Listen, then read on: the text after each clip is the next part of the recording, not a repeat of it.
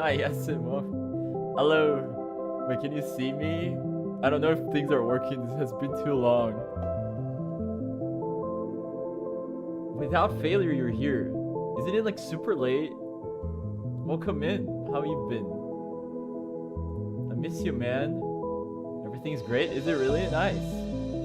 Glad to hear from you. I'm so sorry. I haven't been around much. It's been a year. Hi, Quinn. No, you're my boy, I guess. How you doing? Welcome in. Nah, it's midnight. Okay, that's not so late. That's so late. Thanks for popping in. You probably know Vistaprint for business cards. Oh but my did you know we God. print everything you need to brand your You know what? I should find a playlist on Spotify instead. We'll just do that. I forget that YouTube has ads. I was playing music on YouTube. Please hold.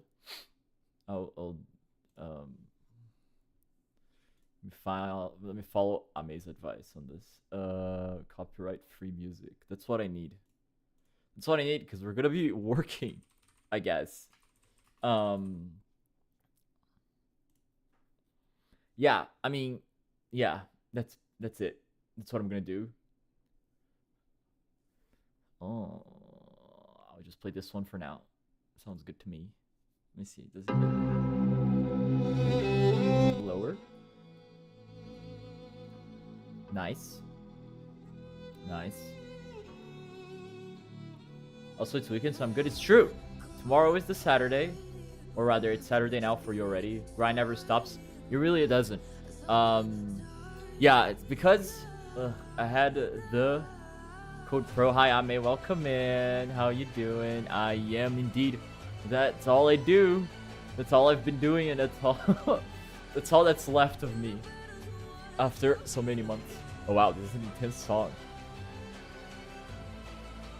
Oh, what is this?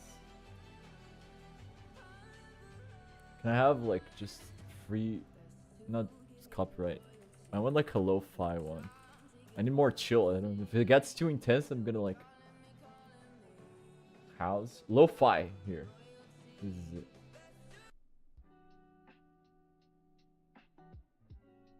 Lo-fi beats to calm anxiety and overthinking. That's awesome. 10 songs? It's too short, but it's gonna have to do.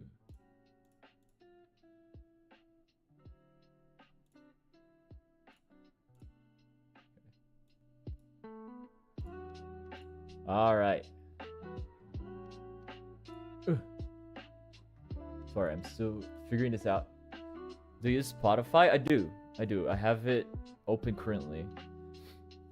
Weird is a Halloween game. I'm writing Christmas mood. That's crazy. Halloween does not end until November ends. Christmas is only December, to be honest. That's what I prefer. It's Spookvember. It's so much more fun.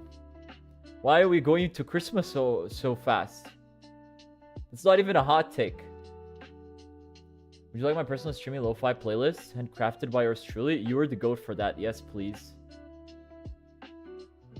I'll fuel you with love later. November, bring out the cookies and milk. Girl. Since time passes by so fast. It's been 4 months, yeah. It has been. God. Yeah, when was my last stream? It was that league stream with Shen and Ari and them. We played the bot thing. I'm glad of getting rid of that history. Hi, Ari. Hello, Ari. Speaking of the league themes. 3 years and yeah, we're about to hit 4 years. We're about to hit 4 years. Yeah, in a few days, it's been 4 years since my channel's been alive. Isn't that insane? It's insane. Just DM'd you the link. Give it a look. It has some video game and anime lo-fi. Yes, I will do that in a bit. Thank you for the follow. Follower go, Matt. Look at that. Look at us go. Ari was the last of the 660 followers. I'm so interested how you're doing the drawing mechanic. I found a tutorial for that I will be following. It's not too crazy. 3 years and 2 months for Quinn. Ame, it's been 2 years, almost 3 years. But it's fun because I did watch it a little bit. I don't know if the watch time command is working properly. I didn't look into the commands in like a billion years, and I apologize. Yeah, so we'll be looking at the drawing thing. The drawing thing, I found a tutorial because I also had no clue what I was doing. But I looked through it a little bit, and it's basically like a renderer. It's almost like a basic renderer, which is crazy. It's fun.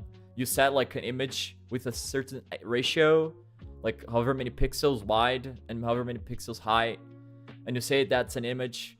And whenever you click on that spot, you're like, oh, that pixel there, color it this color. And then you just make like a color picker. I say that. I don't know how the color picker works also, but I think the video also covers that. Or at least a few colors to go about. But it's also more fun if it's less colors because it embraces the spirit of it. Whereas like, you're like drawing with spray paint or whatever. So you have like just a few set of colors to go about. Okay, let me explain the game. Let me get into that. Well, let me see first Quinn's lovely playlist. Let me check.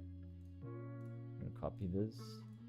So pause this and I'll paste this here. Do not open Spotify. Open it on the browser. Thank you very much. I will then... How do I follow this? Can I like the entire thing? Save to your library. There you go. Yippee. Alright, so we'll do this. Smart shuffle. I don't know what that means. We'll just shuffle. Thank you, Quinn.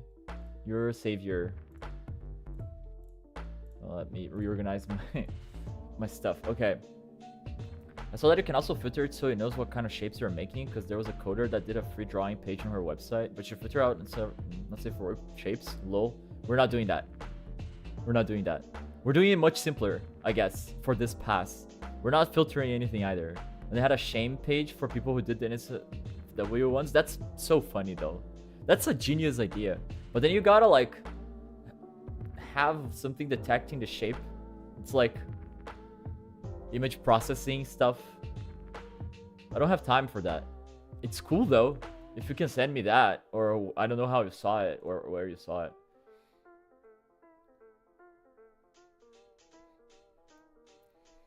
Because I don't know if this is gonna be that interesting. It's definitely not that interesting, since it's a much simpler system. But it will color pixels on screen like a renderer would. So if you're interested in that, that's it. It's gonna be it. I'm gonna do fully in the Godot scripting language this one, because then I don't have to keep switching windows to code on Visual Studio Code for C# or anything. We'll just do. Plus, it's a simple game anyways, so I think that's fine. Let me open the guide image so that I can explain the game real quick for those that don't know. I call the project Trick or Treat. There's no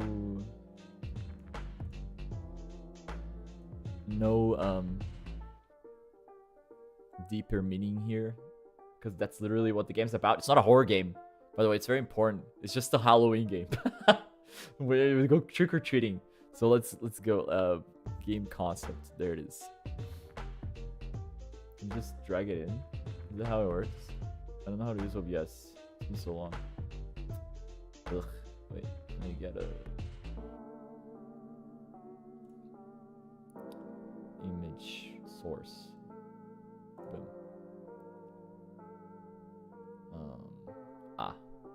Multi-purpose image source. That's the label. Boom. Make source visible, sure.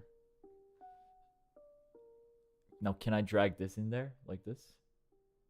I can't. What's the point? Okay. OBS, fix your stuff.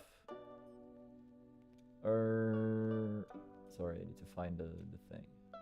Here, and here, and here, and here, and here. Ah! It's too big. Okay. Right. So this is the concept. Okay, let me put this larger so we can go over it for now. There's nothing too insane about it. So cute. It's so adorable. My friend drew this. Dear the goat. The artists overall, you guys carried projects like these. It's not even close. So much appreciated and much love. Okay, so I realized that on the image source, I cannot hover over the image to explain. Brother, bring it to life. I suppose that's true. It is just as important, but like, God, as a solo coder, or as a coder, just a coder, I can never make anything. Artists make things. Alright, so just to explain this real quick, should I just open this on the image thing and then just share the image thing? Hold up. I'll keep this here though. I'll keep this on the side for reference later. Something like this. I don't know how small this is for you actually. I also hide it for now. And now, sorry, this is like getting confused by stuff. Let me now make it so I get a new window. I haven't done this in so long. I should have thought about this beforehand. Another window capture. Window capture for stuff too. Because I'm good at labeling things. Now this is giving me this image. Perfect. Alright, so does this show the cursor? Awesome. Alright. Let me make this big. Not in front of me, please. Actually, you should pull down very far down. Because I have an overlay. Respect the overlay. There you go. Awesome. And then I can do this. No shame. Boom.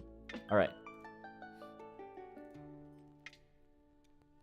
Hi, Pitch! Brother, you can upload a silly little guy and use him as a mouse if you need. I can do that? I didn't even know I could do that. That's awesome. I want a silly little guy. I don't have a fun mouse. My mouse is basic. Hi, Pish. How you doing, Pish? Oh, is that Aura? Hi, Aura. Welcome in. Man, everyone's pulling up. Love to see it. So, the game. It's super simple. It's literally trick or treat. So as you see here, we got a little guy. This is the little guy. He's dressed as a ghost. So he's just a ghosty guy. He pulls up. So you move to the side. It's a side scroller. You move to your right, I guess, because that's just the side he's facing. And then you stop by the house. You knock on it. I don't know if that's going to be displayed. I don't remember the assets I have. We can just pretend that happens. We'll see. I think there is a knock. Because Pigeon made a knock. And then I'll just figure it out. Make a sound play. Alright, so each house has its base, right? So the base of the house. And the windows, the doors, and the decoration, which is this thing right on the side of the door, will be randomized. So you got like each house is different from each other as you go along, right? But the base is the same. So like this whole, like the back, I think even the base has different colors, but I don't recall. I have to look at the assets again. But mostly the windows, doors, and the decoration, they change. They have different, just different designs in general.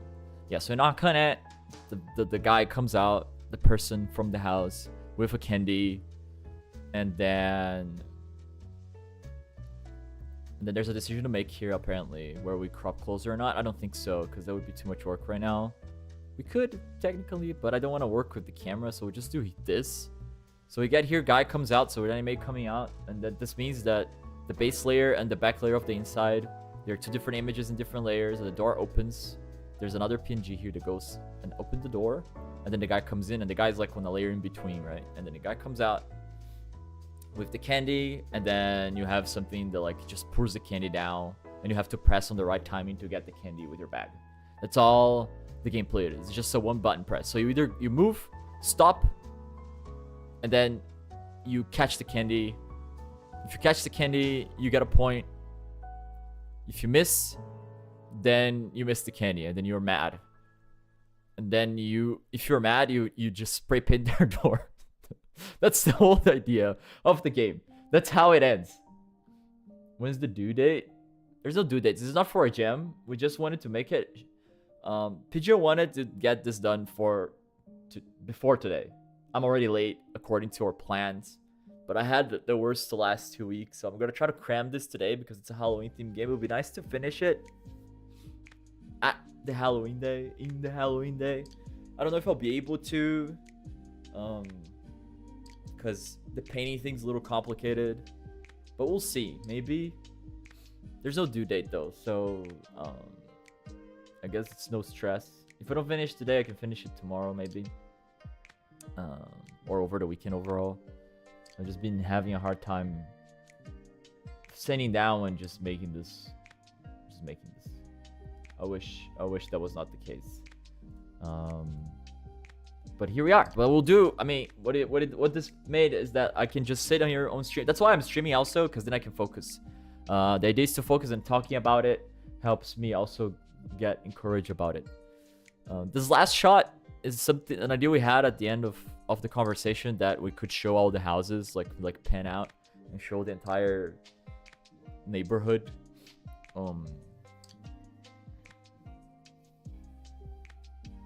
But I'm not sure if I'll do that.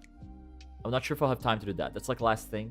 Is there a zoom out, or you can I would just scroll the camera back to the first house and just kind of scroll through, which could also be a way to do this, and then we just move one way instead of going down to the sides, kind of like this, because I don't have like twisting roads or anything. It would just be moving forward anyway. So that's kind of the way this is going to change.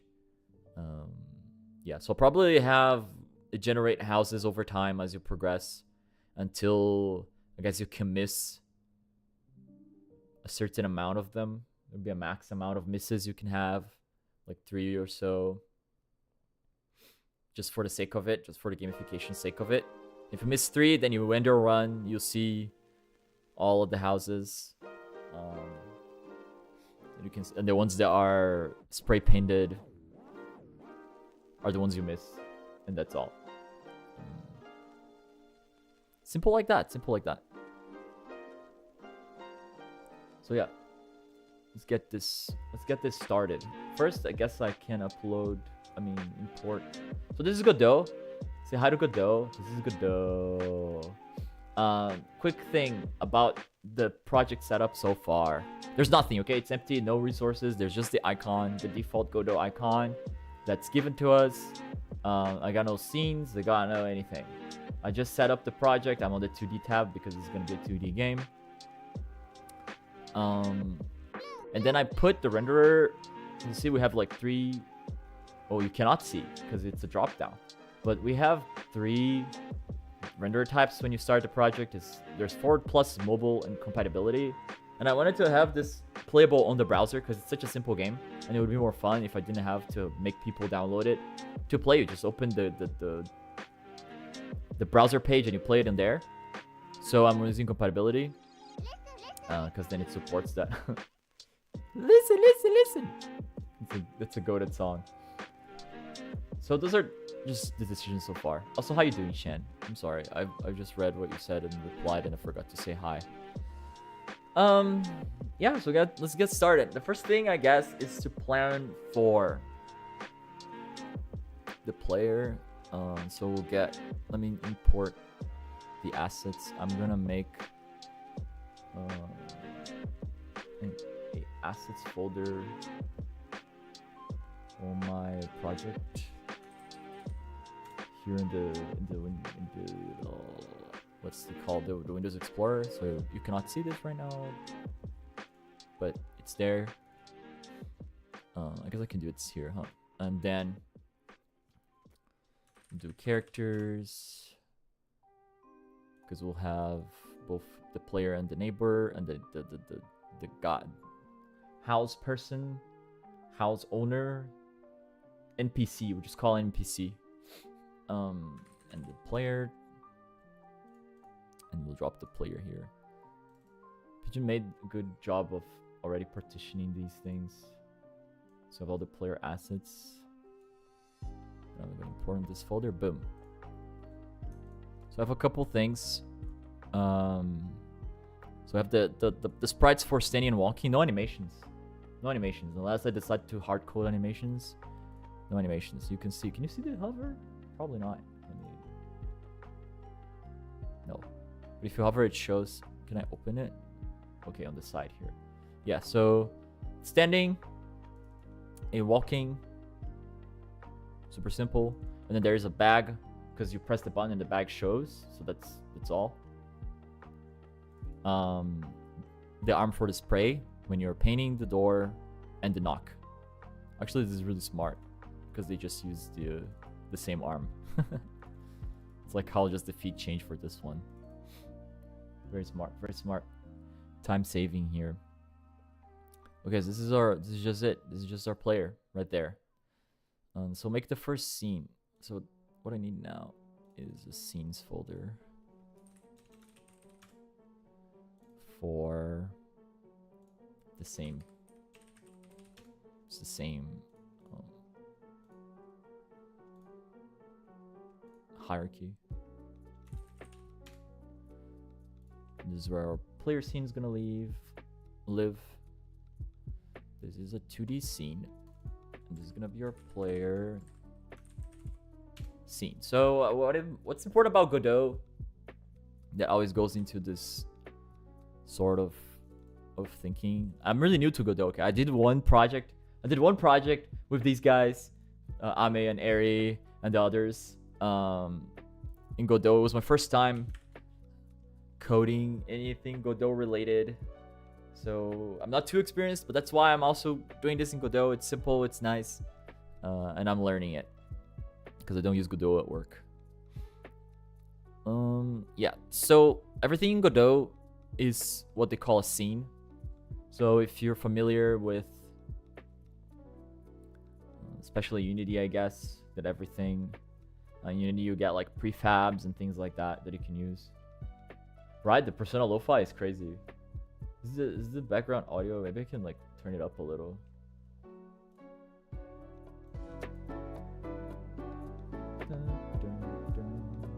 So good.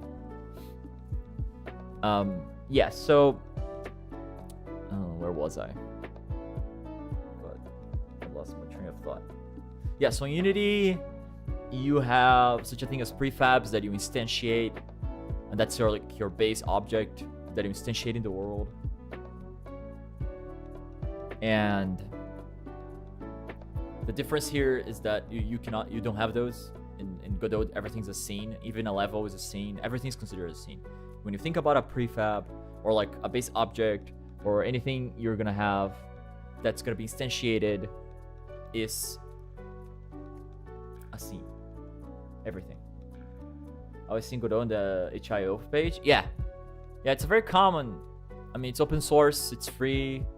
It's very well done. It's also simple. It's very good for learning. I think it's very good for learning now. Unity used to be that one where you would learn things from, but I think Godot is even better for it at this point. It's also a little more like friendly when you open it, and like the UI is nice and cute. Cassette Beasts was done in Godot. That is correct. Very cool. Very cool. There are a couple other games. Surprisingly, like increasing in popularity. Which is always nice to see. I guess it like competes with Game Maker more so than anything. Alright, so I'm making my first scene here, which is our player. That's gonna be instantiated every time. So you see here it's a TSCNs, like the player file, and then this is just our scene. And then we're gonna assemble the player. Assemble the player indeed. Alright, first thing, we need a player image. That's what we can have here. I don't even know the Node 2D stuff. I guess we just have a sprite. Just a sprite 2D. We probably just have a sprite 2D somewhere. Sprite 2D. This is gonna render an image. Actually, let me check the import settings for this. Lossless.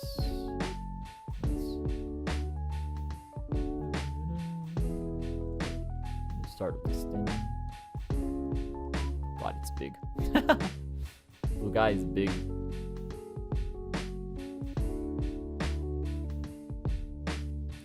And okay, so if he's placed,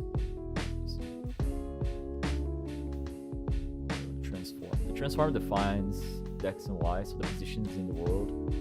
The hook for the sprite 2D is on 0, 0, so like this whole thing is the sprite. I guess we could also like play with the placement. I think I'm gonna put this like kind of like here, so the 0, 0 is on the slightly on the middle sort of thing. The boots are so good. I love the boots. It's such a cute thing. Why am I? Is my phone ringing at this point in time?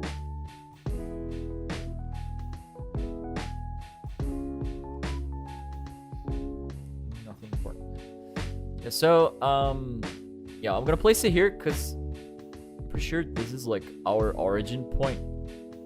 So this is gonna be the 0, 0 for the whole thing, for the whole scene.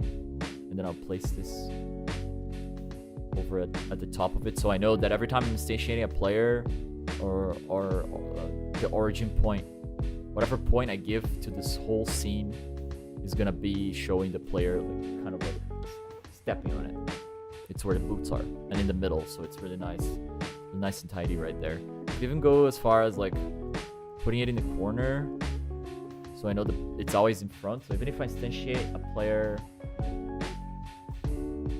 Yeah, this is a quintessential pigeon art with the blue lines and stuff.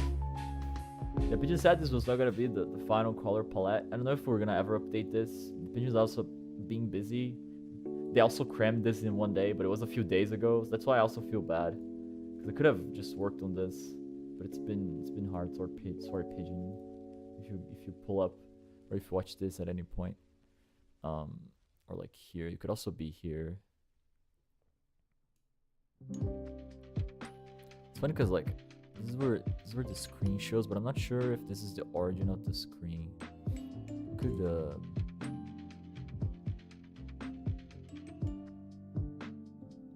actually, let's make a test level just for the sake of it.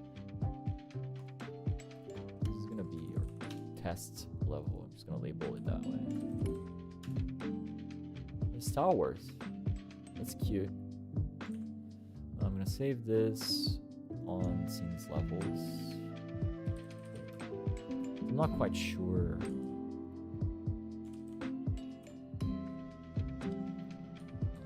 Test. I like to label things like this. The Godot convention doesn't bother me. And then if I put a player in, okay, to the top. And then if I just play this.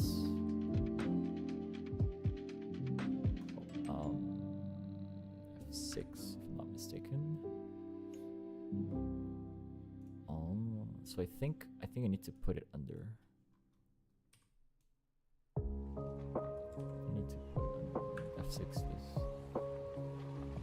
Okay, yes, quite literally. Okay, so this is in reference to the screen, because of the 2D scene. This is like our screen space, so I need to pull out the placement reference.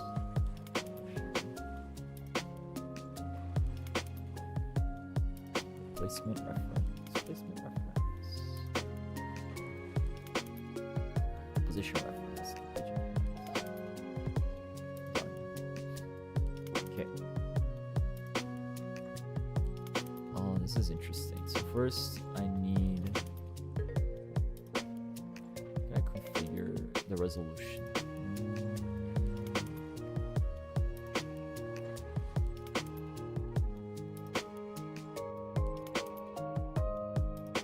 Not physics, not editor, layers, no.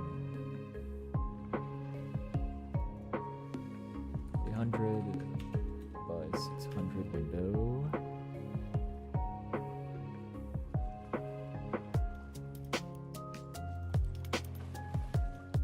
This like the right size. I need to set this up because we wanted to do it like kind of like old school looking. So I'm trying to just how to adjust. I thought the canvas item I had. Not ordering on texture, not material. Like a basic.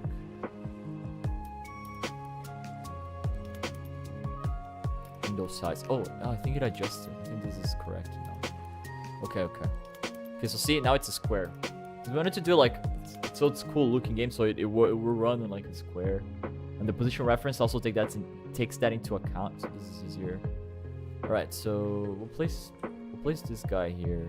Oh, this is too big. You see that this is like the whole screen space. We're gonna have to eyeball this rotation, which doesn't matter. Like, okay. Now this is too small. So press R, it changes to the tool, and then I shift. I use shift to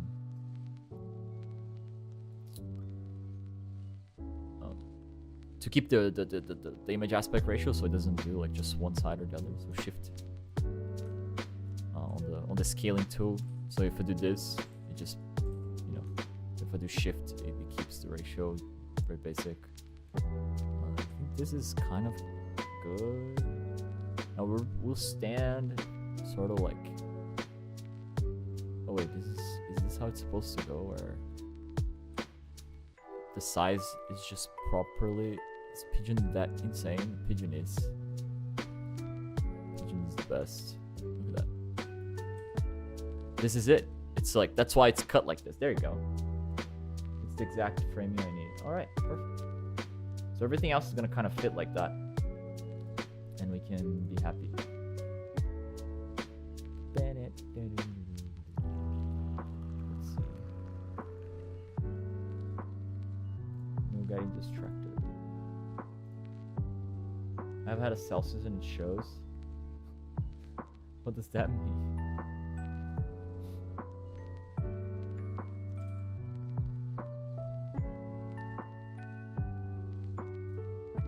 Now if we instantiate the player, boom, it's on the right spot.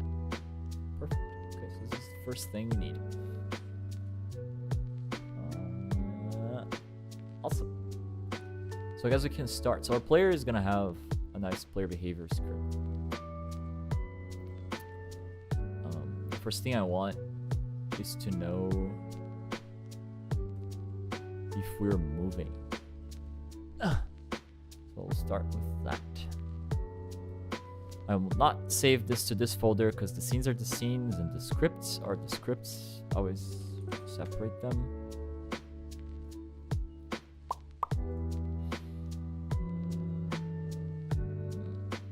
Yeah, characters player. Wonder if I'll do the NPC with the house just in general. We'll get there. Okay, and then this is just player GD script. So no 2D, that is correct. We could just have a template node. We don't need to. Inherits from node 2D, and that's all good. This is our little script. You say we go to the script tab, so we can just easily go back and forth. Also, let me do this. Because by default, it shows a window when you test the game, but I want it to just show here. So now if I go to test level, I put a player and I press F6. So even press F6 to play it, it shows in Godot and you can see it too. So see like the 800 by 600 ratio and like the players there. And that's all. That's all we need. That's all we need. Okay, for scenes. Okay, so I want to, let me set up something before we get to the coding actually, because I want to show something moving. Because this is kind of like a infinite runner sort of thing. Or we could do an infinite runner out of it, where things just kind of spawn. Actually, well, thanks for the hydrate. I'll hydrate.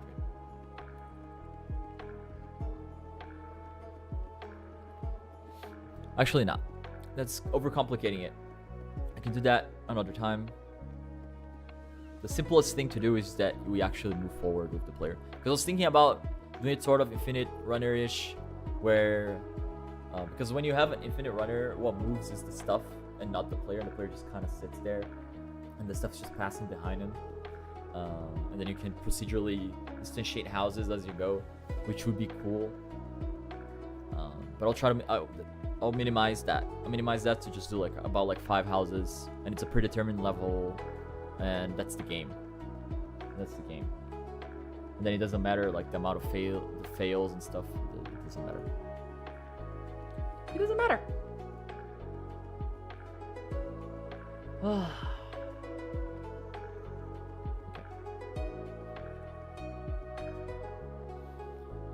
Yes. So this is all we have so far. I fade too close. So we'll just do an actual moving thing. It's for the best. But I still want to show like something. So I'll quickly make a environment folder on the scenes. And I think I have... Do I have static assets? Yes. So we'll assemble like the background. This is gonna be funny. Yeah, because we're just gonna put everything together, it's fine. So this is a... I'll make a new scene. New to this scene, I'm just gonna call this the background. So full-on background, it's gonna contain the things like the grass, the sidewalk, the sky, and the moon, because those things don't need to parallax. There are clouds, but I kind of want the clouds to be spread. Is that the main character? The little guy? Yeah. That's your player. That's the player. We moved the little guy. Right, so background. Let's make background. Also a 2D scene. I need to import these for the assets, a new folder for environment, and I'll make a new folder for static. I'll just call it background. Why not? And all this goes in there.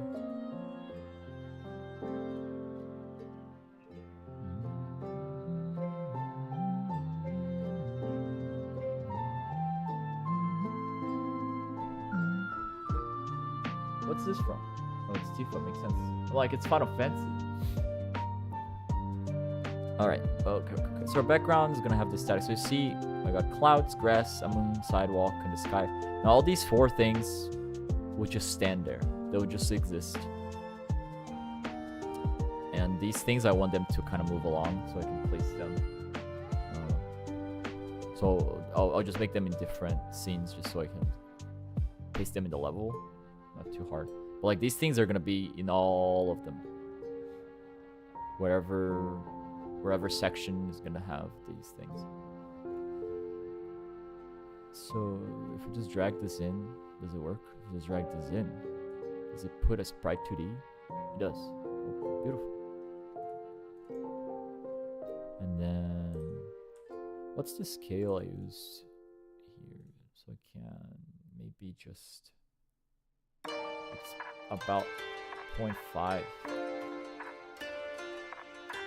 And then it's, oh, this is perfect. There you go. This is a good. No, I didn't move you. Okay, there. So it's a 0.5 at 400, 300, which is like this point, and then it's properly placed. It's on you.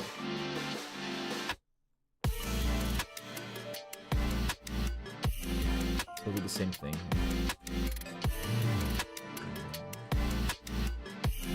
Yeah, so it keeps the ratio. This is our sky. Oh, I kept the name. We gave it a name because of the name of the thing. It's awesome. So can I just like literally put everything in there? Ah, that's so awesome. Okay, that helps. Oh, it's kind of even placed properly because it's on the same origin. It's crazy.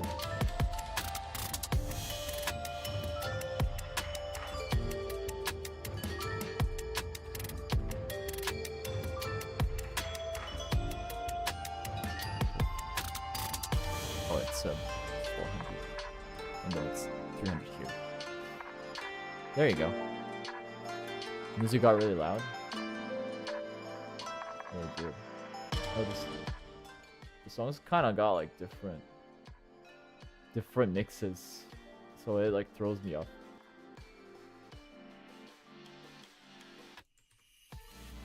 Okay, this is our background. Boom, and then we can just like keep placing them. Well, actually, not the moon. The moon has to be. The moon is gonna follow the player. Actually, I have to put the moon on the player because the moon is always just kind of there, right? Too low now. Sorry. Thank you.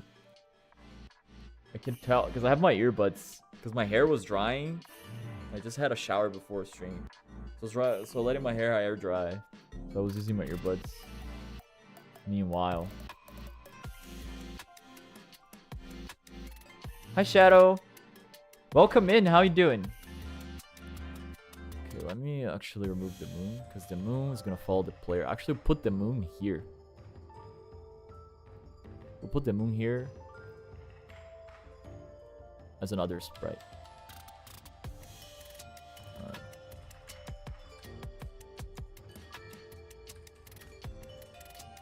Because it just sits there. Is the volume nice now? Sorry. Yeah, I always tell me, oh, this is you know. What did I know? This is player sprite. We'll just call it that.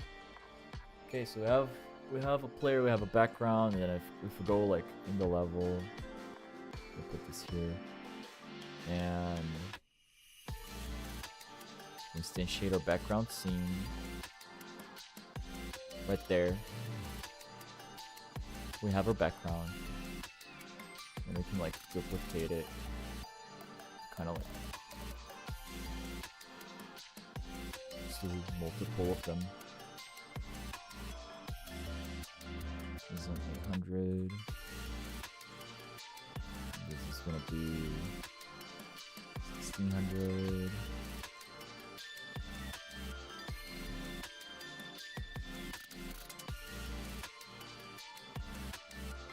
Alright, waiting to see if I'm gaming with some friends tonight. Ooh, that's fun. Halloween gaming. What are you guys playing? How are you? I'm doing good. I'm doing good.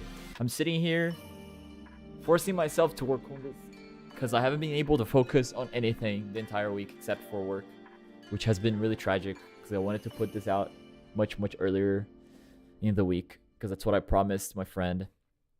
But I've been only able to do so today and find the courage to not only start, but also to stream.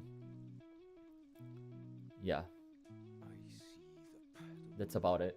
That's about it. Otherwise, been tired. That's why I'm not here much. I've been busy. But I'm happy. But I'm happy to be doing this. I don't know yet, but I'm hoping Repo is. It's been one of my recent favorites. That's awesome. Yeah, Repo is fun. Repo is fun. I don't know if they had a Halloween update. Did they? Does anyone know?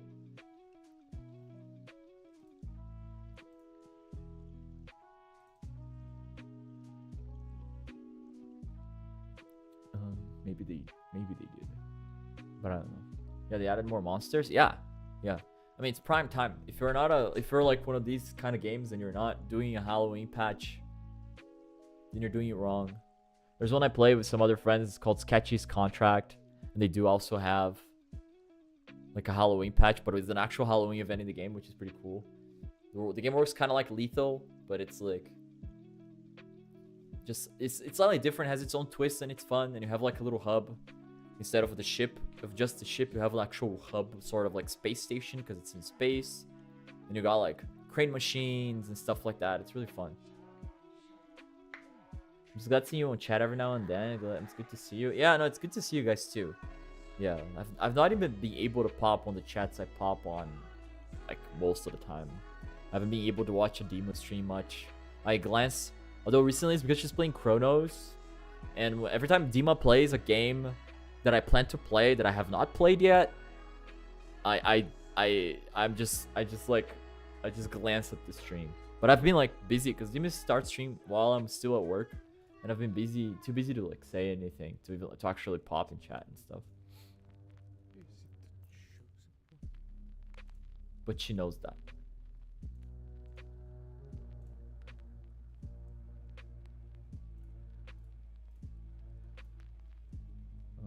Let's see here. What next? So yeah, we're just making a little game, Shadow. That's all we're doing. Happy to see you. I hope your friends play Repo, and hope you have fun. Yeah, but otherwise, I'm just gonna be talking nerd stuff, I guess, since I'm coding this. Yeah, it's a small game of my friend. It's just a little like side scroller. All right, so we got a little level going on. Can even make. I'm gonna make my cloud scenes.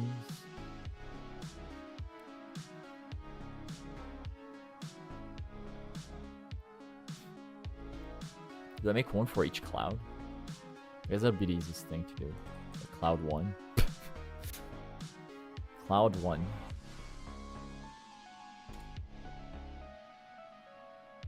And this is just cloud 1.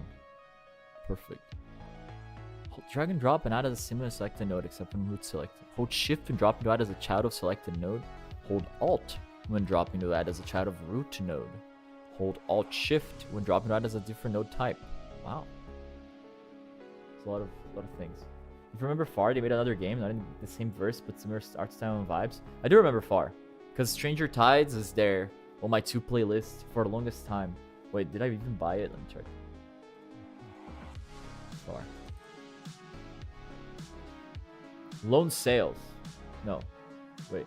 Changing Tides, not Stranger Tides. Lone Sails is the first one, yes. Changing Tides is I have it. It's on my 2 playlist. I'll get to it. I get to it. What is the other game? Let me check. Developer, Locomotive. Hurdling? Hurdling. Is that the one? Oh, it looks cute. It looks a little different. Oh, it's not even side scroller thing. Oh, you're actually controlling a herd around. It's giving like a fusion of Journey with FAR, with what's that one from the Shadow of the Colossus peeps? The Last Guardian, because you'll herd things around. But it looks awesome. We just released 2. There's a demo. I'll wish list this. I'll remember it. Yeah, up a mountain. That's cool. They always have like fun, like traversal things. Also, Mari, thank you for the poster check. Let me do this and get some water. Cloud so pleasing to the eye. It's true. You should tell Pigeon that. So this is our cloud. Let me do a thing. 300. Boom. So that's our cloud. Although the cloud positioning doesn't matter much. Well, it could because I'm placing them like on the. So it's fine.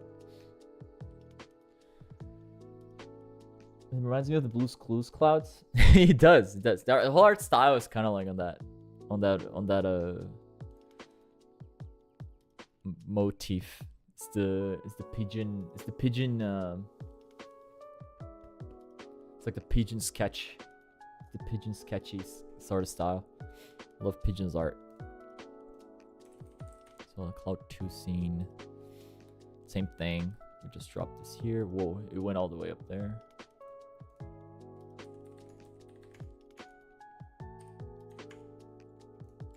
Okay, so this is scaled properly as well. I think this covers all of these because the moon is on the player, so nice. It's kind of funny actually that is the case. Okay, let's save this, save this. This is our whole background. We're not touching this, I don't think, ever, so I'm just gonna close it. Same for these. Oops. That's our player. We'll be touching the player, so I'll keep it there. And then we can just like kind of. Oh, it's cool. I just yeah, it's on 800. And then I'll put cloud 2 kind of here.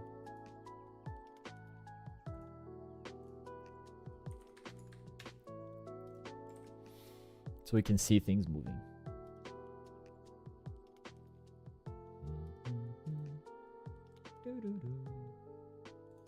Is this Undertale? It was.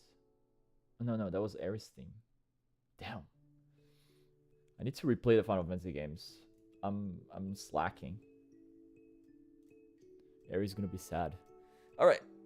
So this is our test level. It may end up being our main level. No.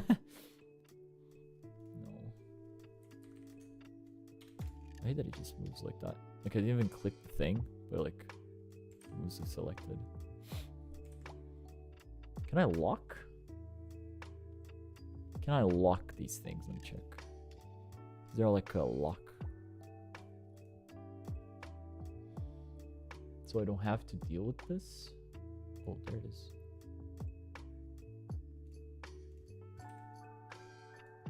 Banger. Right, we'll be locking all these guys. Control L. Oh, this is a tough one. Nice. So that I don't move them accidentally. Then as the player, the player can move.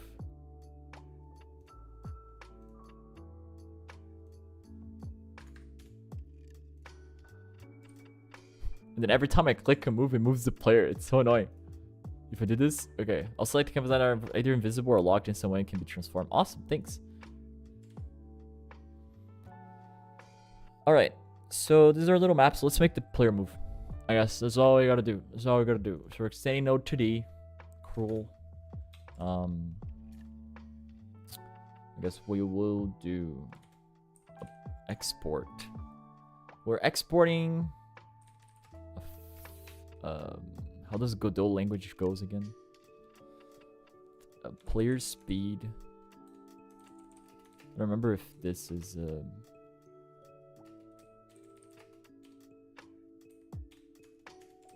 this how it goes? No. Is it not like this? Is it like this? Nope. Like this? No, that's for functions. Sorry. I don't remember the syntax.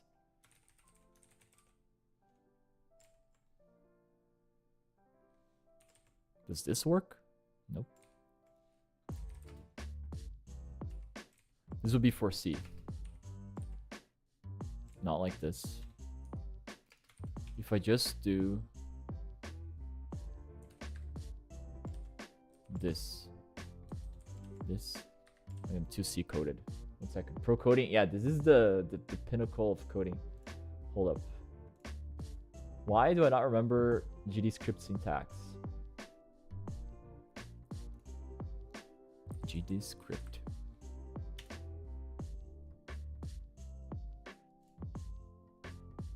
Variables. Documentation. Documentation is my favorite thing.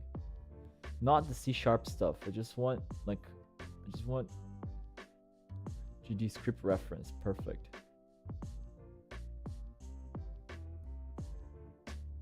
Export var. Oh, I have to declare it as a var? Oh, my bad. Oh, there you go. I was almost right. I forgot the var. Close. Close. Can I give it like a... Can I do this and then also assign? Is this valid? No. Expected, get, or set for proper declaration.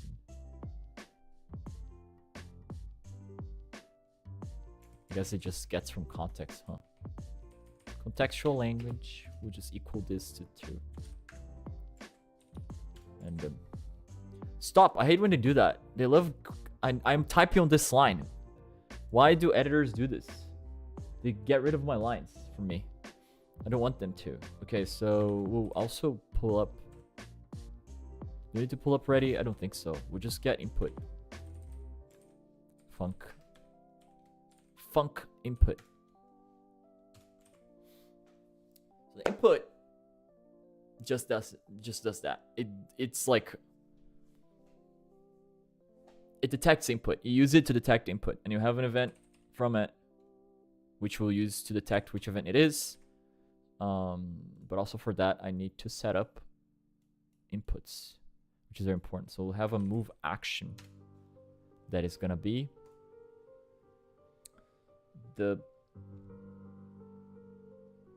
you can use the D button and the arrow key right side. Since we're just going to the right, you cannot see that screen, which is sad. I hate this, but it's fine. Well, just believe me, I'm defining an action. Okay. And then if event is action pressed,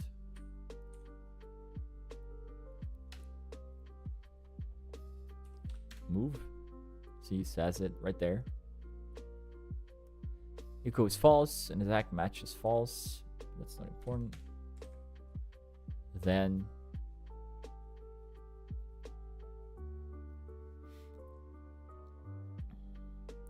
we'll have a var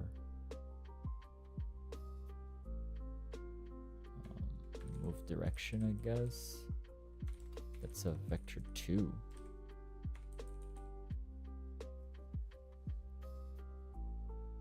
Then input dot get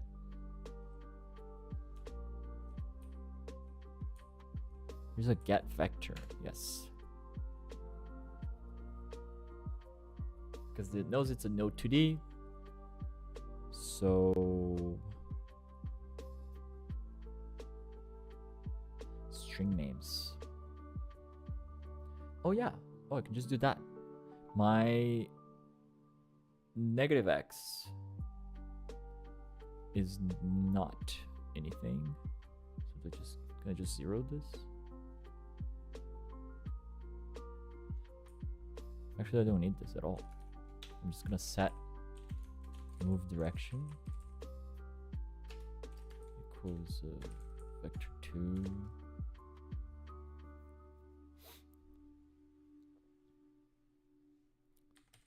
Zero and 1. No semicolon. It's not a thing. So yeah, that's it. I probably can use just input get vector, but I don't remember. But do I have to set a left anytime? I don't think so. I don't want to deal with that. We'll just do this. We'll just do it raw. And then well, that's it, I guess. That's it. I was gonna use the state machine thing. Is that necessary for this? It would be nice. It would be nice. That's gonna take too long. Yeah, okay. And then, so the input runs every time any input's pressed. That's why we need to filter the event, which is like whatever was pressed, and then you check if it's the input we want, which is just the move. That's bound to D key or right side, and then we just give this direction. We also need to reset that if it's action released. If we release our move, means we stop moving, and then our direction, we just zero it. And then if we do physics process, now the physics process, now these functions are like engine functions. That's why they're underscored. Input, like I said, is the input one, and physics process is like an update. It's called every frame, if I'm not mistaken. Does it ever skip frames? No. It's called once each physics tick. That's important. There's also like a func process that we could look at. And it's called each idle frame prior to rendering. So there's like I could go about this. There's like an order of things, especially like these sort of updates. And I think they have other processes. I don't recall. At work we have like 1,000 of them. Yeah, I can even probably just check here. There's all enter, exit, get, init. There's like a lot of them. Notification that we probably use for when the player hits the house sort of thing. There's a process. It doesn't show the ones I already put. So ready is when you start, and there's another process. Okay, let's go to simple, I guess. Right, physics process. So we run this every physics tick. So we move here. That's all we have to do. We just move.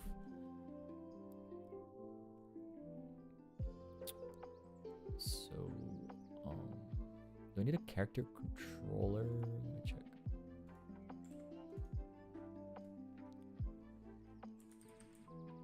Character body 2D. Yeah, of course I do. So now the character body 2D is what's gonna help us move. This node has no shape, so it can collide or interact with other objects. That's fine. We will give it a shape. We'll give it a shape. Where is it?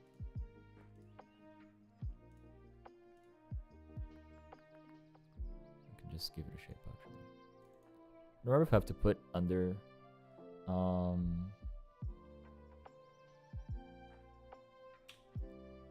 so collision shape. Shape must be provided. Yes, we'll do that. We'll do that. So put a shape so it can collide with things. We'll give it a rectangle. I think it's the best. Can I mess with that? Can I see it? Debug color is this. Is that my shape? It's hilarious. Is that my shape? It is. Oh no. Okay. You see there? Right, so we'll just kind of eyeball this.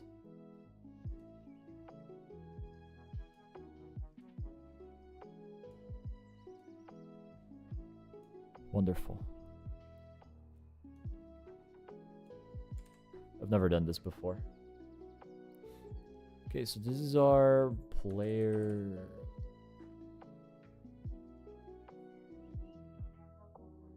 How do I call this? I'll just leave it like this. Or then I could just call this sprite as well. You see here, we already have the speed. It's not set to the default. You just, I don't know, why is it 0? I never changed it. And the default's 2, so it's 2, which is cool. And then, oops. All right, so we have a shape now. We'll need that later because we're gonna collide with like the area where we want the player to stop. For the sake of knowing when to like stop there and do like the candy collecting thing.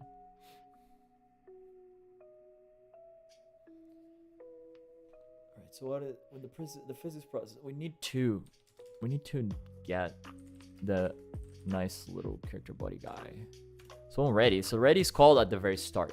Before we even start doing any of these things, input or the process, the very first thing it does, well, there are other things it does before, but usually the ready is where you put things like set up things. You're setting things up.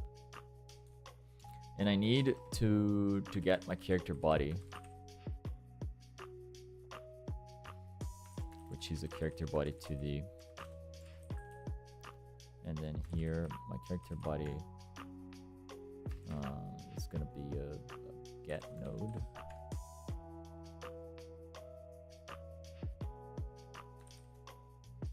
Just a character body, and that's it. Okay, so everything that's in a scene is a node, no matter what it is. So we use get node and give it like a path. Because it's right under, character body is right under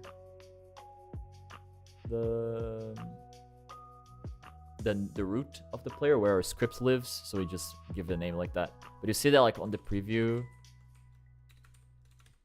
Oops. It also gives like the collision itself. So the collision itself is under the body, so this is called like a tree. This is our scene tree. And in everything that's directly under the root, you just give the name or whatever the root of the script is. and if it's under it's something under that, even you have to give it entire path. And if you're in the middle, so if I had a script like in here on the collision shape and I wanted to get the player, I could also do that. But then it's a different syntax. But it's like the idea of this. So now we have our node, and we need to set velocity. No, it's just velocity, right? Yeah, velocity. So our velocity is gonna be, so the velocity is the vector that moves.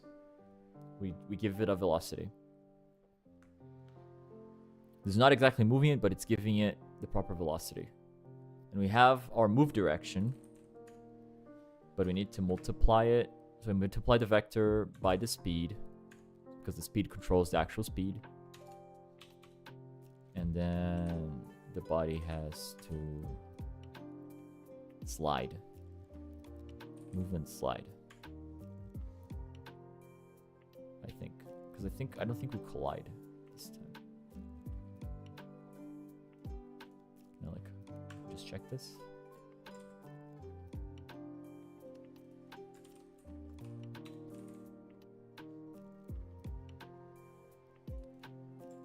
Oh, there. Okay.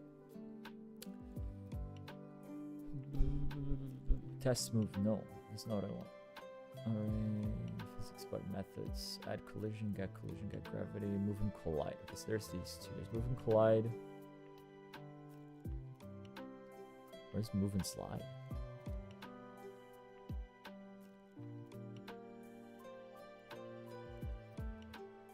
It's not. It's under a different one. Cool. Move and slide is probably by. Is it under this guy? Move. No. No, here. Move and slide. Okay. So move and slide.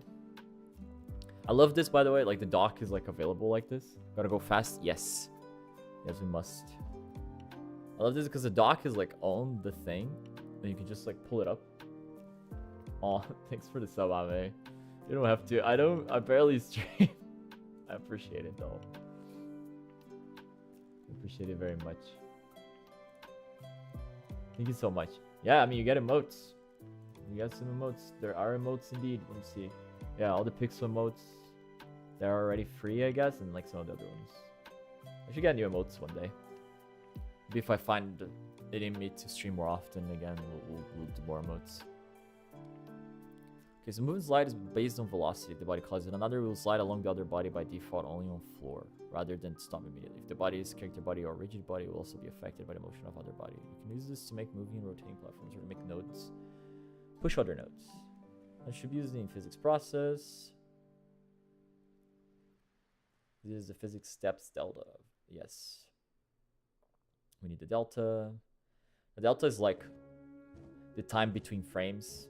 It's an important like technical thing that I don't need to get into right now, but just believe it that like the delta is very important. We're calling it here to make our life easier, but the delta is part of. It's just part of it. The delta is like because this is called each frame, right? And then if we just apply this instantly in one frame, you're just gonna be teleporting ultra fast because the game is running like a 30-60 frames per second, and it just goes really fast. So we use the delta, which is the time between frames, to like, oh, so we want to have this be 2, I think this is in meters, or 2 units, whatever, a second. So it needs to be multiplied by this delta to give like just a small portion of that velocity, and then it makes like, it's gonna be fine. When collide has arguments? I didn't remember that. Okay. Advisable study if a slide collision occurred. To get the latest collision call, get last slide collision. Okay, for detailed information about collisions that could get slide collision. Boy, this is cool. Okay. I've never done collision, actually. In all of the things I learned in Godot, I've not done an actual collision thing. I wanted to use that for this because we're gonna have like, it's gonna be a trigger, technically a trigger zone instead of a collision. I know if we have trigger zones in this engine, that's what we'll figure out. If not, we'll do it differently. But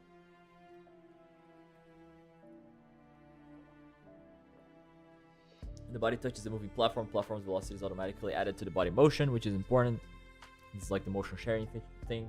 If a collision occurs due to the player's platform's motion, it will always be first in the slide. Collisions. The general behavior and available properties, blah, blah, blah. Okay. So what's the difference to move and collide? Can I move and collide instead? And I have to give it a vector too. Okay, so then I'm passing the actual direction. So this is more raw. Okay. To be frame rate independent in the physics process, yes.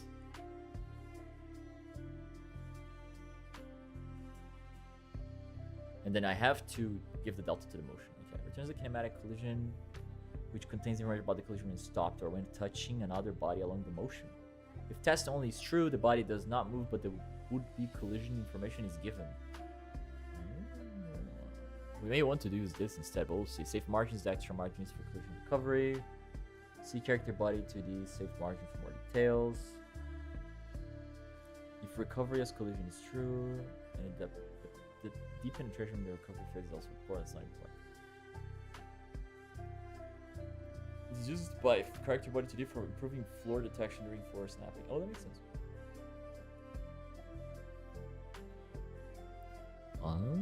Okay. So, well, we go back to this when we treat the collision. For now, we'll just move and slide instead.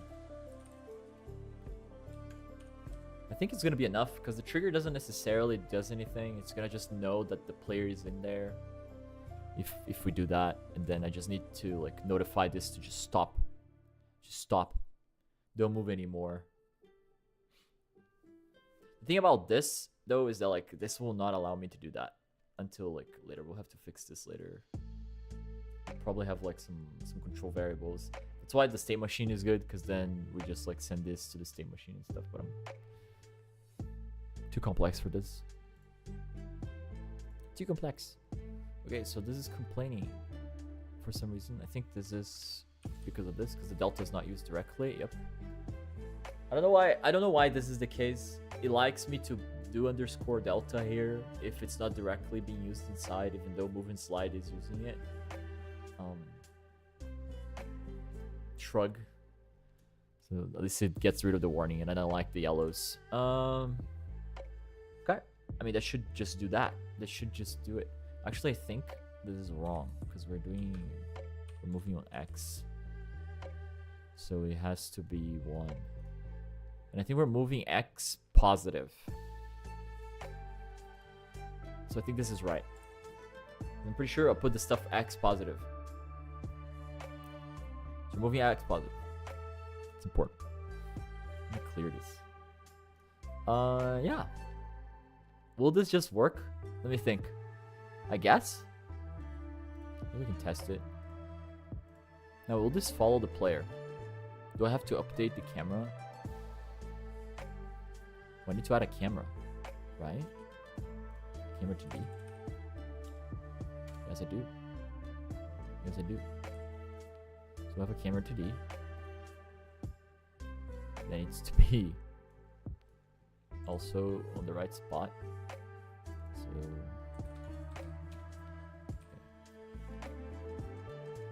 what is the gameplay supposed to be like? Yeah, like I explained earlier, you will walk forward towards like the houses, right? You just walk. You can just walk. It's a side scroller, so you just press to walk forward, like this. So you're gonna be walking down this way, and then you have the houses here. Once you get to a door in a house, it stops you, and then you knock on the door. It's just gonna show the player knocking on the door. It's gonna be automatically done, and then whoever is in the house comes out with like a candy bowl.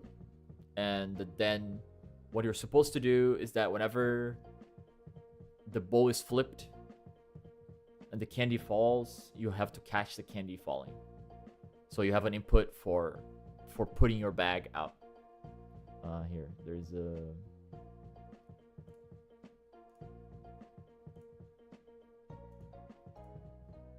Where is it?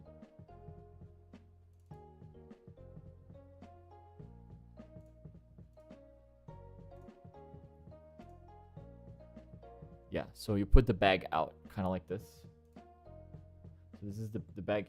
The bag is out here, and then you can either catch it or you miss it. Pigeon drill like candies to fall, so that's it. You hold a button, or not even. You press the button because the thing is the timing, right? You gotta time it properly, so you cannot just have the bag open all the time. If you press the button on the wrong time, you miss the candy objectively. It's just like it's basically a rhythm game.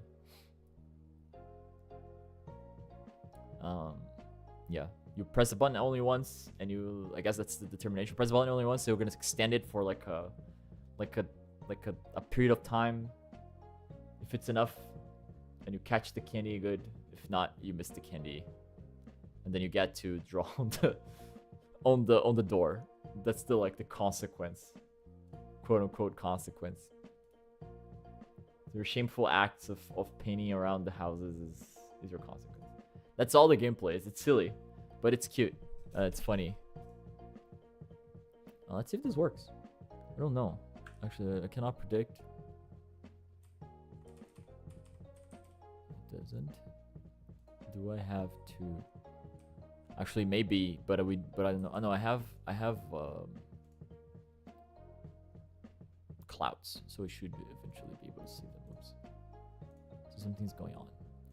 I can't move and slide. This is definitely happening.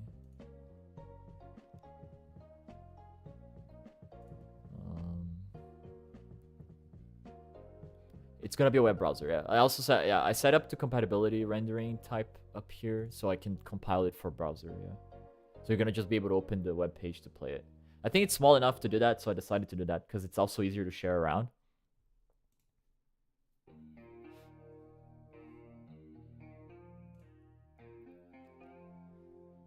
So everybody, we have our movement. I think we have our movement.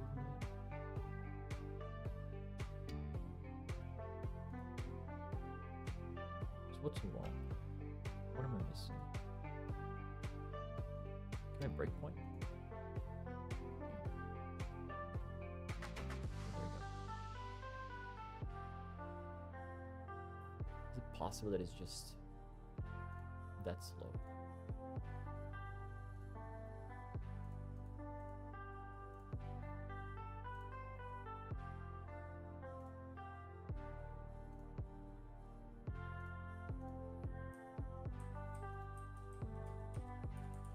Is the input just not working?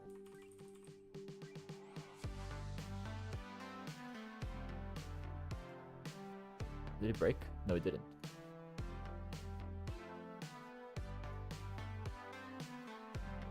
To give an input. Not if the event is being pressed. It's not an echo. Oh, so.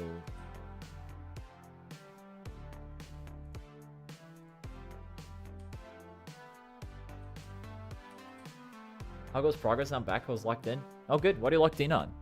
Oh, you have like homework and stuff probably, right? Oh, it's saying my stream is unstable. My bit rate's too high. Did OBS reset my settings again?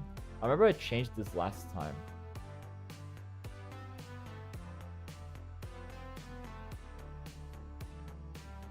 It seems like it did actually. I hate this so much. Why does it do that?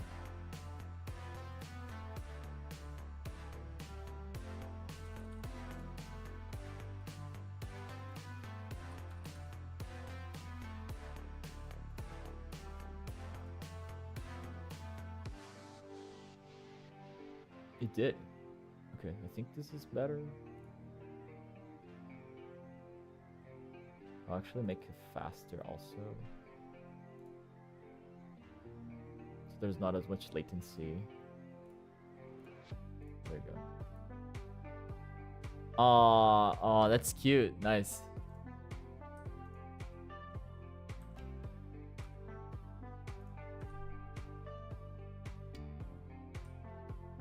Oh, there we go. No, it is doing it. So what am I doing wrong?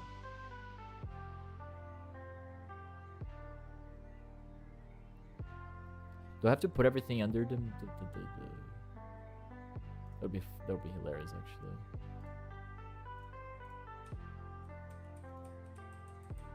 Oh, maybe I do. No, it moves the player. I don't think I need. an actual.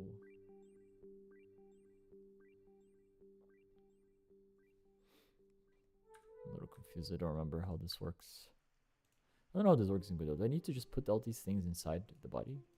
Like if I did this? Where is the camera? It doesn't make any sense. But what if? Well, maybe it does make sense. Oops.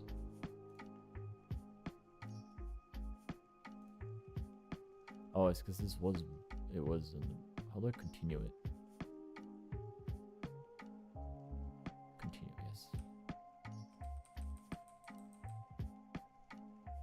Oh no, it's just very slow. Okay. Okay. My bad. I see it now. Yeah, the red shoes are so good. They're so cute. It's bad I automatically assume that Sonic is under that sheet. He does look like Sonic, yeah. But it is very cute. The game's running. Am I moving right now?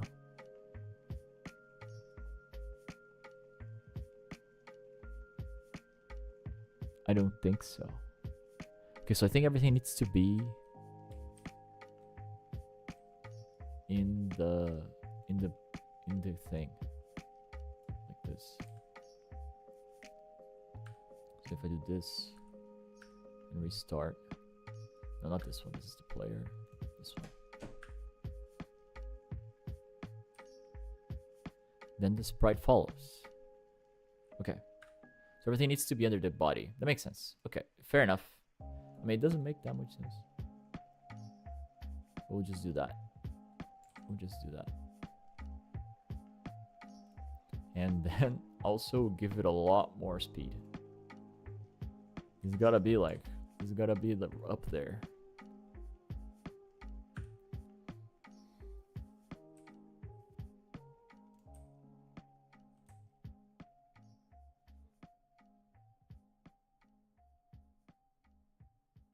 Okay. We're still very slow. Wow. Am I doing something wrong? Oh, I multiply by the speed. Direction is 1, because it can be only 0 to 1. Maybe the speed is just that. You just gotta be up there. Maybe do like that. Give it 100 move speed. It is a little funny.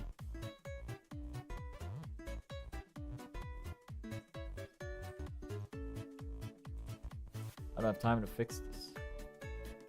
But the actual movement is not even me, so... Well, there you go. 100 it is. Which the layer's wrong. Oh, no, this makes sense. The cloud is in front of the moon. That's fine. Oh, end of the map. Well, there you go. Boom. I figured it out. Okay. Alright, we move. We have a moving player. Awesome. What is it? What does it say? It gave me a warning of some kind.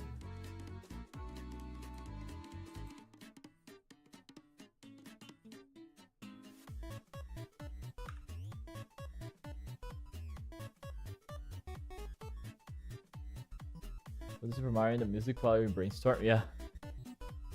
This is the plaza. Next up is more Mario. There's Skyrim. Yeah, and then there's like a lot of Zelda. A lot of Zelda and Pokemon coming up. So brace yourselves.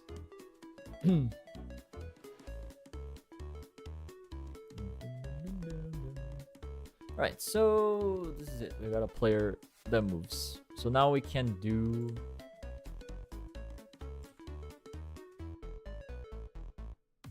It's still strange, but I guess it's fine.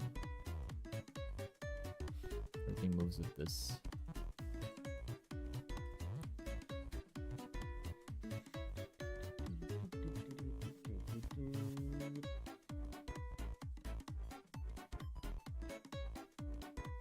trying to remember if this is how I set up last time.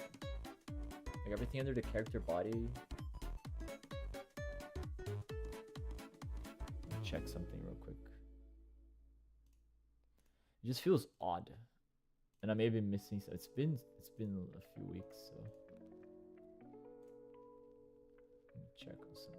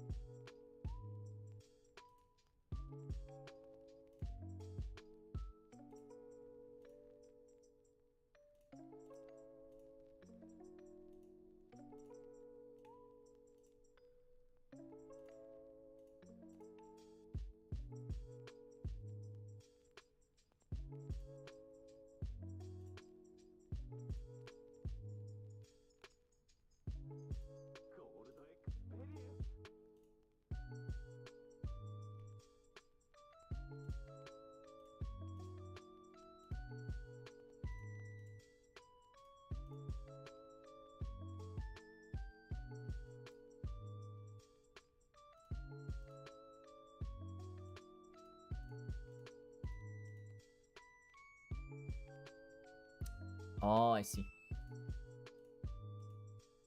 Okay, I see what I forgot. Okay. Yeah, no, that makes sense. That makes sense. Well, or rather, I was just thinking about it wrong. Because I did it at no 2D like this. But everything else should live under the body anyways. So the thing I did before, I just made the player scene inherit from this directly, so then everything was under it anyways. This works. It's just an extra thing on the root, but that's fine. Okay, well, with that said, I could have gone, could go farther, huh? Could do the actual state machine stuff. Is it worth it? I don't think it's worth it. It would just make it overcomplicated. I was wasting time thinking about this. We do a lot of thinking in programming. I have people that like to tell me that thinking is like a contemplative. I think my manager said that once. A contemplative job. Like I spend a lot of my time just thinking and like drawing things on a notepad before I actually do code.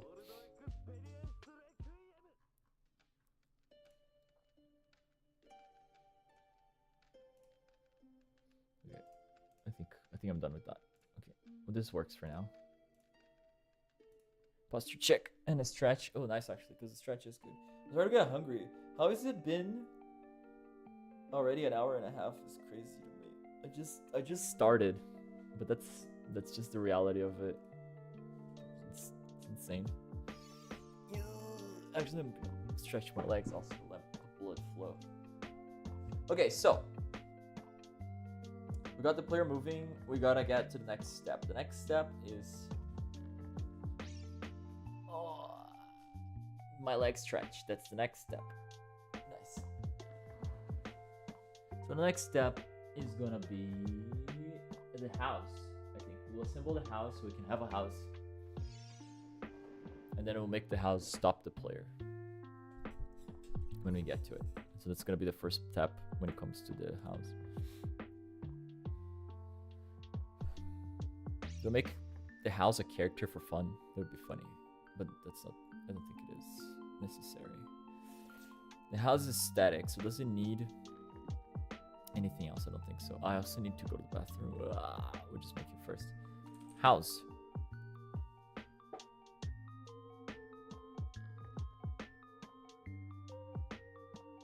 Yeah, sure. We'll just do this. We'll just do a 2D scene house. Go to the assets. And we need to import the house. Make a house folder. House. There's a lot of house assets.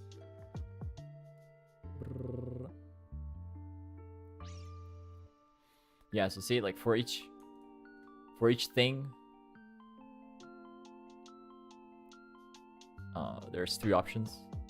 We're gonna do that. Like when the house, on the ready step of the house, it selects its decoration from randomly from these 3, and then whichever of the 2 doors, whichever of like its background, even the shrub can change, and the stair can change, and the window. So there's 2 of each that we're gonna assign. But first we'll just assemble it here so we can see. The first thing is the block. We'll just start at block 1. It is indeed a sprite.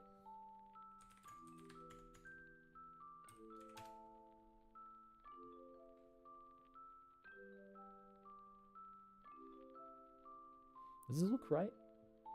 Let me check. I guess so. We'll put everything in, then we'll adjust the placement after.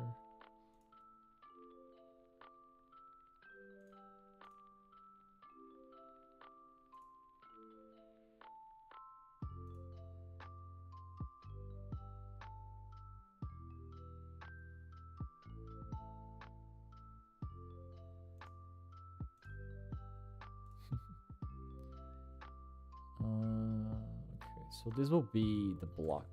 I'll just call this block for now because this will change. So the block, I think what I'm gonna do is that for each of them is gonna have a script that selects whichever, so that it's like nice and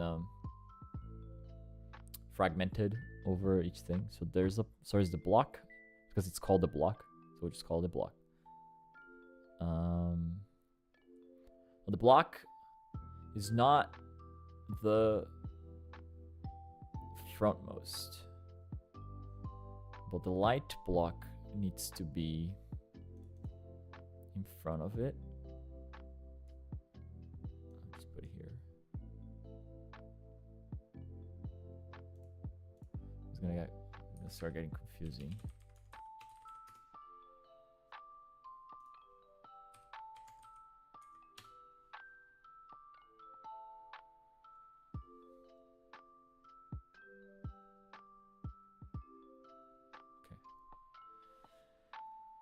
The shrub is like on the back of everything. Oh, I keep putting it there when it's like here.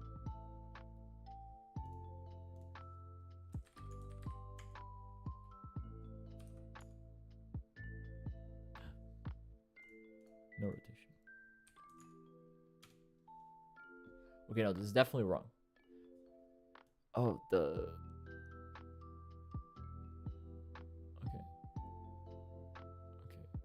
me think about this. So are the house assets just not like placed accordingly?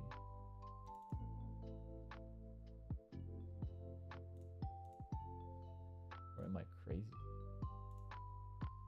Maybe not. That's fine. We can assemble it manually. But 0.5 should be the proper size. I'll just put everything in for now. Shrub.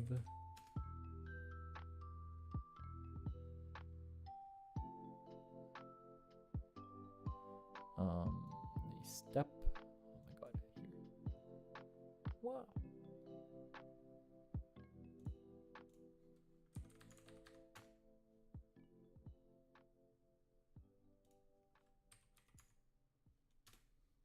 Actually does align. So maybe this is intentional. So we're aligning it this way. But maybe it needs to be like just slightly there. Maybe Pigeon is cooking. I'll just put him in and believe. Maybe I'm just thinking about this wrong. No, it does align. Okay, Pigeon was cooking.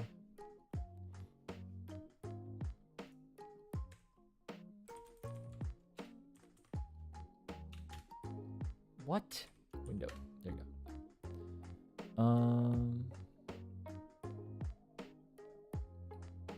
It just like, it looks like it's mirrored based on the placement, which is hilarious. The placement guide. Okay, so the door. Now we need the actual door. Then we need to rearrange the things.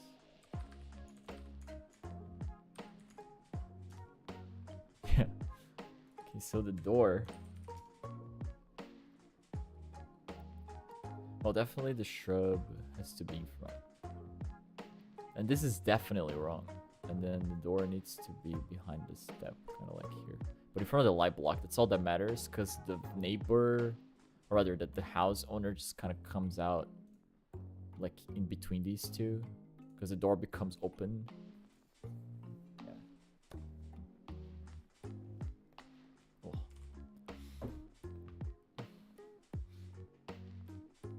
Just the shrub is weird. But the door, the rest comes together. So maybe I need to I would just place the shrubs by themselves. But you can also select the shrub. But it doesn't matter. I can just make the shrub separate. But also I can just make it like go here and be behind the block. Just kind of exist there. It's aligned. It's fine. Now this makes sense because the shrub is placed specifically there. So the rest is all good. We have window, door, the light behind. And if we change the door 1 to door 1 open. Oops.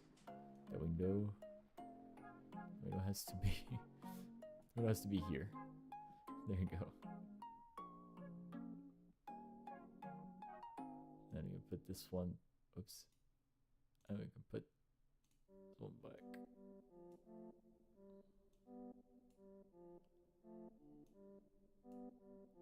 Cool. This is our house.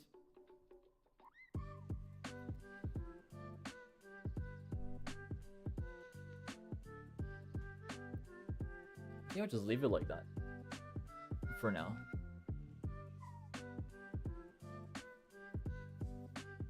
Yeah. Let me check something. We needed to stop the player, so I needed to have. I wanted to use a trigger, but I don't know if we have triggers. There's an area. This area 2D me. A region of 2D space that attacks others. Entering or exiting it. Well, that is it. It's an area. That's what Godot calls the triggers. It's just an area. And it needs a shape, probably. It has no shape, indeed. So we'll give it a 2D shape. Thank you, Ame.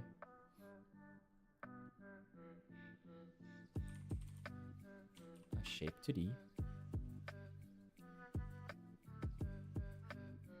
Much appreciated. And then we'll give this also a rectangle. The rectangle is gonna live sort of like I think it's like here.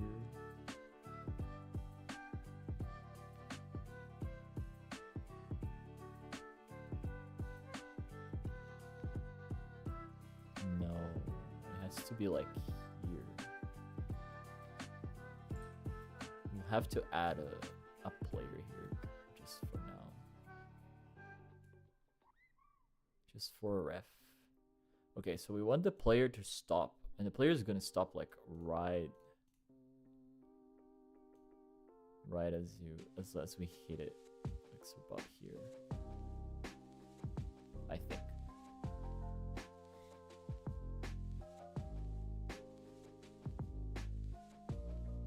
We can also give it like a point.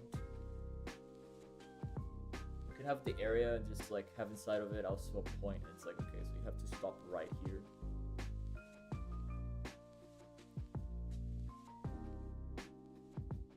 So I think it defeats the purpose.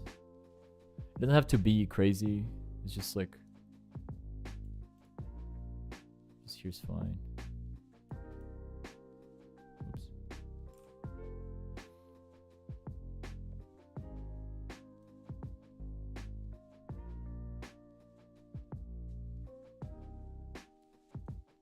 Oh, it's bigger, isn't it?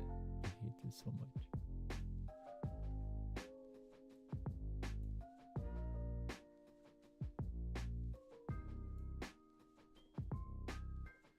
And the question is, will it stop right there? Or will it, like so this is an interesting thing. Because and at this case here, if they're right side by side, are they colliding? That's what I need to know. Will they be colliding? Or will I get a frame that's like slightly here? But I don't think that matters too much. Because I think the positioning is not that important. As long... This is important. I forgot about this. Can I put the moon to render behind? I think I can, actually. Let me think about this. Go here, in the moon. Usability. No, ordering. Oh, the moon. I'm just gonna put the moon -2 or something. And then if I go back here, there you go. Okay, that fixes it. That's that. Awesome. Because then if I move the player around, the moon comes from behind. Because then it's not a layer thing, it's just a rendering thing. Rendering Arden thing. Maybe I could do that with the NPC also. NPC. Everything wasn't done in blue ink. Yeah, just the player. And the rest have like the rest is done. This is like, according to Pigeon, this was not like final. But I think because it didn't work on it, they also didn't have time to finish the actual coloring. This is like placeholder coloring altogether, according to what we talked about. Yeah. So, but it'd be like that. It'd be like that. I really need to pee. But let me just finish this. Okay, so what needs to be? So there are 3 layers here, right?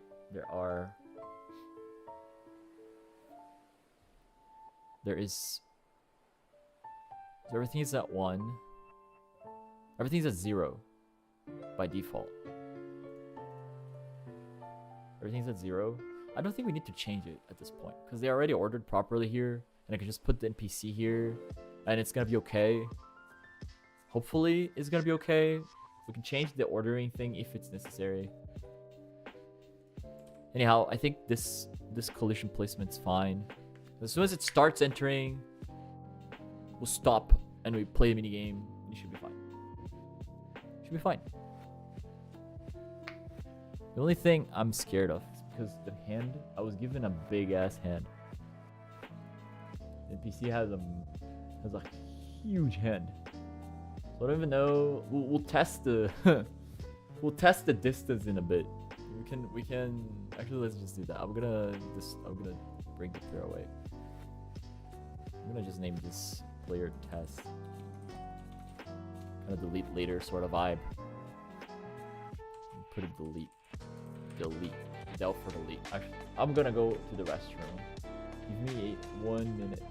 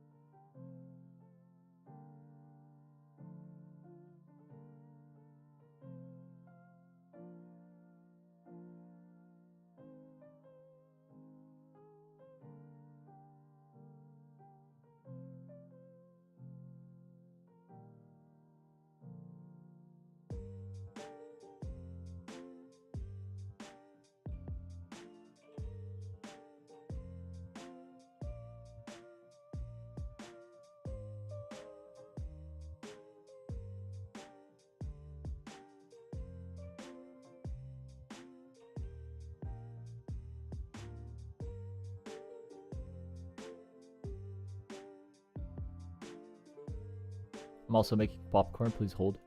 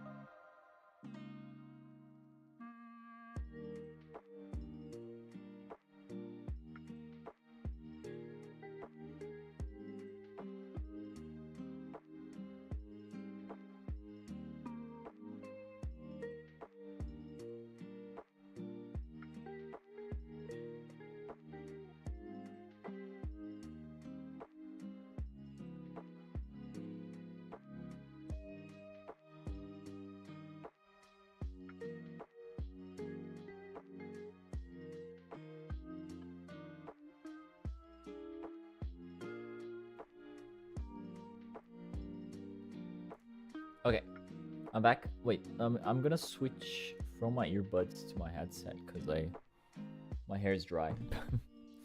My hair is dry. I don't know if that's gonna bug the stream audio. I don't think so, actually.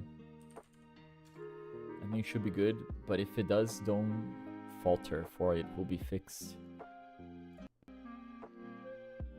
I don't think that did anything, as the mixer says so. Nice. Okay, so now but I don't hear anything because the actual PC output is not doing anything.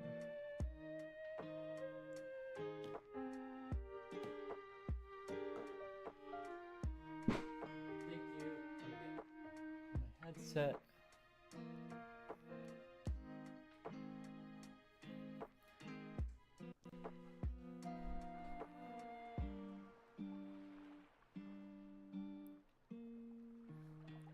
Oh, okay. No, I can hear. The quality is so much better. Yeah, popcorn is in. Are you guys gaming?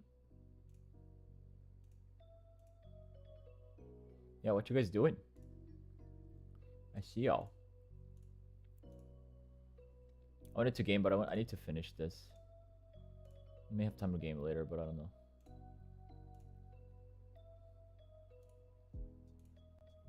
Or at least get as far on this as I can.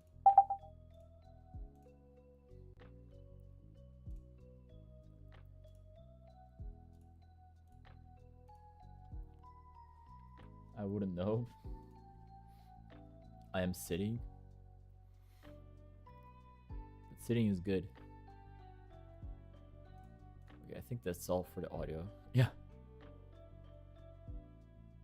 Oh, maybe the audio in the game is not gonna work. Sorry, Godot. My bad. There's no audio right now, so it's fine. Okay, so where was I? We have an area that we gotta eventually know stuff. I think it's just gonna provide. I'm just gonna keep checking until, or maybe it's an event. Is it an event? Oh, it is. Awesome. So I can just.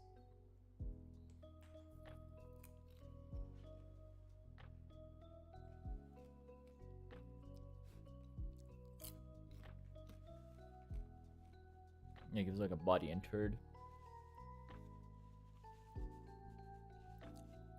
And then it gives the node. Emitted when received body enters this area. Body can be physics body. 2D or a tile map. If their tile status collision ships configured. Oh, interesting. Area entered. Emitted when the received area enters this area. Oh no, we're not doing area to area stuff.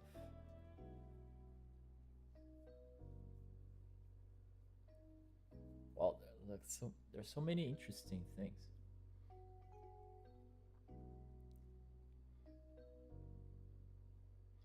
Okay, so we can use the signal later. I drink Celsius, so I don't think I will be productive. Can you, like, what is that? I don't actually know what that is. You mentioned it earlier, and I was like, I don't know what that is.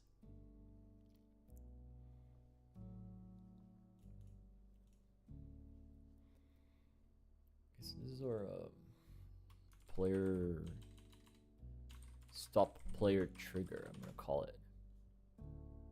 This is our shape, which we already have. Trigger just lives in 0, 0, which is fine. The shape lives here.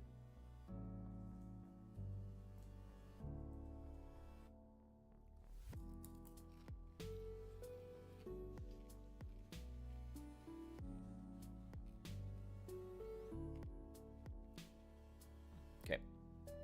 So let's do it like an NPC test. Where is it? Yes, NPC. So scenes, not scenes, assets. Characters, NPC, then NPC goes in. We have everything, and then we'll make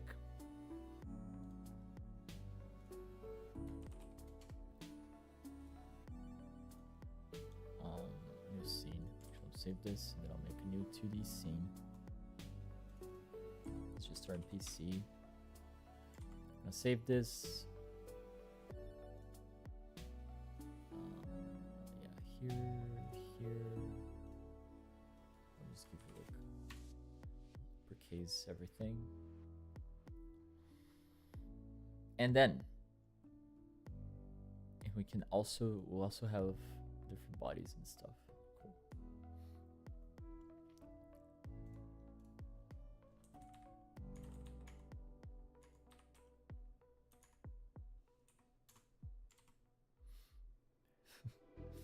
This is the guy that's gonna give you candy. So this is body.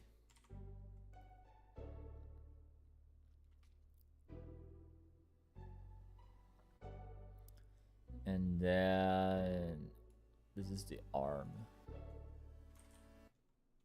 I'll put arm. That's how I look when I'm giving candy. When people knock on my door. Like the biggest poker face of all time. Actually, this needs to offset. And just slightly. Like here. As long as I can change to this. Oh, it's so long.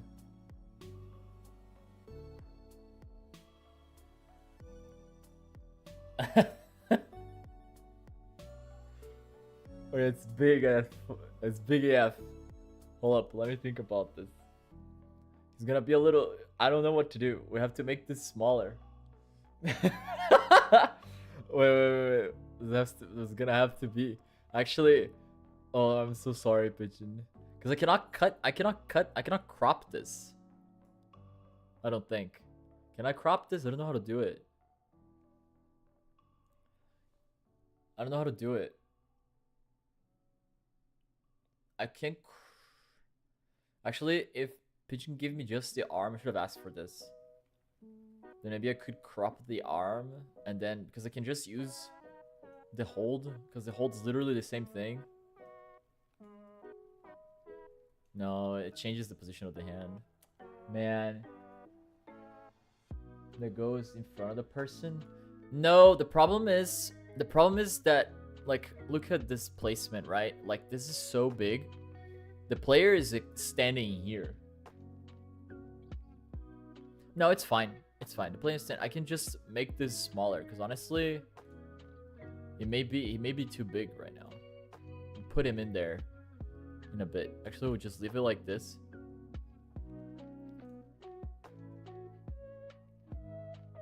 Come here and just place him like between these two.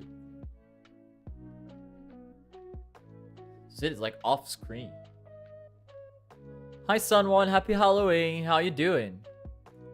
And if I change the door to open door, well, no, he didn't want to show up between these guys. Oh yeah, it has to be here.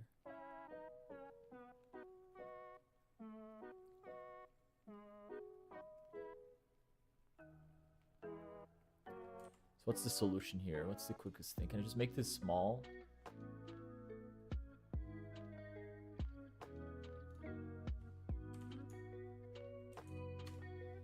Wait, actually this is kind of oh, okay, here-ish.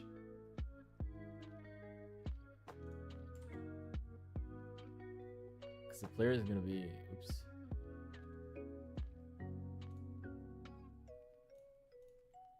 Here. I could also stand further back. I'm going for the for the pads. EP. Ooh, popcorn. What are you doing today? You're not doing anything today?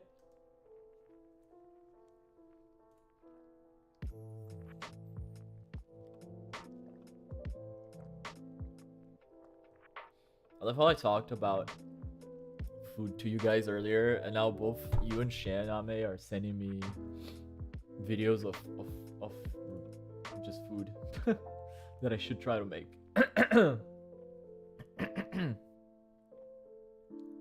They're all shorts. How do you guys absorb anything? I have no idea, but I need to watch them. You got plans for tomorrow? Yeah, you're going to the thing. You know, the thingy thing. Oh my god, this piece of popcorn doesn't want to leave my throat.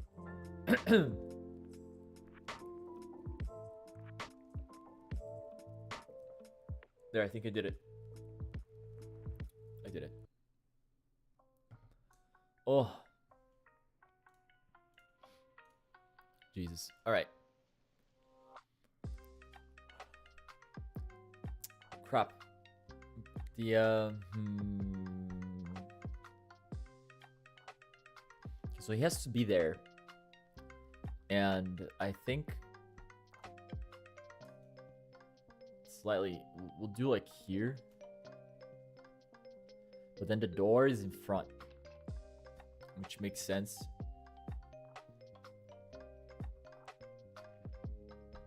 So I have to make it so when the arm is extended, the arm is in front of the door, but we can handle that. Because currently that's not the case. So if we get rid of these,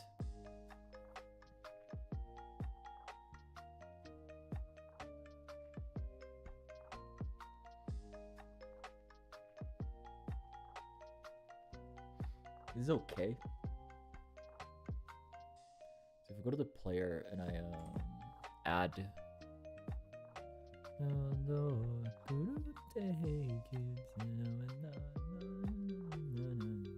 Oh, that's the lore.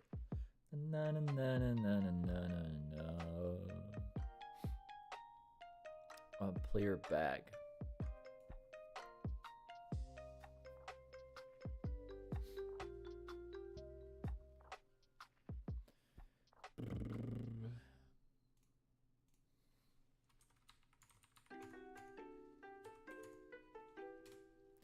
Oh, it's so cute. It's so cute. The only issue...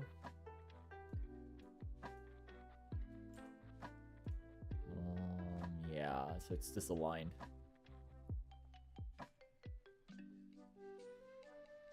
But if I stop the player here instead, it has to be kind of like this.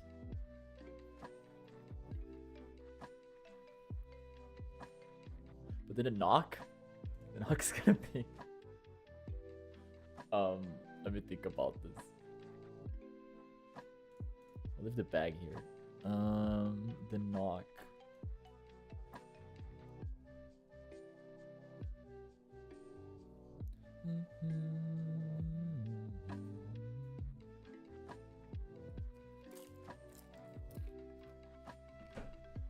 What's that you're lying, April? Hi, Fish. From a game stream? I guess you would call it that. But it is indeed.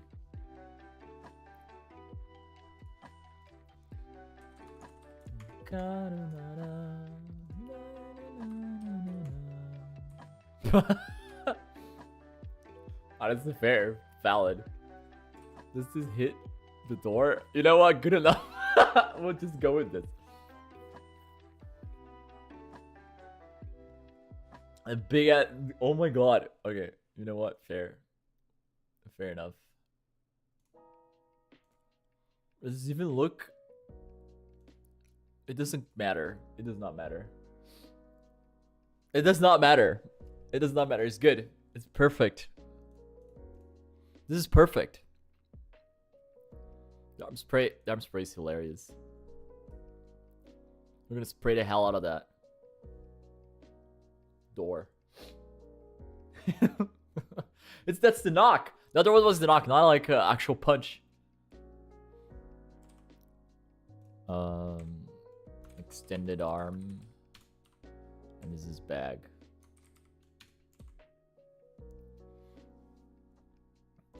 We need all these things later. Oh yeah, it's gonna take so long. Should have started earlier, but I couldn't start earlier. I was too tired.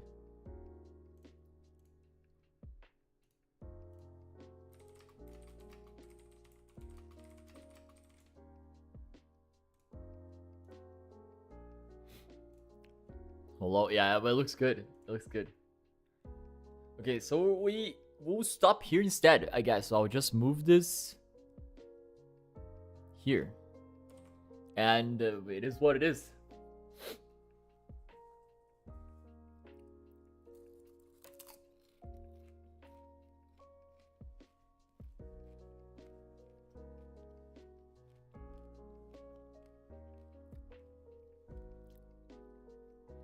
Why is it disaligned again?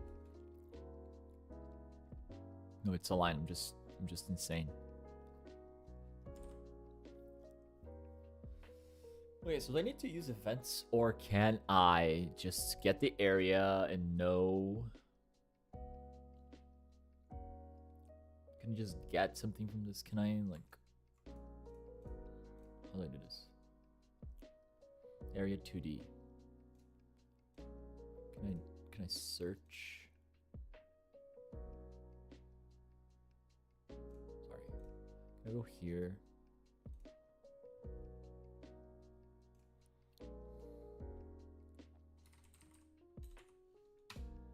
Okay, cool.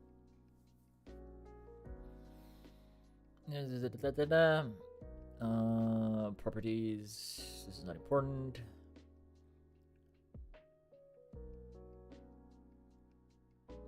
I could just do this instead of signaling. Well, the signal is less expensive, to be fair. It would make more sense. I thought the title originally said making a game in 4 days for Halloween. No.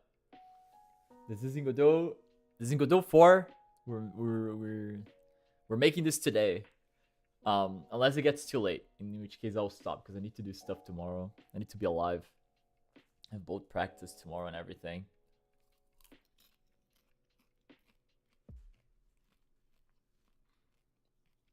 So I can go too late, sadly. Though I wish I could. I don't know how far we're gonna get. There's a lot to do.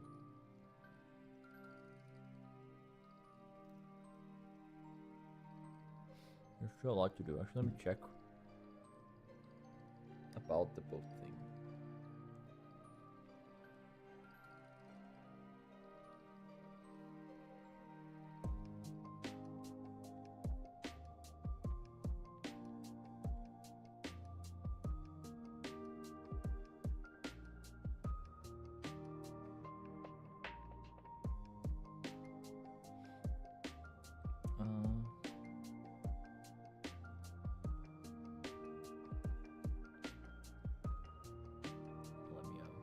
Sorry, I need to do something really quickly. But yeah, like I was saying,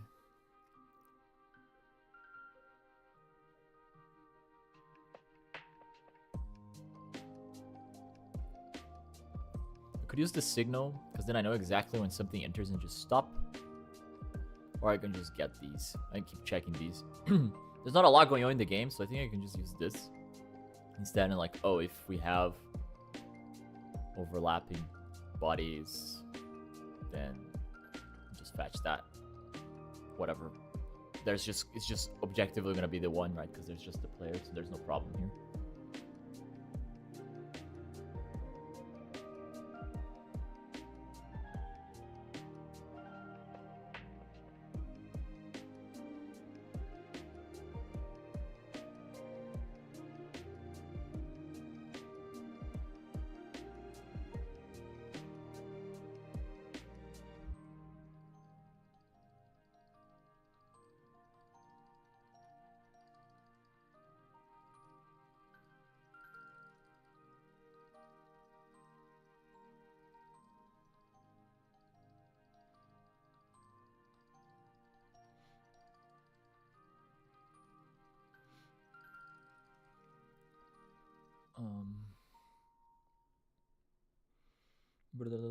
Sorry, I need to. I have to send a message because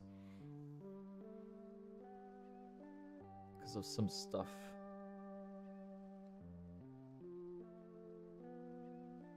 It's just about tomorrow.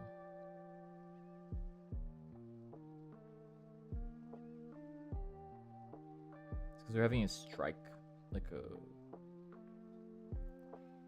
the buses and such are all in strike tomorrow. Like, no, they're not working at all.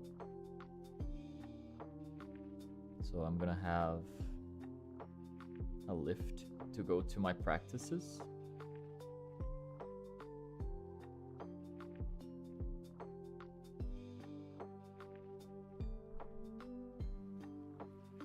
So I'm sending.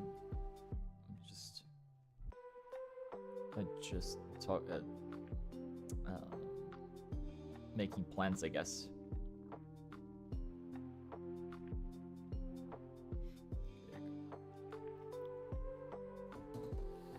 Alright, so we'll just use this, which makes things simpler. What's next? We have NPC. Arm's gonna be hidden at first. He comes out. I don't actually not. He would just be with the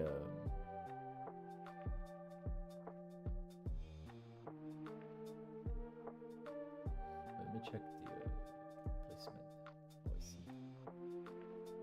Actually, we could further adjust this. Let me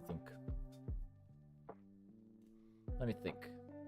Because we can just kind of put everything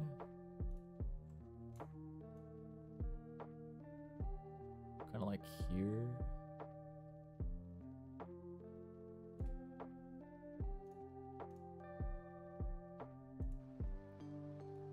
rather the block. There's so much space like this way, right? That's the thing. I can put the block really far. And then the door and the window. All this. Further inside. Let me close the door. Where's my door closed?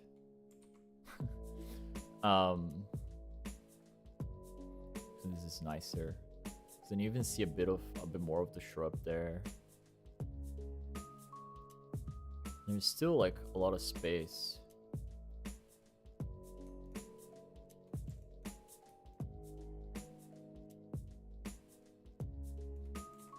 Maybe even this. Yeah. But it's actually almost like more like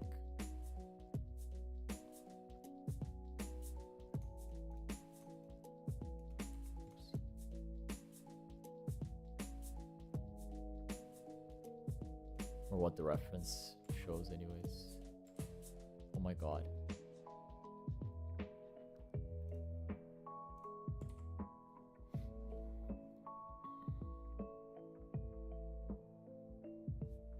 Which then means if the bag is on, so now our player can be like here. Which means this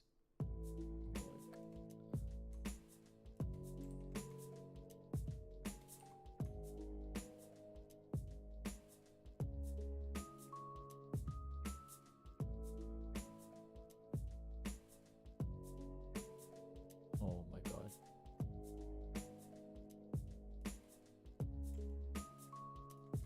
Oh.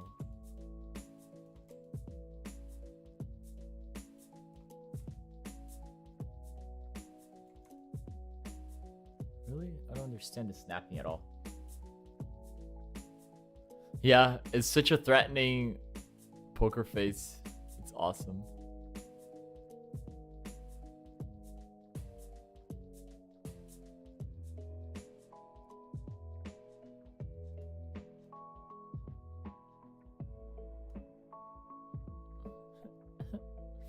I want to align it. It doesn't matter, but it bothers me.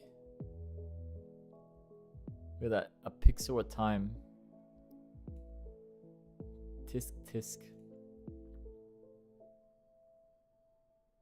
We'll do 17.5.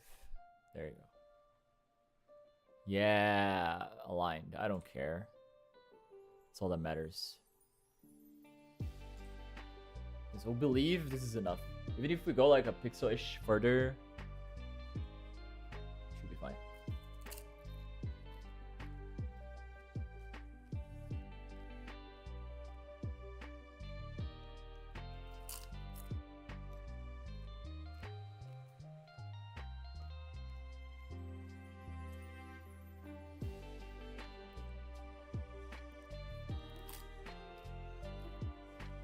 Okay.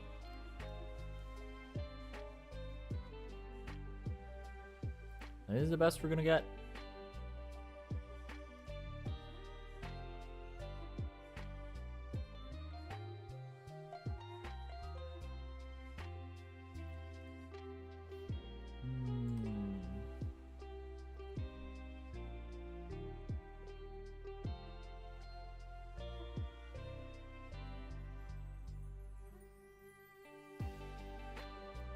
I think it's fine.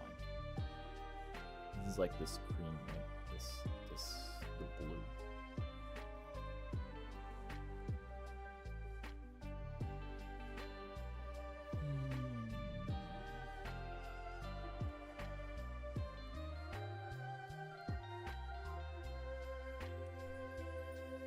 Looks fine. I think it looks fine. I had to make his arm smaller. Like, there's nothing I can do there.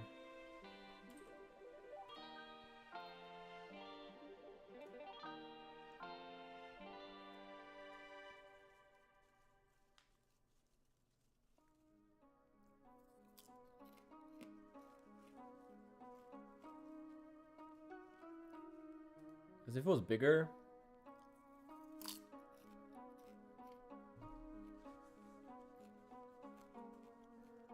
Now...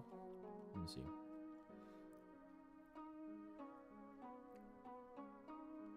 Will the bowl of candy will see me?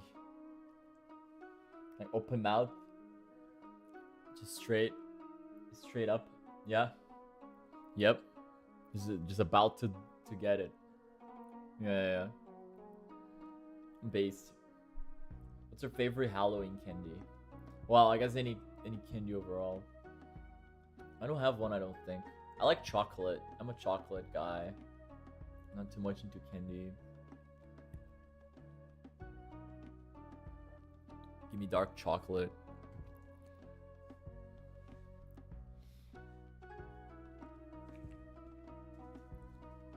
More of a chocolate, yeah. Twizzlers is nice.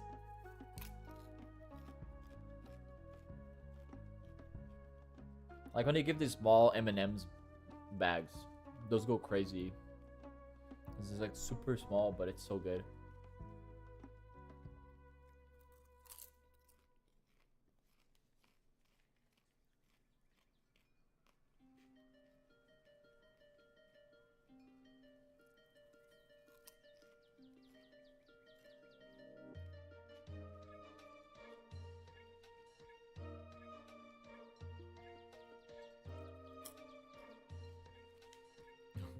Eating a little bit because I'm starving.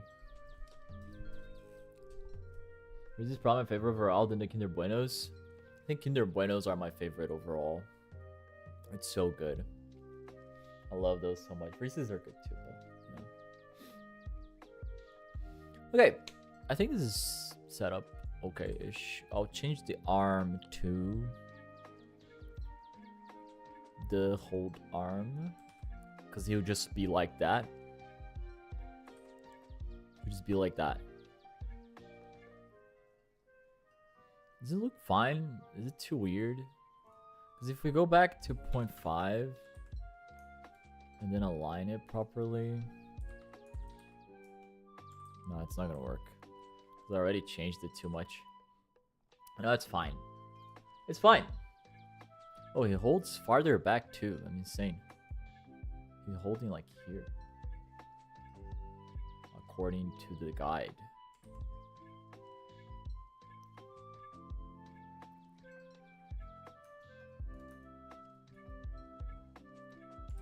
Here-ish. Then we extend it like here-ish. So if our player comes back. So it can even be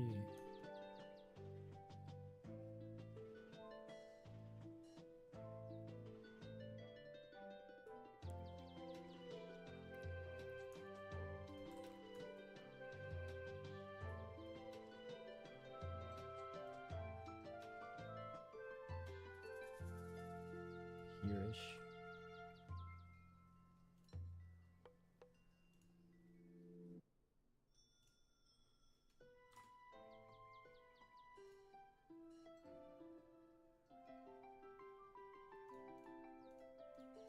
It did move a pixel down.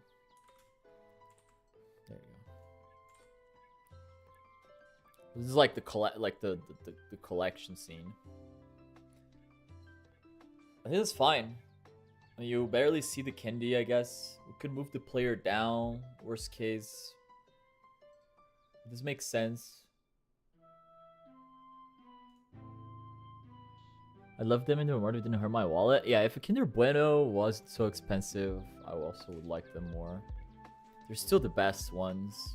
And the only thing I buy more than Kinder Buenos, which is not a lot because I cannot afford them too much, is the Nutella biscuits because those are banger.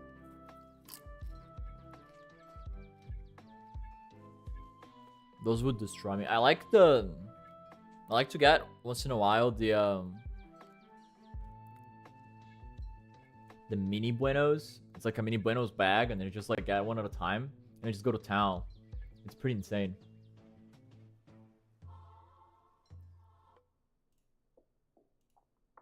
Flavor-wise, it's definitely superior. Yeah. But Reese's is more affordable, but it's nice because it is like the peanut butter flavor-ish. Okay, I think we are well established, so I'm gonna delete this for now. Bring these guys back. And our NPC is gonna have the hold arm by default, because then we just see this in the house. And here's NPC. He's gonna have his own script, I think.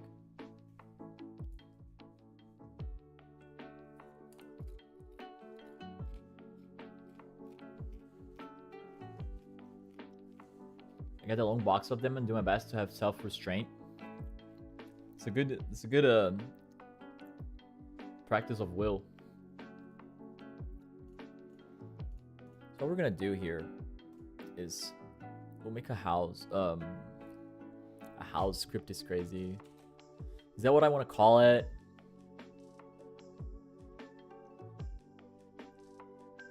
I guess there's no other name.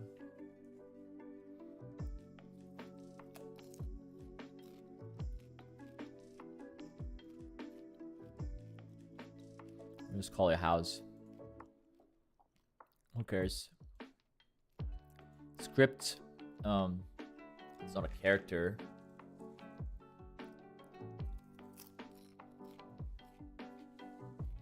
I mean, yeah. It's just an environment again, because there'll be scripts on the other ones too, because they need to select the asset. It's true. Even the body, the NPC body is gonna change. Then we'll call this yeah, this is house. It's just a house. It's just nice. Blue node. Okay, cool.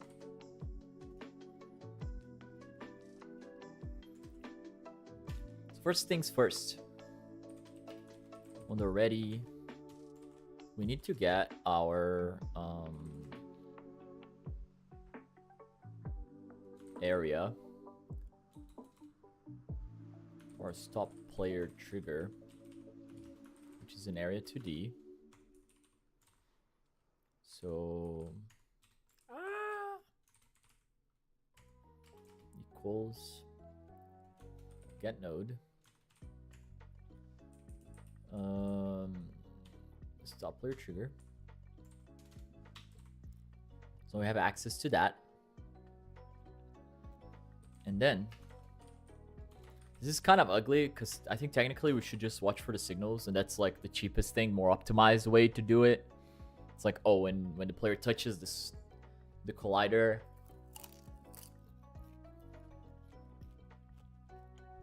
the signal goes off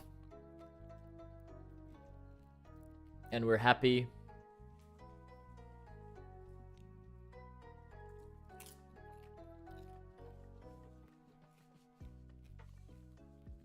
Should I just do that?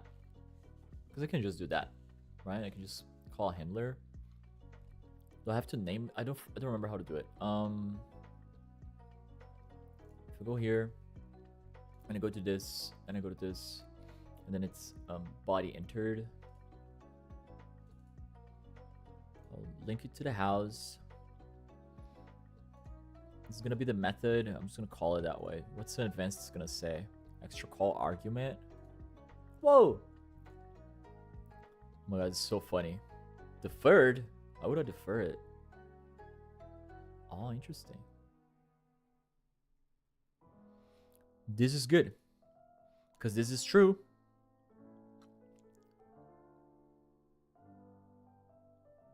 And we don't need as it. I mean, this is gonna happen only once anyways. So I don't think this is necessary. Actually, I don't think this is necessary. Nothing of this is necessary. Okay.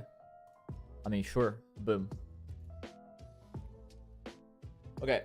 So, I do not need this at all. Right now. This is how we're gonna handle the thing. I don't even need this. I don't need this stuff.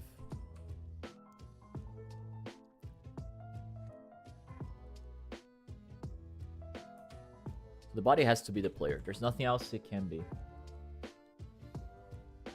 So we'll just handle it directly here. Technically, I should check if it's the player.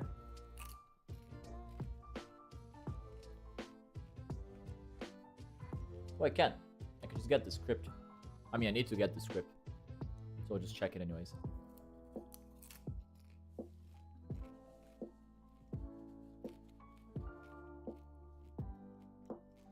So I'll just do like var player equals body as player. Can I do this?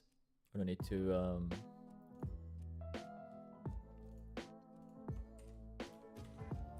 class. What is it? What is it called? Name? No. Using or name, not namespace. What is the thing? Stream's still unstable, it says. I did set the bitrate as lower. I need to look into that another time.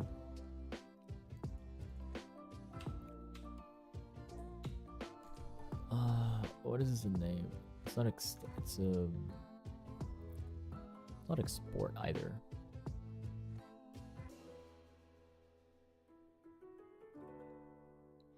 Already RPC static unload. Actually, like I can use already to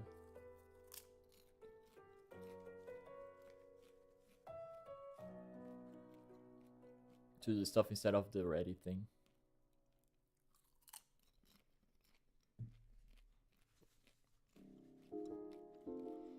There was a it's not export, is it? Export global file, export group. No. Not export, I guess. What's the keyword here? Using class player? Does this work? No.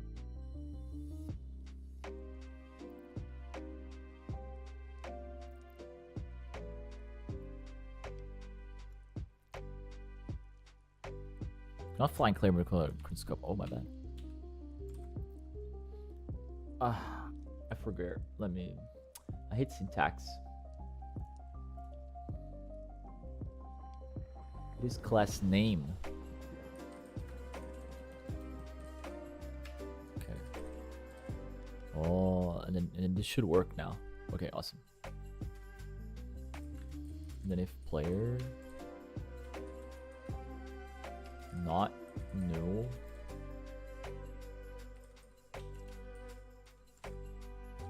I can just like if player, right? If player, then player notify notification. And we'll define. I'll just use a number, whatever.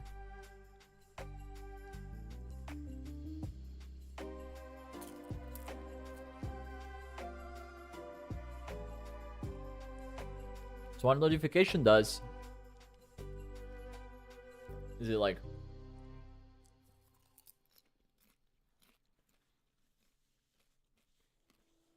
do I even need to use notify? I can just define a function, right? I can just like do function stop player.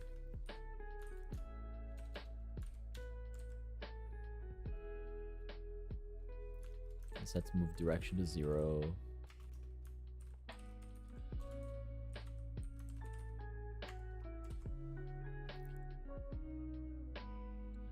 And call this here.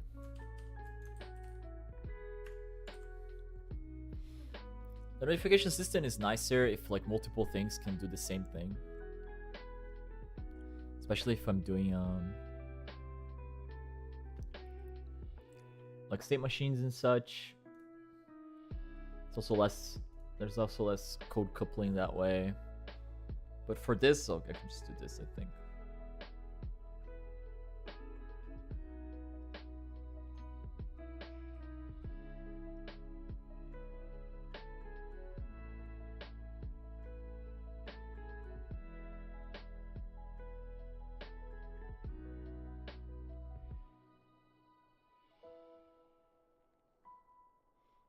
to send this.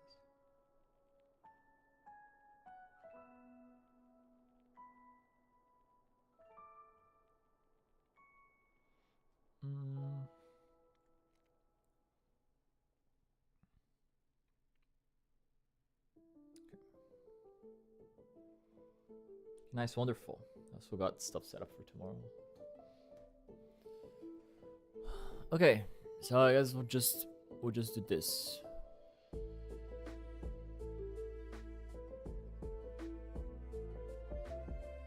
Stop player to your body entered. Stop the player.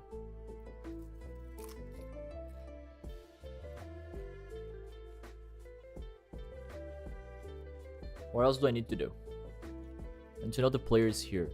Because we're also gonna just start the rest of the behavior, right?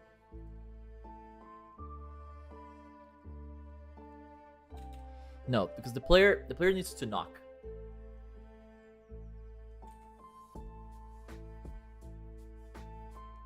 So we stop. And then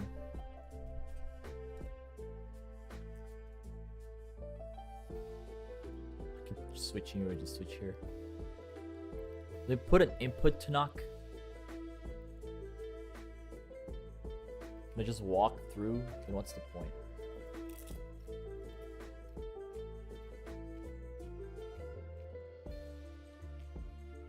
No, too much work. We'll just force him to stop. But also, I can make this already. And then equals this, I think. Then I don't need this at all.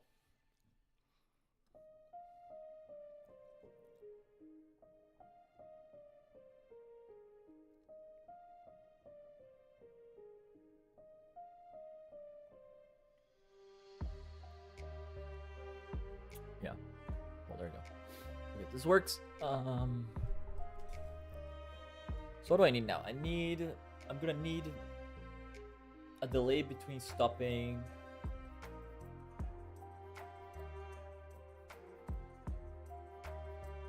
and knocking.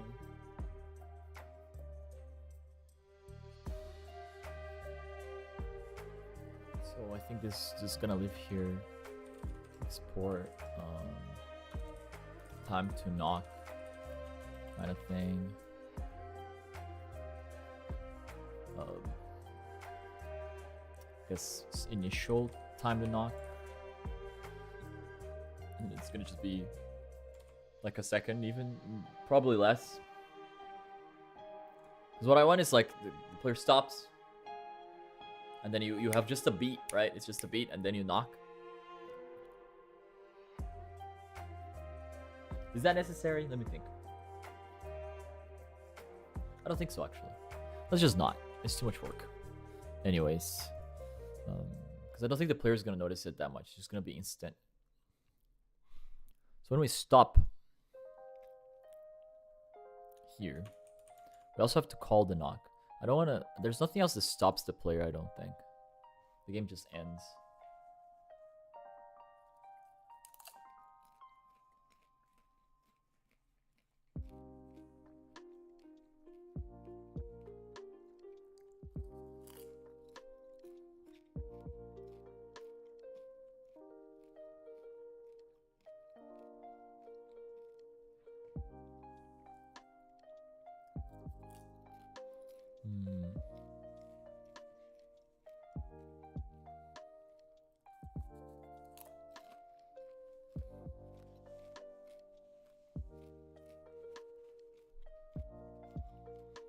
Yeah, just do that. Just do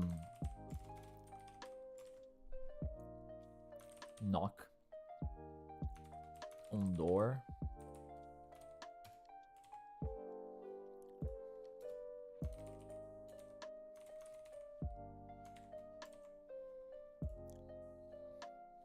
We'll pass. We'll pass for now. Pass is just like empty. So Godot's not like, there's nothing on this. So eventually knock on doors is gonna like switch the sprite off the arm. which I realize I need to get here. Var arm sprite. Get node. Carbohydrate 2D. Extended arm. I'll also call this main sprite. Or player body. Just body. We'll have to do body sprite. Better like that.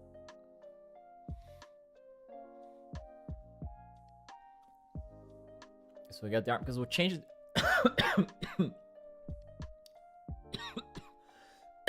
Oh my god. The popcorn's gonna kill me.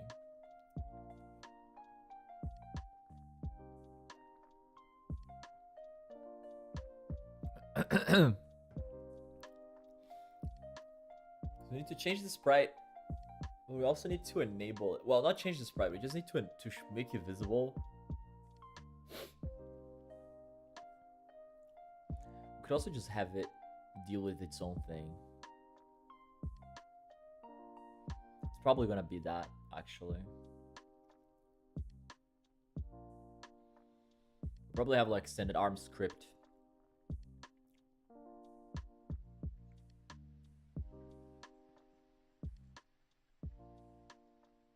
No, I'm talking about the bag. Hold up. Yeah, the extended arm needs to show up because we're knocking. The bag is different. I mean, they're in the same. Why did I make these separate? Think about this. Is this necessary? Can I just make it the same thing?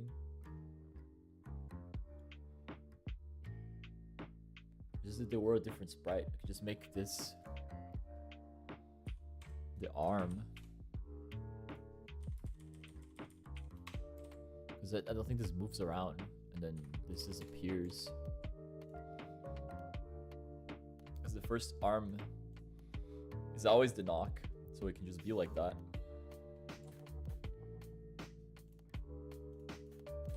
Yeah, but it's still gonna be like its own thing. Just gonna call knock in there.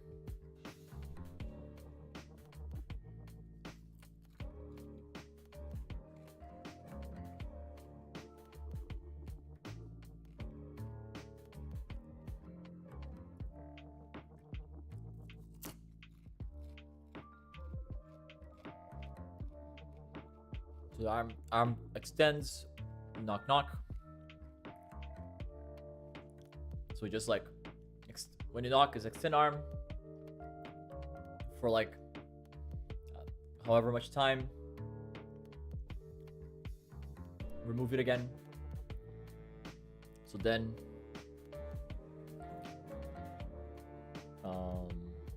we're gonna tell the NPC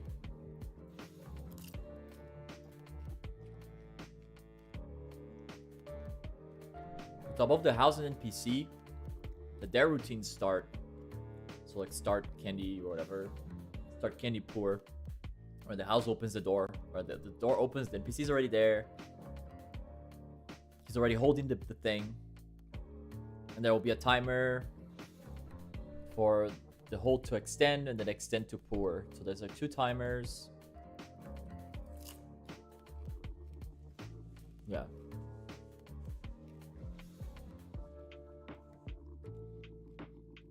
The thing about this is that if I just do this and I press again, I'll be able to walk, so that's not what I want.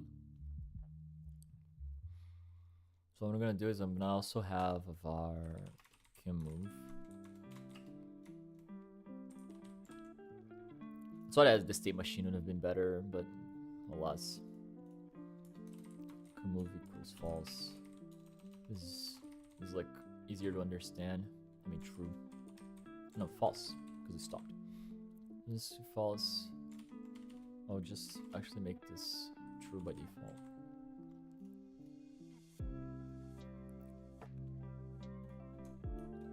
Put it under direction, because all these are like, these have starting values. And this doesn't. I'll separate these two, because they're already. Okay. And then so here and can move. So if the button's pressed and we can move, then this happens. The button, if it's released, it's this. Because this is the only thing that stops the player, and then it sets it to 0 already. I don't think we need to worry about this. Put this here actually. About like on the else of this if also set this to 0. I don't think it's necessary.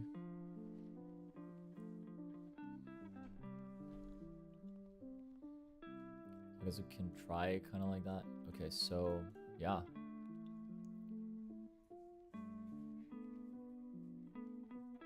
Put a house.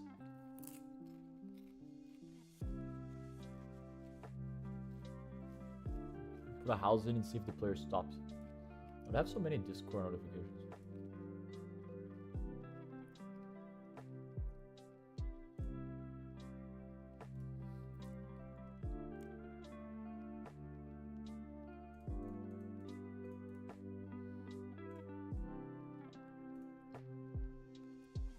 Notifications bother me, sorry. I always gotta deal with them. Okay. Okay.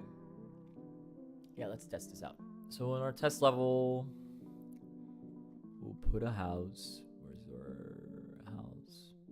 The house already has the NPC, so we don't need to worry about that. So we just put a house in. And I think I'm gonna have you be just right there. Not there, here.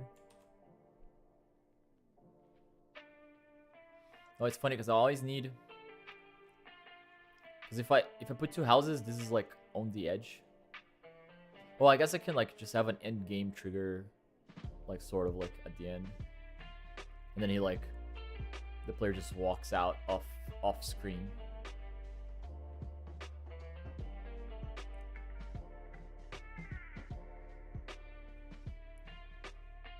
That's better.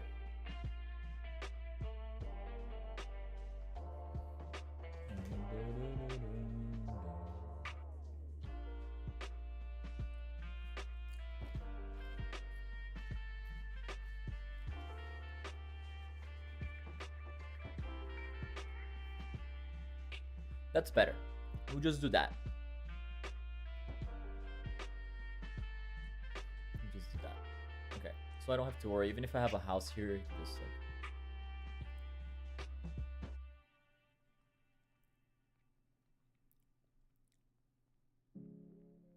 You just walk off screen. But how do I know it's like I'm like positioned here?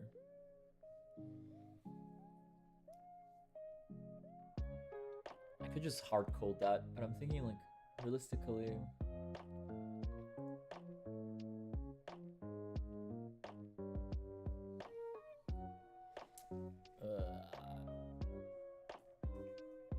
It's too much work, huh?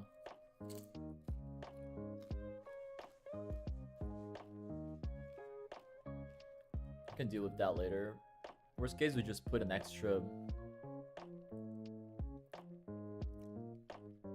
background and just go, just leave. I need to test like painting on top of this door image also. We'll see how that goes.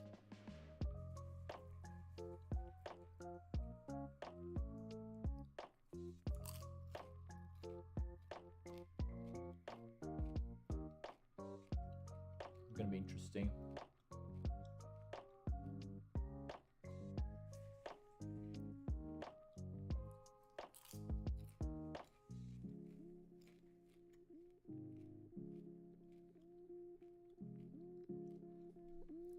I think I can put an area there and detect when the mouse is inside. So I know that like the mouse is clicking on the door.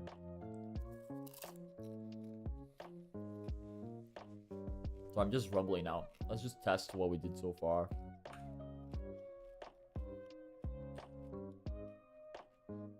I need to also switch to the walking sprite. Oh! Uh-oh. He also didn't stop at all. Does the player have a collision? No, he does. He does. Interesting.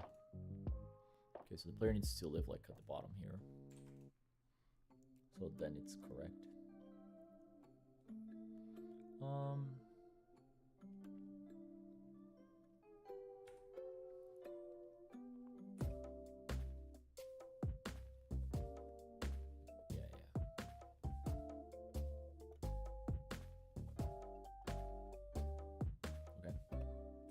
We don't stop when we cross that. I'm going to...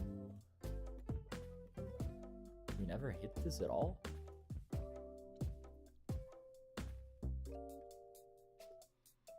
body returns a node. Does it return the body literally? Maybe that's why. And I need to like fetch. Like if it returns the body literally, it's gonna return this instead of this. So I need to get the parent. Which is funny. Or the owner in that case. It may be the case. I forget that could be the case.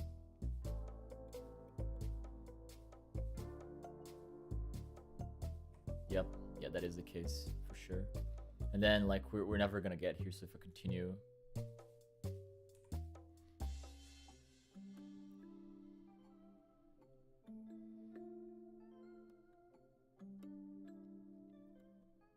Well, that's interesting because I like tabbed out and in, and then the movements continued. Because I'm insane. I think I need to fix that actually.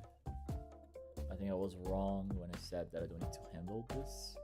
Does this have to else all the time? Then do I even need this? No, I do. I do because this is not being checked. This is not being checked. This is on input.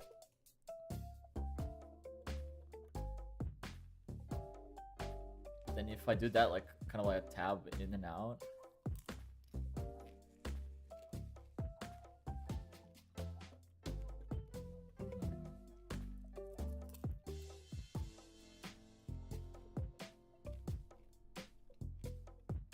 How do I even stop that?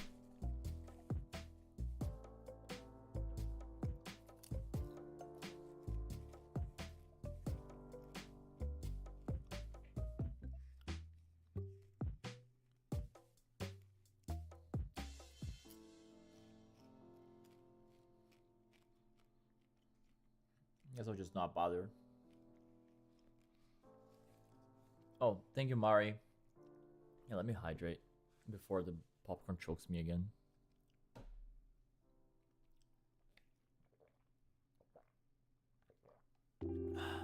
Thank you, and stretch.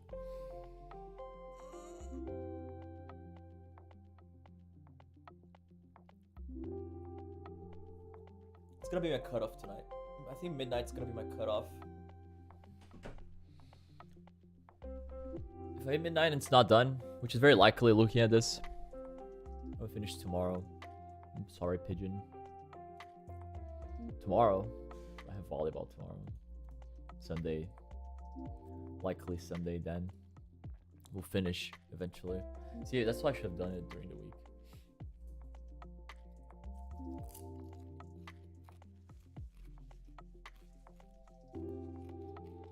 Why coding so hard?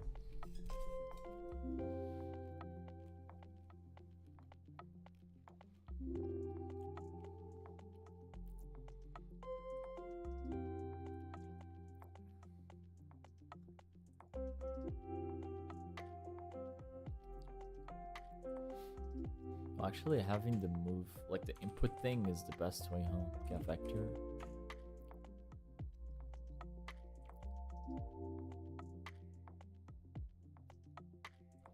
Can I just leave it at 0? I can't. Positive axis move. And like this.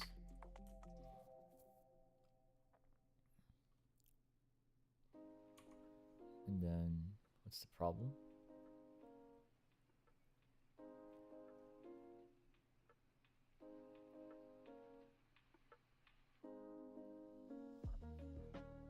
because it's like. But then, how do I? What's my empty string? Thank you, Mari.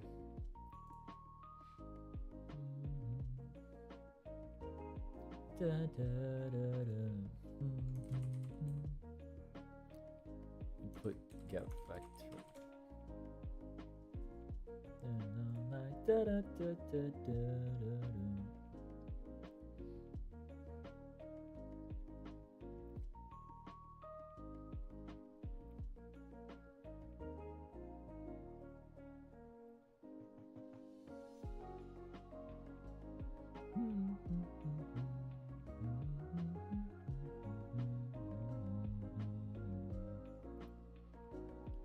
This song is so good.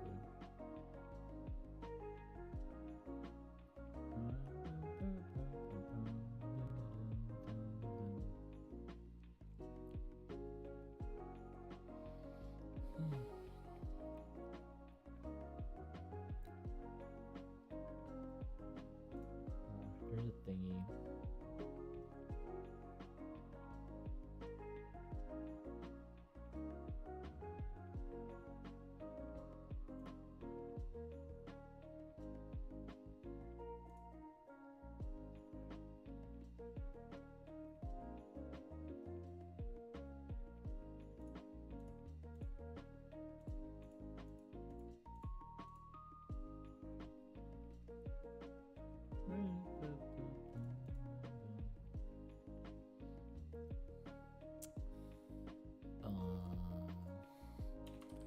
Just do this.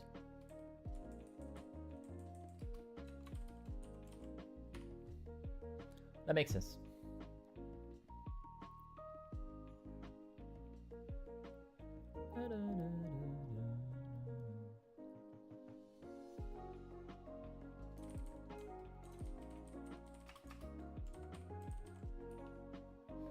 And I don't even need to do anything about this. It's just can move.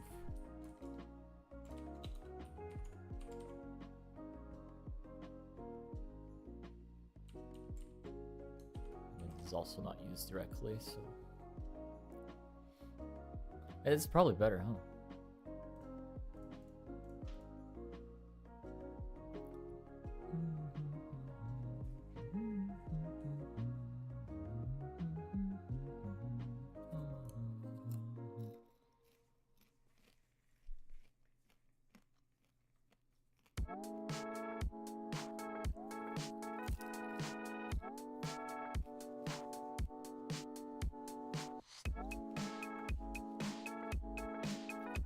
Then the tab thing's not gonna happen because this is 0 when it comes back. Well, it may still happen because it's under input anyways. Maybe it doesn't matter. Maybe we'll just have to deal with it. But at least this looks nicer.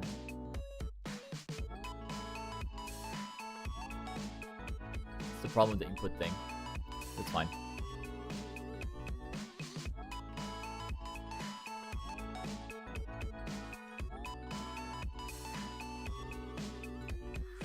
Okay. What else? Yes, fixing this. Fixing this is important. So body dot get owner.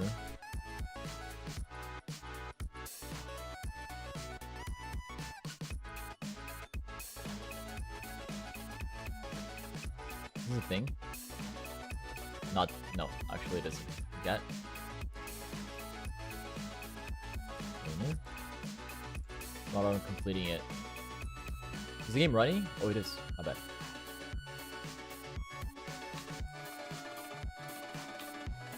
Let's just see. Body dot get.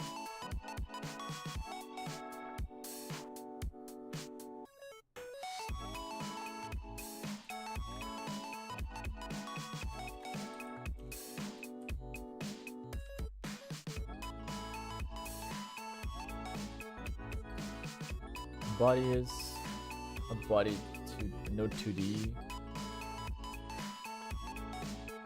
This is okay.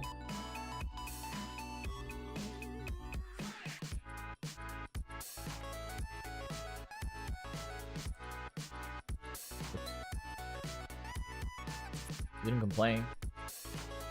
Oh, it did. Yeah, I thought it was fine. Of course, it doesn't exist. Oh, so it cannot be empty, huh? But I'm not using them.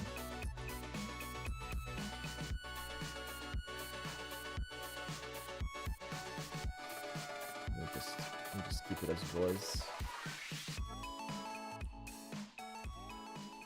Maybe this is for the best. Because I didn't want to. I thought I could use the get vector. Maybe the vector. The get input vector thing is better if we're using all the movement, the 4 directions input. Hey Richard, what's up? Congrats on the first. Thank you, Ame, for the hydrate. It's been a bit. Richard, how you doing? How have you been? Sorry, I'm locked in. Just doing some coding today. Let's do this. So.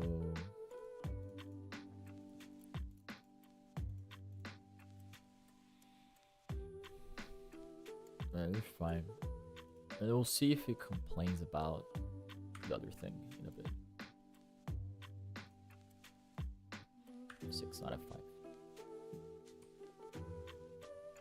It's so slow.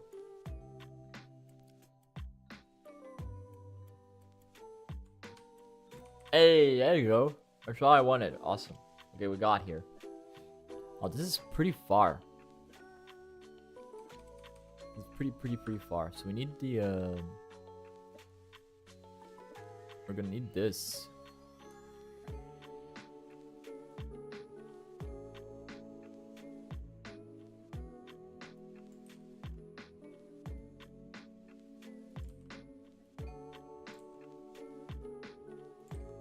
The hell?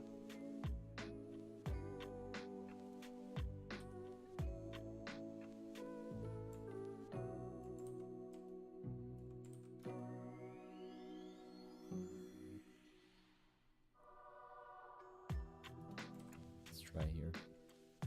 Bit of try and error here. I'm not quite sure if it's been stopping. I mean, it could be because of the speed. Oh, it can be even like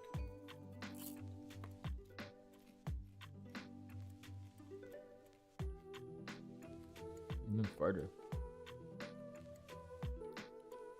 The return on a test, that's wild. It feels so far.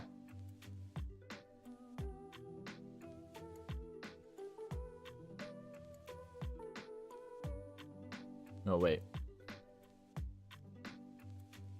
It is because of the...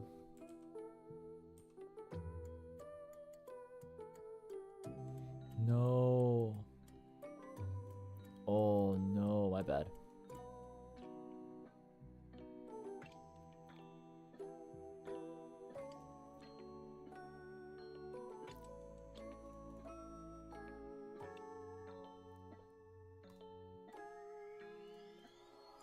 Yeah, okay. Connecting it again.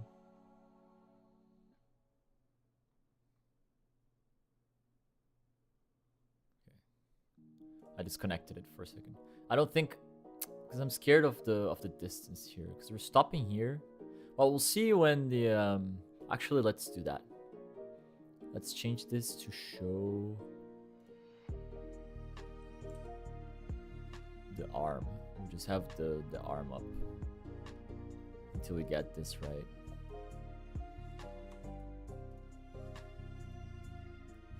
Then we'll test it here. Yeah, because then we can see. And for the player, we'll activate the arm with the bag. Where is it? Here.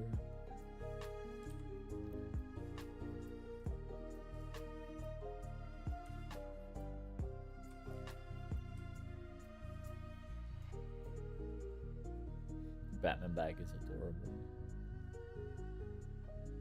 Yeah, no. There you go.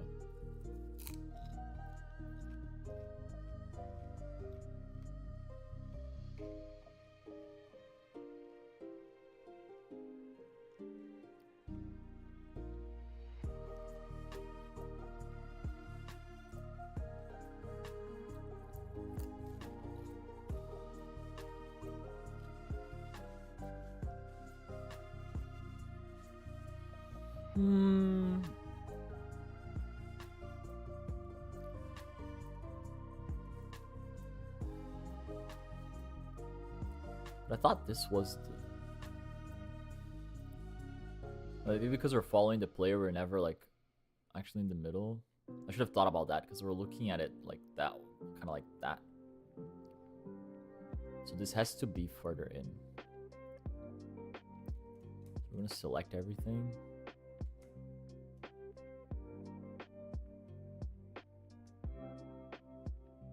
Do it this like this instead.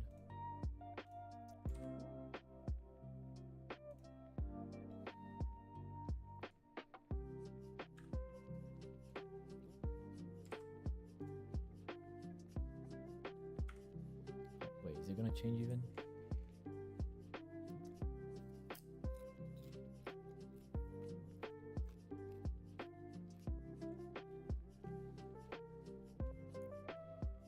Oh, it's not because I moved the collider. Well, the collider has to be in the same spot. Are we doomed? Because we just need to be standing here? I think so, huh? So it's like, it doesn't really matter.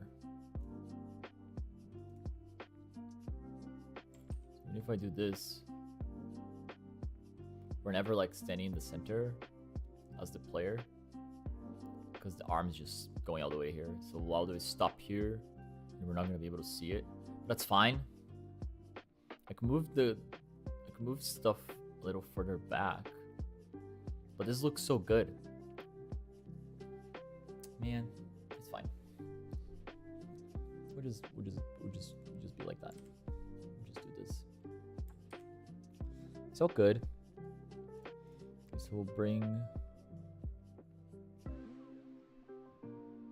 the knock back. Close that. Our NPC is gonna be holding again.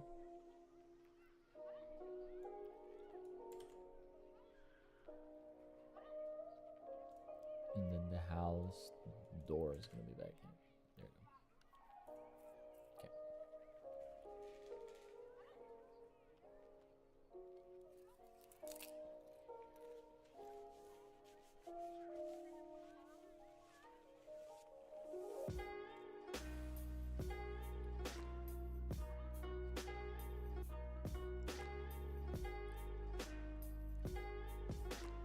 I mean, no matter what, even if, yeah, there's nothing I can do.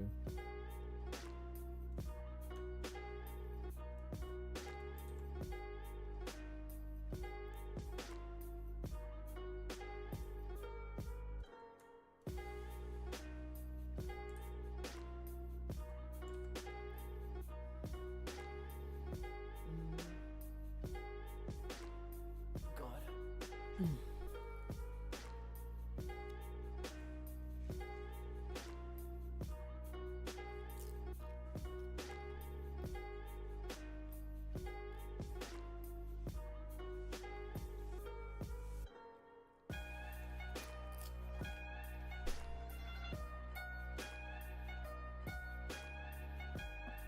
So I'm taking a brain break. I don't think there's a solution to that issue. Cool. So they need to abide to the spacing, so.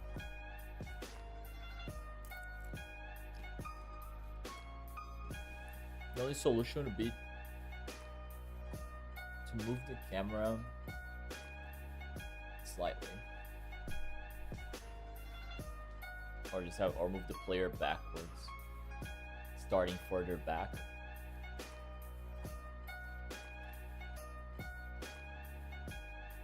I guess we can do that.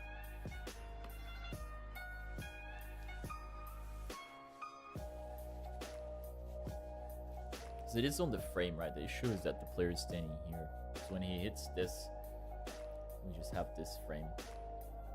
Because we need the player to be standing right under. So maybe I need to move. We'll have these two things minus the camera.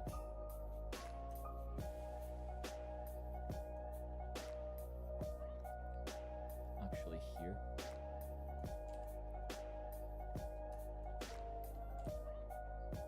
I may even move the moon so it's just not aligned.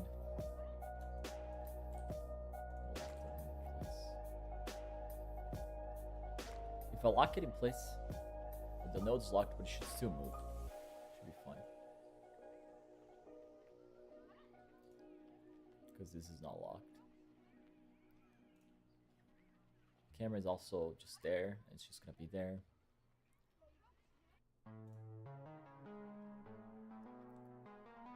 But this will it disalign? No, I don't think so. Let's try this instead. Now this should make us... I'm sure this is nicer.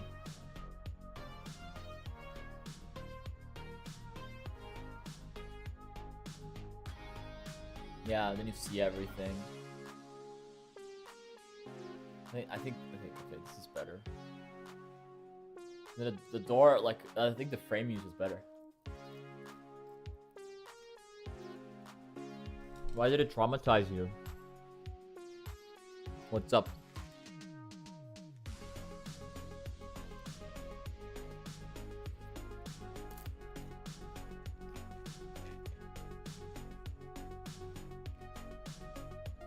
Overwhelming? Are you like dealing with it like on your end? Or are you just by watching me? There's a lot, yeah.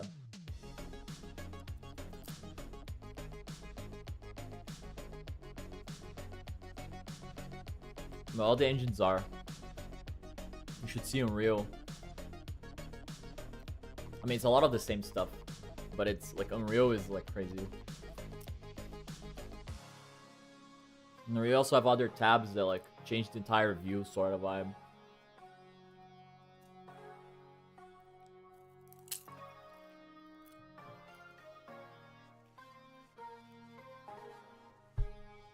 So depending on what you're doing, it's like a different thing entirely.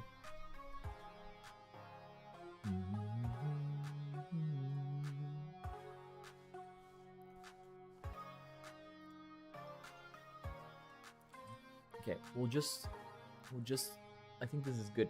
Okay, so we'll just go with this. This placement's better. So what's next?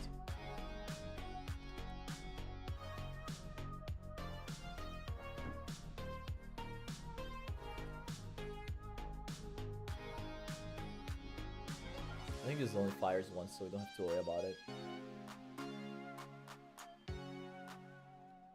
So now we need to make the knocking. We do need to make the knocking.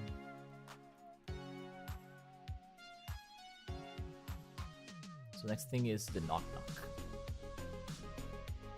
This. We need a... I'll export this. Export var knock on door time. It's gonna be like just the actual time the knocking is gonna be playing.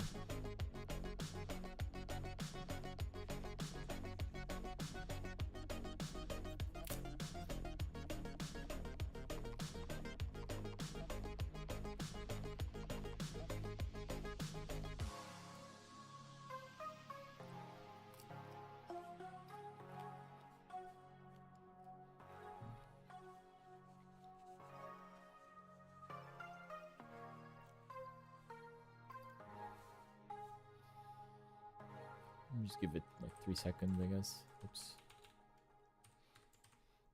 3 seconds may be a lot.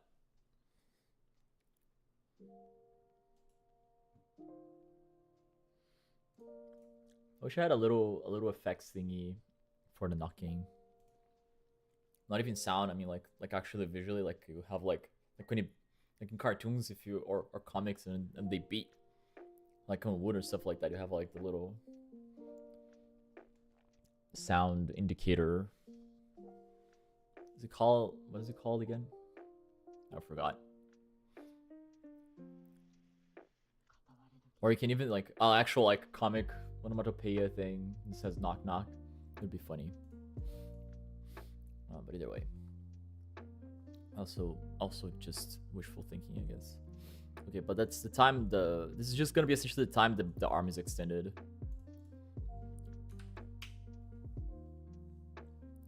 So how do I make a timer? I forgot how a timer works. Var knock on door timer. Timer? Well, there you go. How do I use a timer? I don't know how to use a timer. I didn't use a timer before. Timer.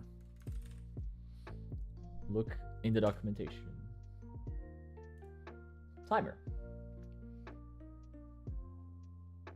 Timer node is a countdown timer and is the simplest way to handle time-based logic in the engine. When a timer reaches the end of its wait time, it will emit the timeout signal.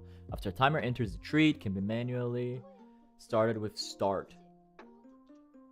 A timer node is also started automatically if auto start is true.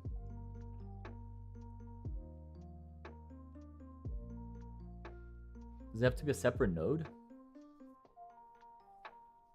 I guess it does. Because it emits a signal.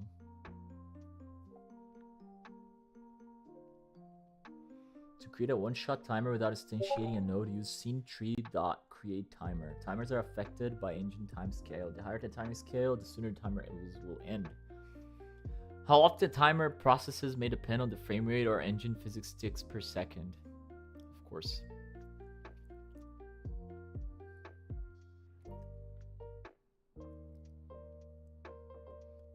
I mean, I'd rather just create a time from the tree.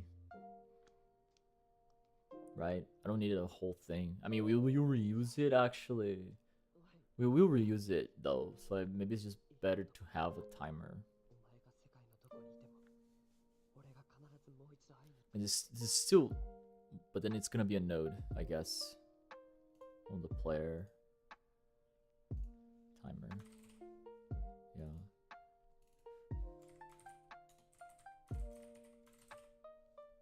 Or can I just use the same timer for everything? I can't, right? Just timer. Because I can change its wait time when I start it. Yes, because I call start. Okay, so I can have a timer. Oh, I'll call it player timer, I guess. With Star Wars.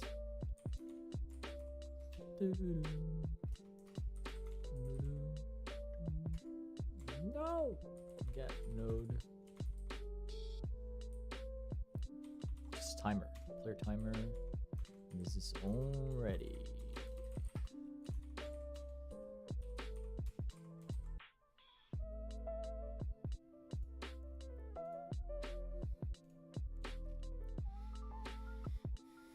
This is fine. Yeah, because then we just need the times, and then we just reuse this timer multiple times, and then I don't need to create a timer for one shot, and we're chilling. So here, so two things we need to do here. So first we need to show arm sprite.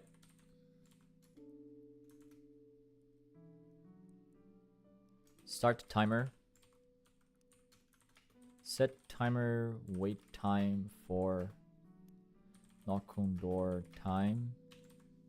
This is a comment, by the way. I'm just putting it. I usually like comment like the logic I want inside a thing. It's like a thinking method. Again, punk. I don't think I've ever talked that much eating popcorn before. No, I have. I have streamed eating popcorn, but it just got worse over time. Or but this popcorn specifically just really hates me.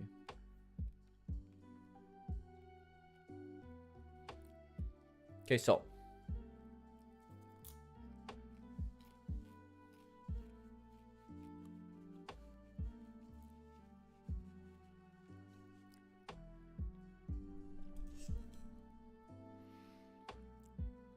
I think this is all. Is this all? I think it is. So just show the thing. Yeah, and then when the timer elapsed, the thing about the timer elapsed is that we'll need to treat. If we do one timer, each time the timer elapses, I need to check what I was being used for. So I have to set that I'm like being knocked on. It's like that is like the knock on time, the knock on door one, or if I have timers later for. No, I think the player.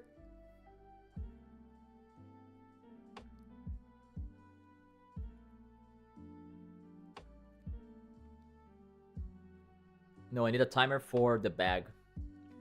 I will need a timer for the bag. So I need to use this. We can just use the same timer because we can change the wait time. I don't see why I would need 2 different timers. So much work. Right? But then if I don't do that, I need to make sure I know like what sort of like state or whatever. Which is essentially we're just gonna become a state machine. So, but I mean that's just what it is. Can I define an enum? Did you eat yet? I've been eating popcorn. No. Well, I ate earlier before stream. But a while before stream. When was last time I ate? Now it's 11. When was my lunch? Because that's the actual last time I had food. Like 4:30 p.m. ish. Oh, it's been a while. It's been like 6.5 hours. I'm not gonna stop now to eat dinner, right? I'll probably just eat after stream. But I could like go another 30 minutes and then finish and just end stream. Because it's been 3 hours.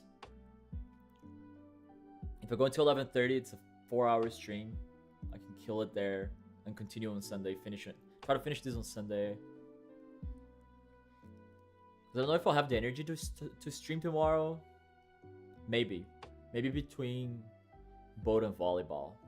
It's very important. It's a very important thing to remember that I have both things.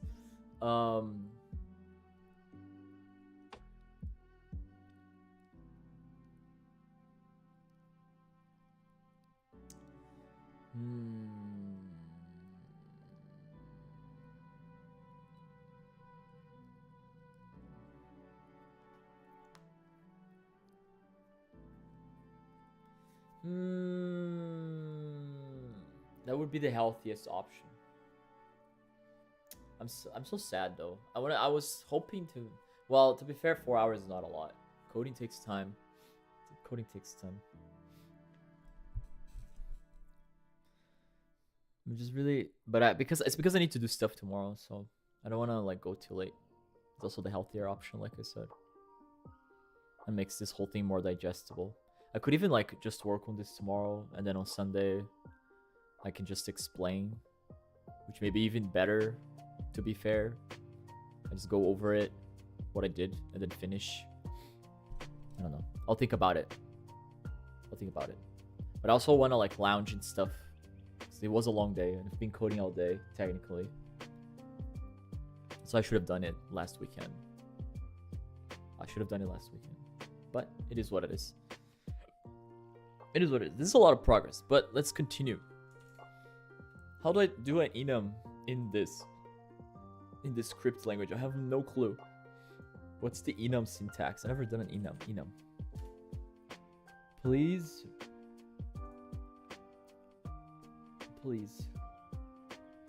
Classes, variables, constants, functions. Not signals. Identifiers. No, it's not. Literals, annotations. What are the literals? Oh, yeah. Wait, this? No. Already, that's not what I want. Enum. Oh, there it is.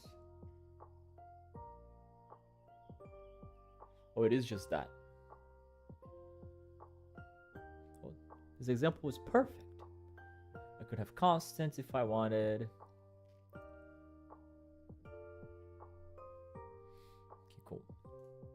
I'll just enum this.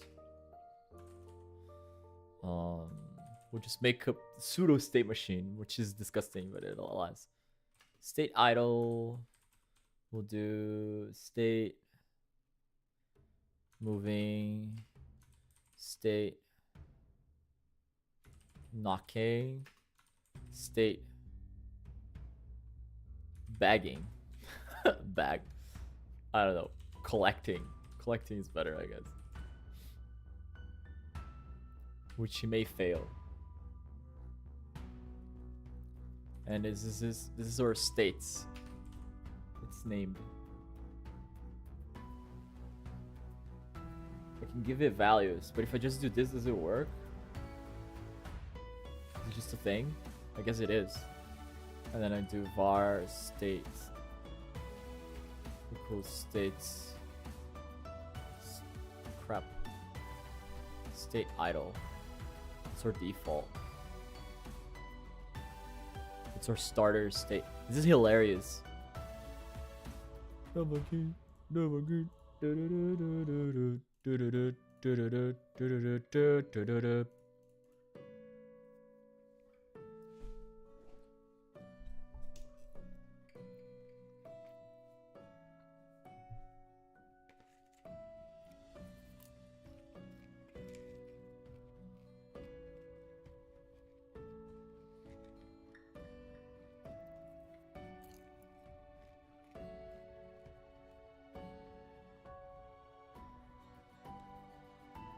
Sorry.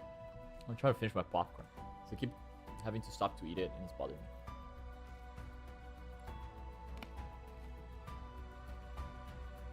I don't see another way to do this that would be like some more. The tutorial I saw at one point,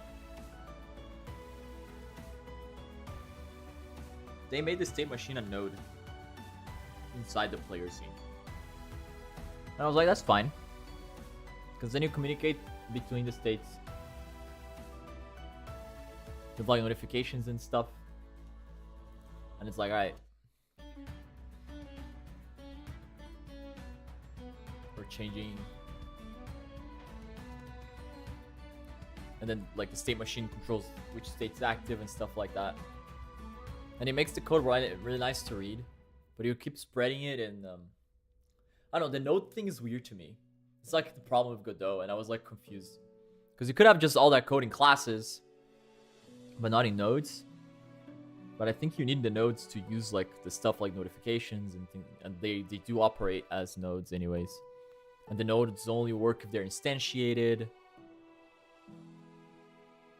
So yeah, it's just kind of how it has to be. Be like that.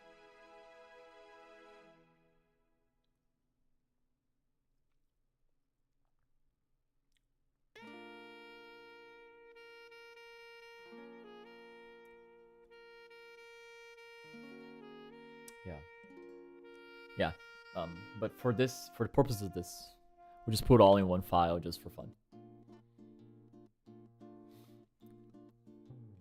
I could reorganize it tomorrow or something. If I feel the need to actually make a proper state machine, we'll do it. This wasn't supposed to go that far. Plus, it's just this anyways. Is this Bossa Nova? Oh my god. It is. The Bossa Nova Legend of Zelda theme.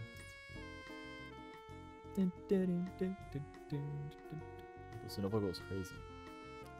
Alright. So we do have the arm here. We do indeed. So can I...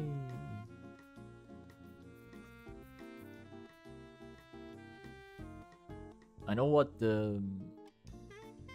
Should I just preload all the assets? That's my question. But I know where they are and everything. Probably not. So the arm sprite. Oh, actually, let me do this. 'Cause then, and close the output. There you go. Oh.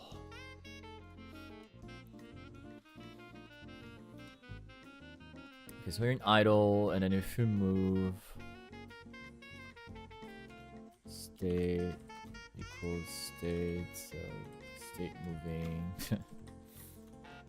It's just for the sake of state idle again.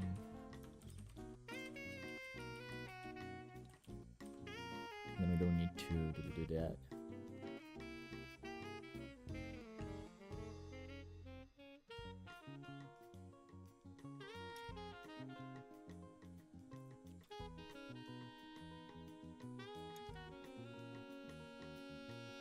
And then we don't need can't move, right?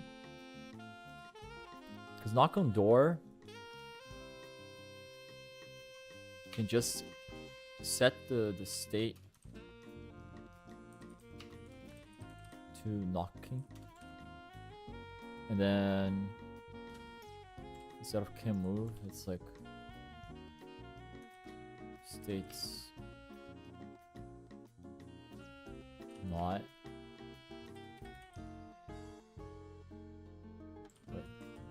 State not, states different. State well, state has to be idle.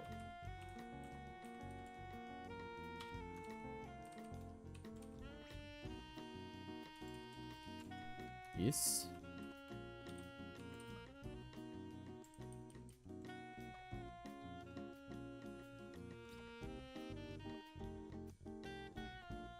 Why is it red? Oh, state idle. Okay. I'll find nested type state idle. No.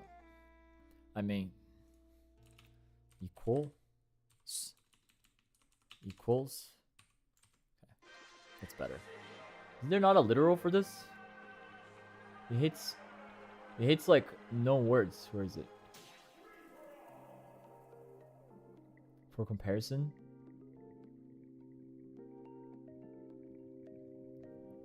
No, it's just for the... Oh no, this makes sense, okay.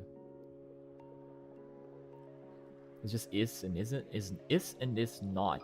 God. But this is a comparison operation. No, the behavior server may differ from what I expected. The equal and different operators sometimes allow you to compare values of different types. For example, one equals one is true, but in other cases you can use your time. If you're not sure about the types of the operands, blah, blah, blah. It's not about the types. I'm sure about them though, so equals is fine here. Okay. I thought there was like an equals literal, but I guess I was wrong. That's fine. Okay. All chill. Is it for an idle? Yeah.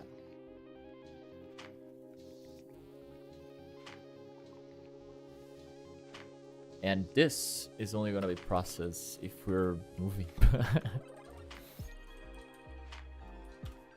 There you go. Because if we're like knocking, but like we process this, then we're changing it and then it's doomed. So I gotta add this. Well, it's okay. It's all good. It's so ugly though. Okay, I may. No, it's fine. It's a small game. No, it's a small game. It's fine. It's okay. Right. So we're knocking. Then the arm sprite. The arm sprite, which we have. Can I set image? Set sprite? No. Set process. No. It's not set. What's the name? Dot image. Sprite. Oh. Hold. Hold. Our arm sprite is here. It has a texture. That's what I'm looking for. I'm looking for the texture.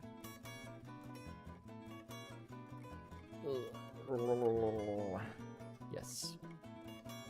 Yes. Arm sprite dot texture.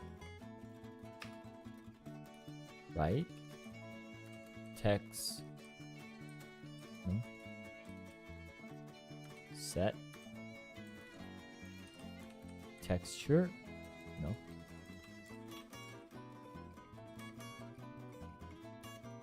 Can I look at the sprite 2D thing? Let me close this. Sprite 2D. Centered, flip, flip, frame, frame, image, frames, offset, region, region, region. Texture, see? I'm not crazy.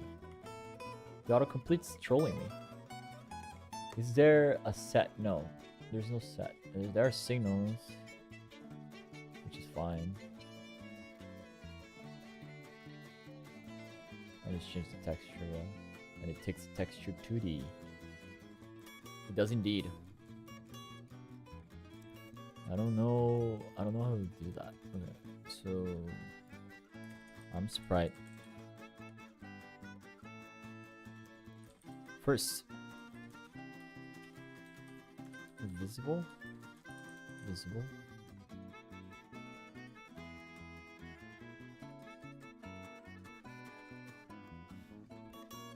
Will this just get it as node? I sprite 2D, that's what I want. Okay. Actually, this is important.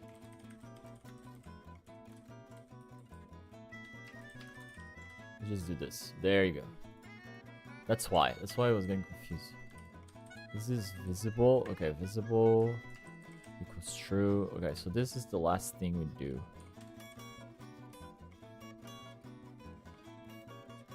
I'm used to declaring variables with the types. But if I assign them, then it just thinks they're nodes. They just return node. So I need to like cast.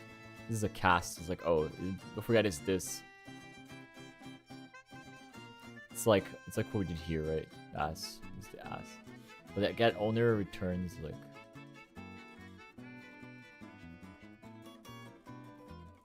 Oh, it also returns a node.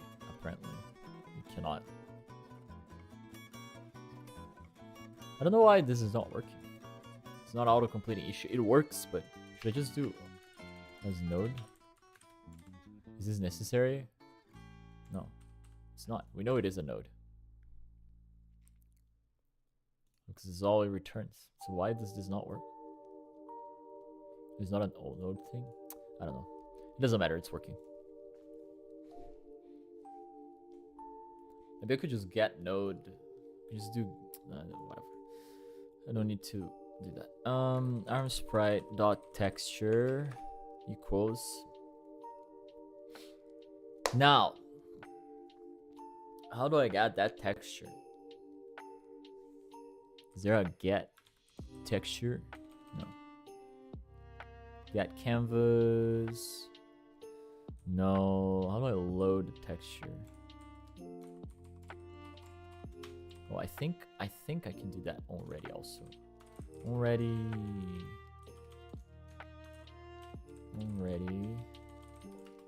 Var. Knock arm sprite. Texture. Equals get. No. Load. Preload.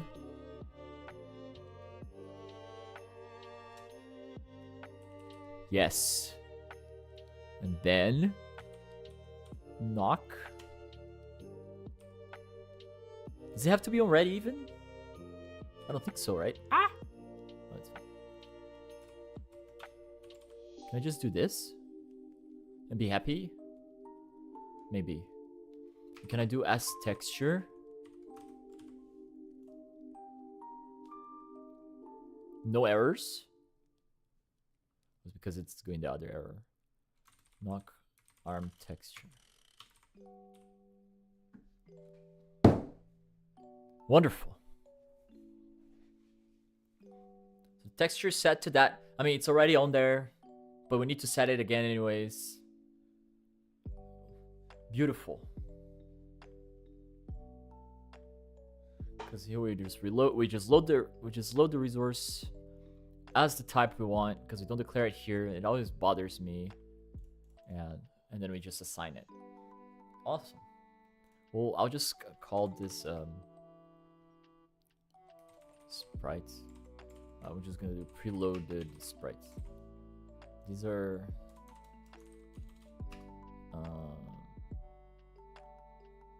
already nodes. It's their own language. This is what they call GD script. It's the thing I sent to you. It's their internal language. It just happens in Godot. It's kind of loosely based on Python, but it's just the Godot language. It works in Godot, and I'm using the .NET Godot, which means I can also use C#. I considered using C#, but I was also like, if I'm gonna stream this and to make this a little more digestible, maybe it's better to not use C# and just use GD script. But then it means that I'm also so much slower because I'm much more used to C#. Even like, because the Jam game was all in C#. It had just a few bits of GD script because you can do both, which is cool. I will like the bigger chunk of the code in C# and things that are quicker, you can just do in GD script if you're using both if you want, or vice versa, of course. And then it opens the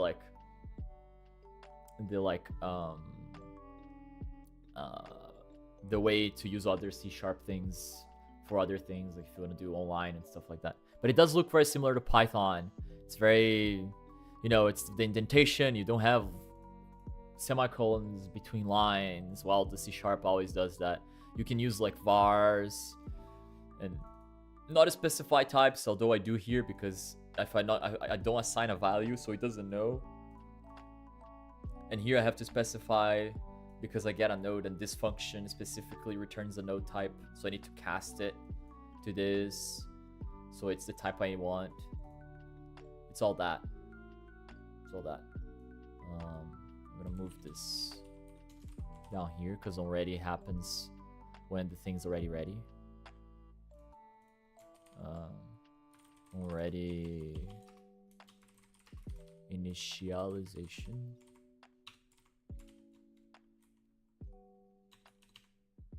Lies var. Already initialized? Yeah, this is fine.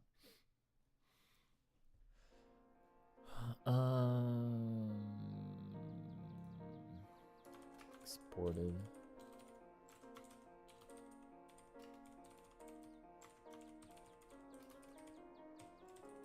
And these are just local vars, just so I don't get lost. Okay. These are guys, it's called local functions, and this is Godot functions, something like that. And I think I can do even like something like this, which is cool.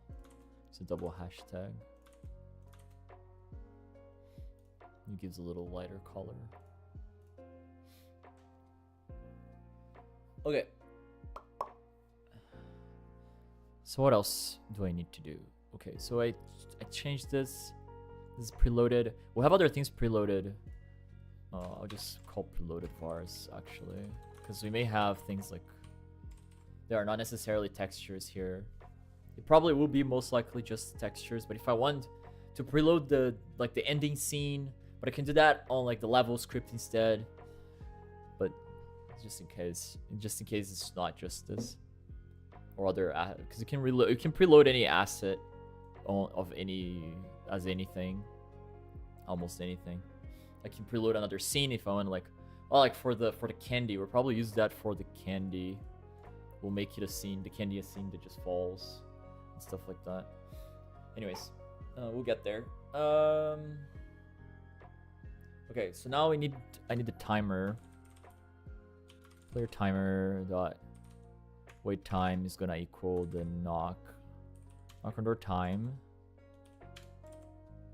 and then just start.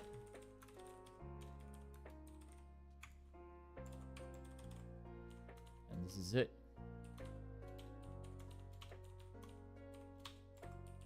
There's all the logic here, and then I need to connect the timer timeout to the player script on player timer timeout.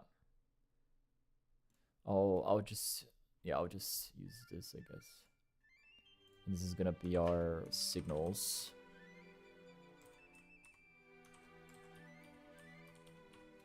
And I'll leave the signals here, because then these are like this middle pack is like our Godot stuff. So we have like all the variables and different kinds. So here's like some const. Can I const in on this? Is this important? No, it's not important. I don't think even on C it's important. I was just wondering. It's not a const. It would be const if I didn't want things to change. That's like const, like actual const. Now it's the Pokemon section of the soundtrack. Yippee. Anyways, yeah, so then in the middle of this is like Godot functions, which includes the signals that come from whatever. If you click on this, it goes to like whatever emits them, which will be our timer. So, and we have to link these. In C#, it's different. Here we can just do through the interface. But, okay, and then here, is there switch statements? No. Do I have to if else everything? It's gonna be so sad, man. If elif. Oh man. I like switch statements. It's so sad. Oh, that's fine. So if timed out in our state is knocking, you just do. I'll make a new function called handle knock timer finished. Then I'll make this here. Because the timer timeout signal is gonna have the signal also for the candy for the bag, I think. And I think that's all. But it's just cleaner this way. And then when it's finished,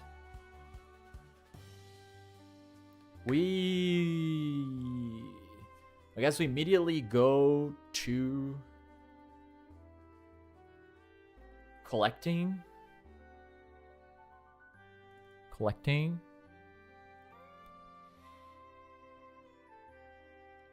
Yeah, I guess so. And then we'll have, oops, collecting. Oh, we're gonna need another one. We're gonna need a painting. So trick.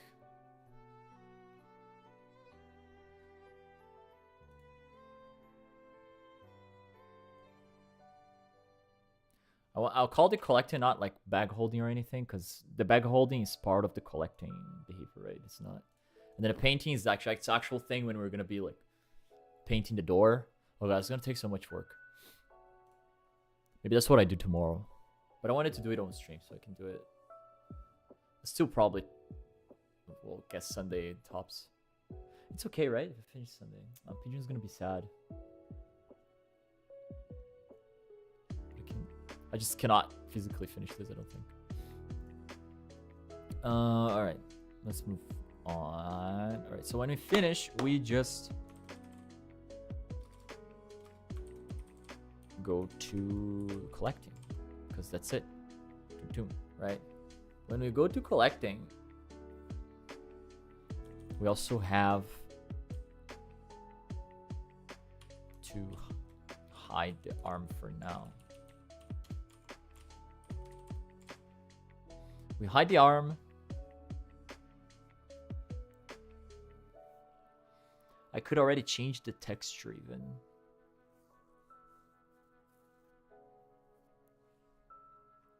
Oh, I didn't finish this, my bad.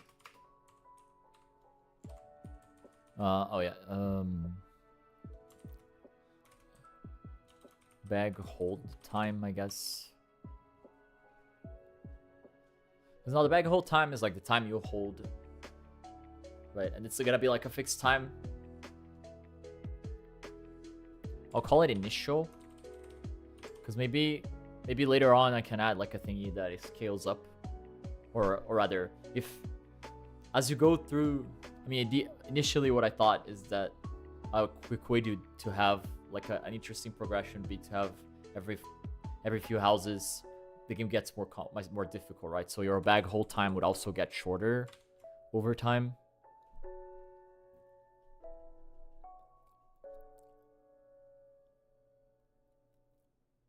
Got 3 seconds is a lot, actually. We're gonna hold it for half a second, even at the start, maybe, or 1 second. We'll just do 1 second, just to test. Because like ideally, it's harder to get the candy, but maybe this is. I mean, the difficulty thing is probably not gonna have time to do. Anyways, I'll also preload.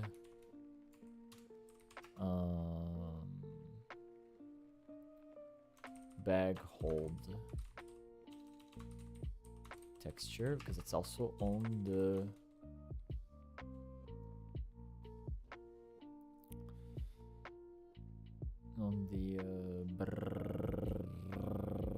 arm. It's also gonna be on the arm sprite. Where is it? Characters, player, not this environment. Oh, I passed here. The bag. Well, thank you, Pish, for a posture check. I was actually sitting like at the edge of the chair. And then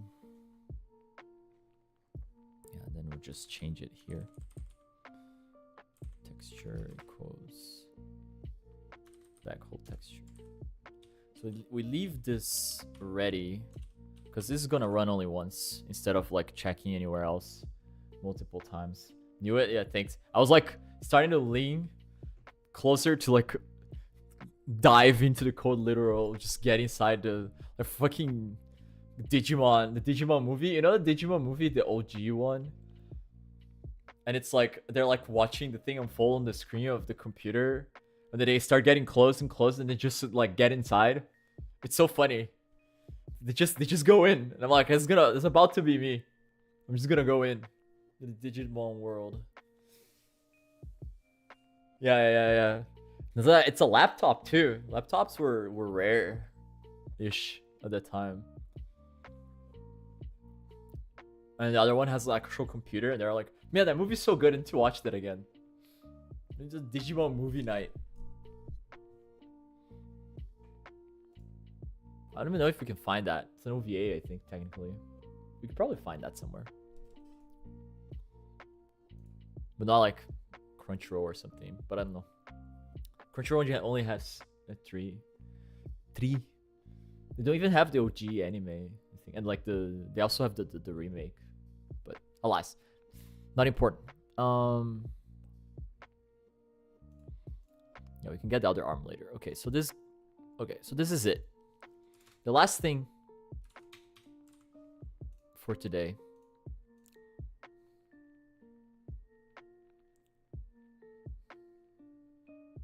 Guy who made Digimon movie also made Summer Wars, and they're basically the same movie. Really? Isn't he the wolf? The wolf movie also is all that same director? No, I didn't know he directed that movie. That's cool. That's why it's good. Like visually awesome even. Thank you for this. This is fine. This is fine indeed. Okay, so collect is our input. It's not a search. I'm adding it. Collect. What button is this gonna be? Just space. I'm just gonna give it space. Space it is. So if event is action press,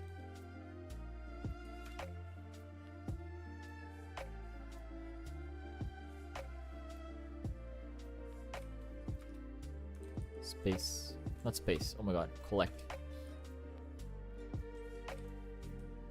And the state, god, this is so ugly. It's fine. It's fine. It's fine. We'll do proper state machines one day. And girl who leapt through time. Leapt through time? I don't think I watched that one. I didn't even watch Summer Wars. I watched the Wolf one long time ago. I think they're all on Netflix. Right, those two. The Road Life Through Time. I don't think I watched that one. Oh look, my bitrate corrected itself. It says excellent now. Why was it unstable earlier? I don't know. I changed the bitrate, but now I didn't change it again. I don't know. I don't get it. I should check on that another time. Anyway, so collect. Then we'll just collect. How do I go about this? Just a handle collect input, right?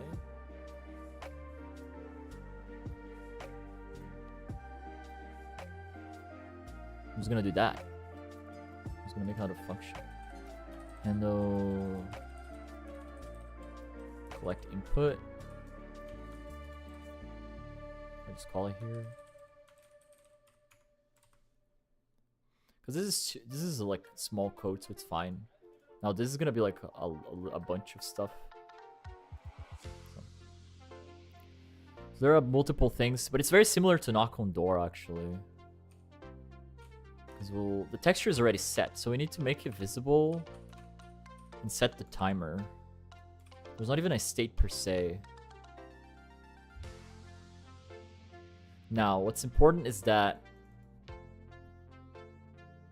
maybe we will need another state. We need like after knocking will be on like state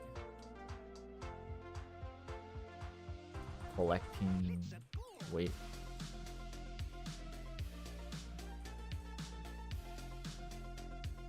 God, it's such an ugly name. Let me think about this. Maybe also like do this. Oh my god, this is also ugly. This way. Collecting weight is crazy.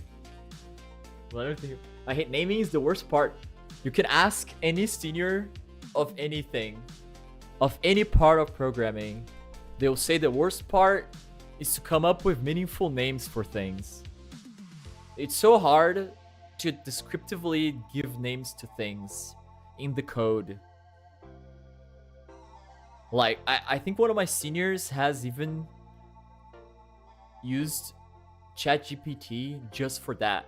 He goes like, how do I name a variable that does this, this, this, and this, or a function that does, or a method, anything, that the purpose is this, and see like the suggestions to name things. I always think it's a fun exercise, but it's also so because you stop for that. Because if I don't think about it right now, I will forget to go back to it. But this makes sense, but it's ugly. It's ugly, man. State idle makes sense. Idle moving and knocking makes sense. Collecting makes sense. Because you're like on the act of collecting. So when you're between that and the other thing, you're waiting. Can I just call it waiting? But it's also kind of like, how do I say this?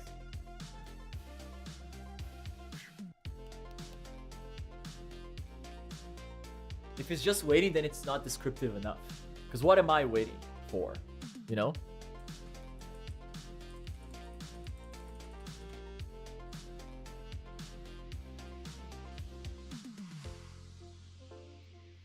It's also problematic because collecting is such a big word. Painting makes sense. You're in the act of painting, and this is like when the bag is out.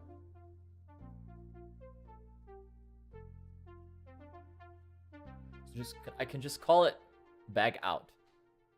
But then it's also ugly. I think it's also ugly. It makes sense with a bag hold.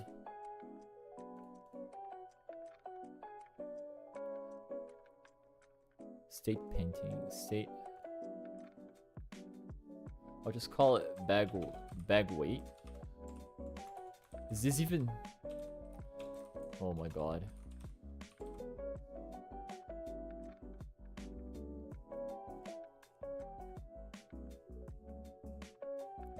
I feel like this is what I would see at work though.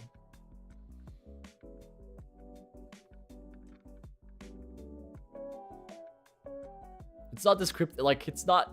You have to read the code to understand, to be fair. It would be like collect to wait, collect hold. But like the bag is just used for that. But if I name it bag, it kind of implies Ugh. That's just a game jam game. We don't care. Yes. The only people that need to understand is me. So if we're in wait, we process this. Once we handle collect input, we can call it that still.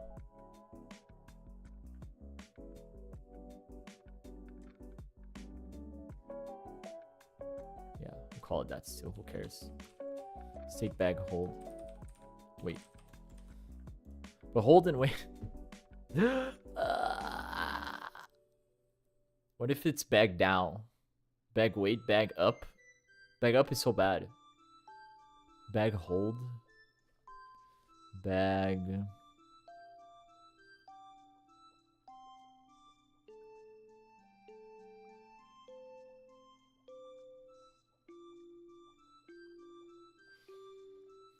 I'm gonna lose my mind.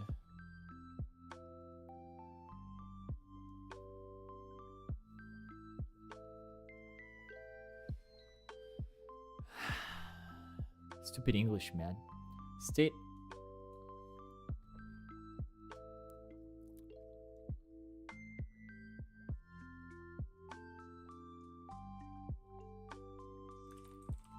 Collect weight.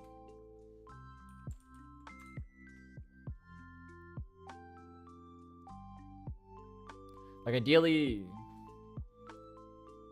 what I would do is because it's also because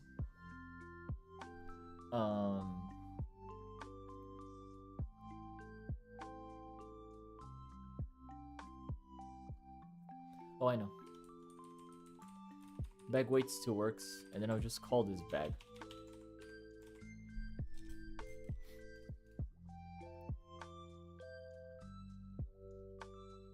And I'll call this handle bag input.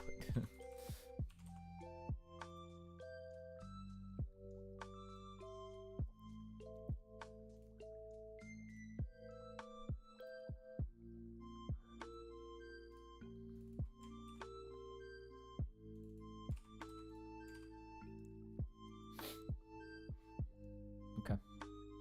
And then state equals states state bag because the bag is up. Also, just a disclaimer, I'm not sure if I'm using the proper like syntax rules for Godot. I'm pretty sure it was supposed to like name functions like this instead of this, but I'm too C++ or C in general pilled.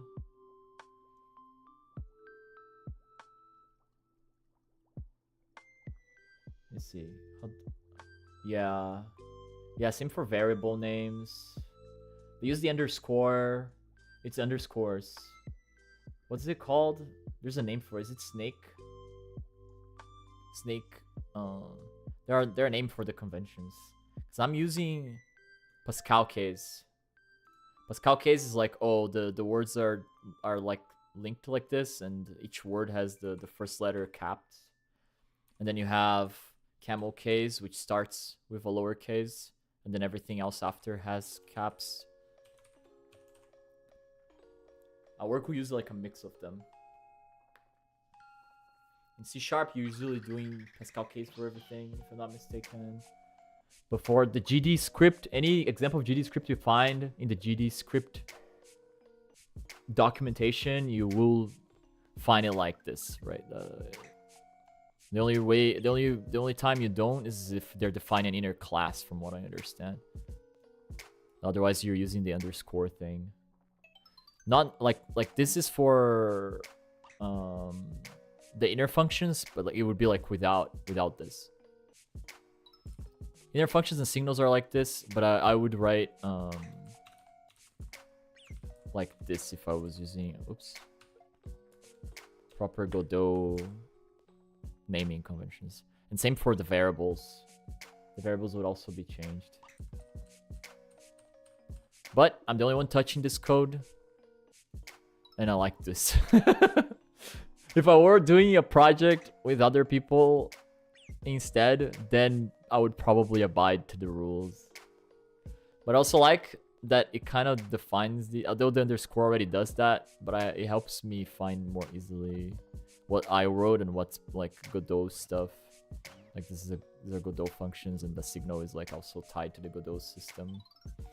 Anyways, okay, so state change, it's visible.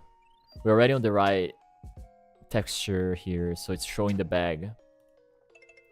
And then this is the bag hold time. The initial bag hold time, and then we start. And then for this, same thing. If we're in the bag, then we handle bag hold timeout. Timer finished. No colon. Semicolon. Which doesn't exist, so it's complaining. So we'll make this. When it's finished. Oh, this is important. What am I... What's gonna detect the candy fell in the right place? I need a collider for that also. I could instantiate the arm instead.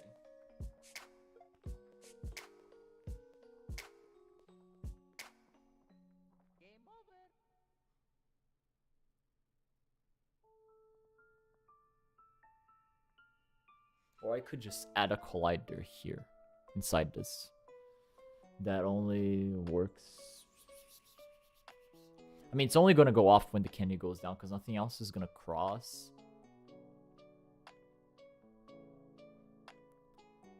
Otherwise, I don't know if something is inside the bag.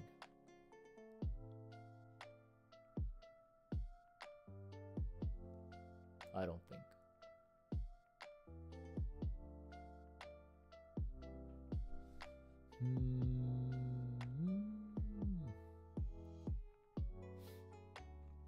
Let me think about this. Yeah, because the candy needs to know that it hit the bag, right? And then we need to know that also.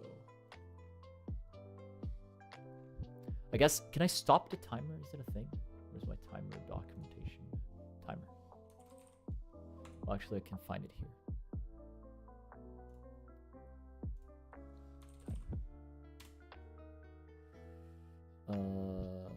There's a stop. There you go. It just stops. Stops the timer.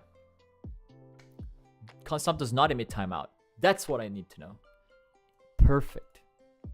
Yes, it hasn't lapsed fully, so it doesn't go. It's great. It's like I just interrupted. Yeah, I could just emit the signal if I want, but I don't want, so it's fine.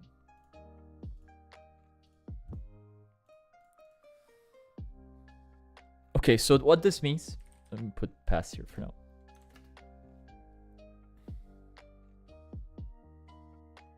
Yeah, because so here, no, this is giving error.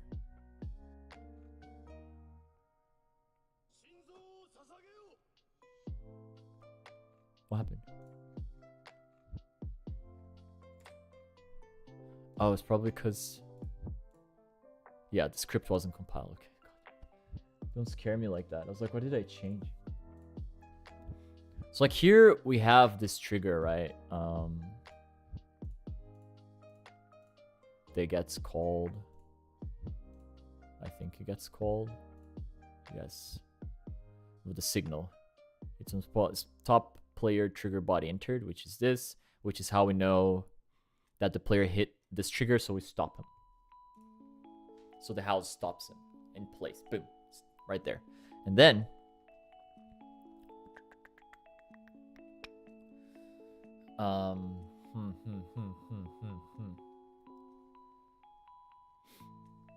we'll do the same thing like for the candy, because the candy is gonna be its own scene and the candy is gonna follow gravity as soon as we spawn. We instantiate the candy, which spawns the candy goes down once the arm swaps.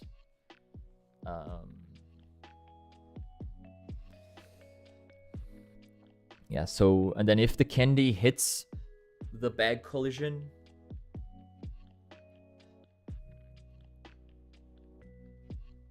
right? We could also... So now this is an important decision to make. Do we want the candy to valuably go inside the bag if it just by colliding a little bit, or we need the candy to go fully inside?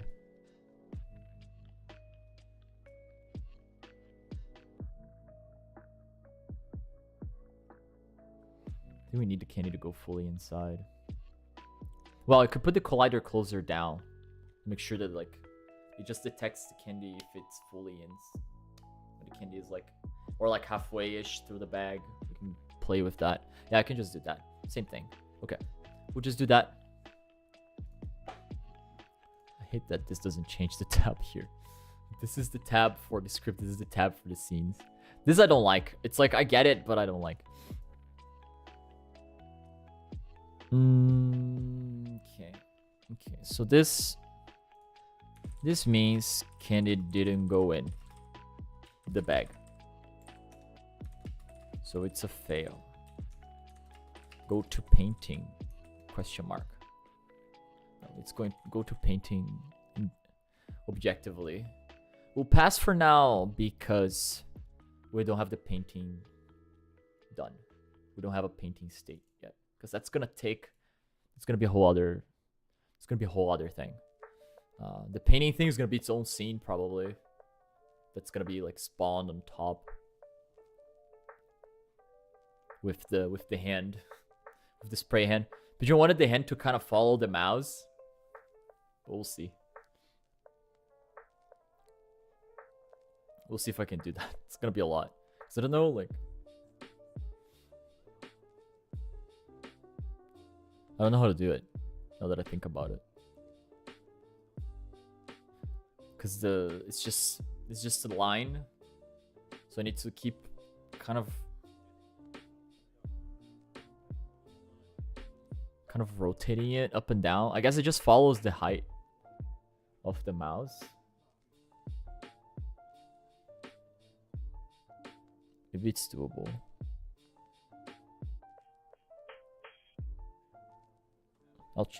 I'll try something later. Otherwise it doesn't, but that's okay too.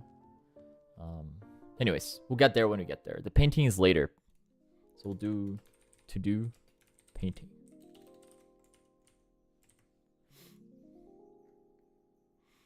We will not handle the painting right now. It's probably just gonna be a scene that we instantiate, and then we wait until it's over, kind of vibe, which then brings the player back to being able to walk and stuff. But for now, we'll do nothing. We may even just go to idle here.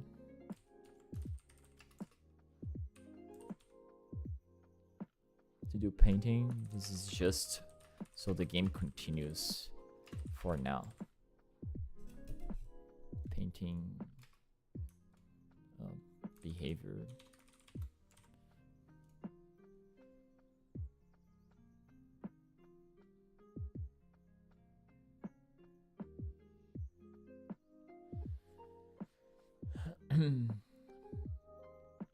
Yeah, because then we can keep moving and stuff. So we'll be able to test a few times the bag.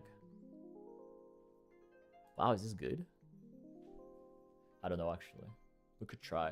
And then we will, because if this works, then we have to do the NPC side. Maybe we'll do the NPC with the candy side tomorrow. So space is the bag. And we have... You have only one shot. That's the thing. You only have one shot. That's why you hold the bag for like a second. I may change this to like a bigger thing just so it's easier to spot. For now. When the time's finished though, this is good. The only thing that this is false. So we just hide the hand. Put it here. I don't know if we'll need to do that later or not. I think we hide the hand anyways. Well, we'll definitely hide the hand anyways, but we'll probably be before the painting start. Because I think the painting is just going to have the hand right there. We'll get to that. It's going to be kind of like an isolated behavior sort of vibe. Anyways.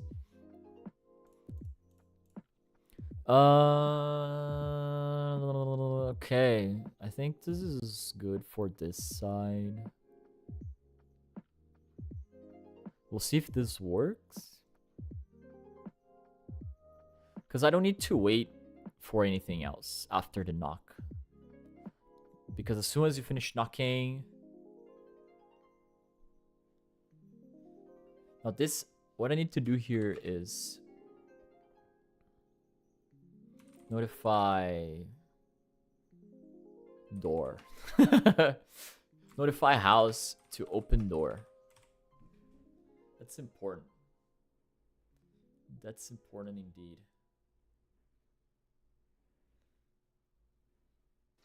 It's gonna be like... Now how do I do this? Do I do a signal? I could do a notification. Maybe that's gonna be the notification. But then I need the player to know the house somehow. I could just pass it on knock. Nah, that's weird. Maybe we'll just use a signal. The signal is better because then I can just connect when I make the thing. Make the level. It's a little bit of a pain, but I think I can connect to it on the script instead of manually, like on enter and just connect.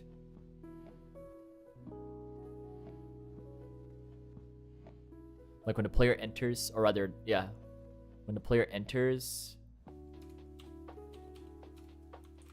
connect to knock signal? Question mark? I think that's gonna be it. The other alternative is to pass ourselves as a parameter in this function.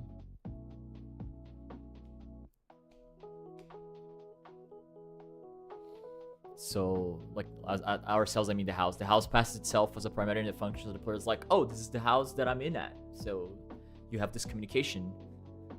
But honestly, I can just connect to the signal, and I think I can just do that.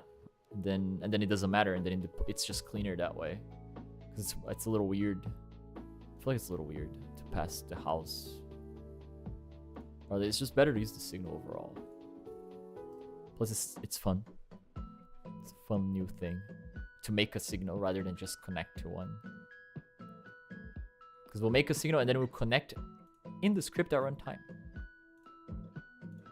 So that's gonna be tomorrow. So that's important. Signal knock finished. And then we'll have before the preload, I guess, before the locals even. Signals to do knock on door finished signal. And I also think we can do a bag hold finished signal also, because then we can just interrupt. Because if you press the bag early and then you miss, the guy doesn't even have to pour the candy. You can just like close the door. You just close the door. It's like you failed. You just move on. I guess that's the easier way. So we can just do this. I think that's all. We don't need to tell him that the painting is done, because we don't need the player to tell the house that the painting is done, because it's done separately. Yeah, and then that's fine.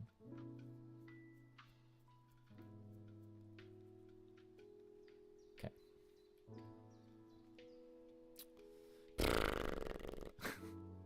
It's a lot. This game programming is complicated. If I had more time, man, it's so sad. 4 hours is pretty good progress for 4 hours. If I had a whole day, if it just took an afternoon, I probably would be able to finish it. Like 12 hours-ish. Even 8 maybe. Another stream. Just another stream. To finish this in another stream, let me estimate. If the painting thing goes well, then yes. If this works, also yes. Because I don't know if this works. We need to test it. This is just gonna go to idle, keep walking. I think this is fine.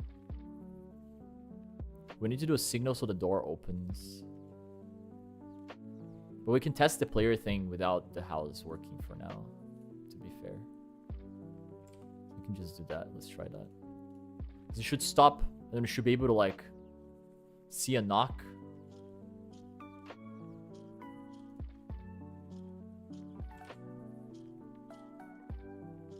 Oh, this is what it's saying. Yeah, I know. They're locked. I don't mean to move anything. It's so annoying. We'll probably have a level script also at some point.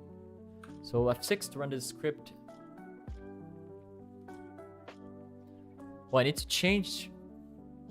I need to remember to change the.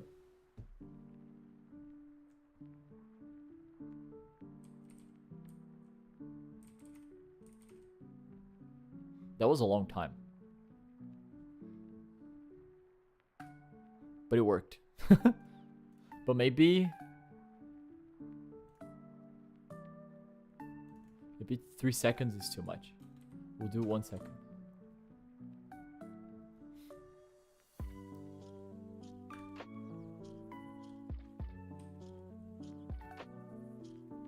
We can do the sprite change. We definitely need to walk a little faster, huh? Like, this is so slow. Aww.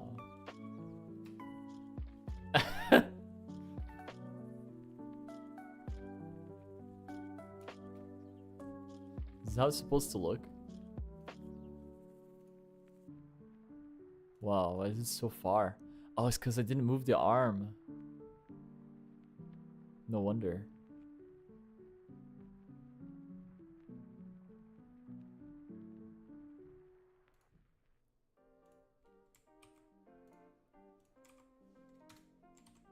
There you go. Otherwise, like, the man's arm is going crazy. Alright. This should also fix the knock.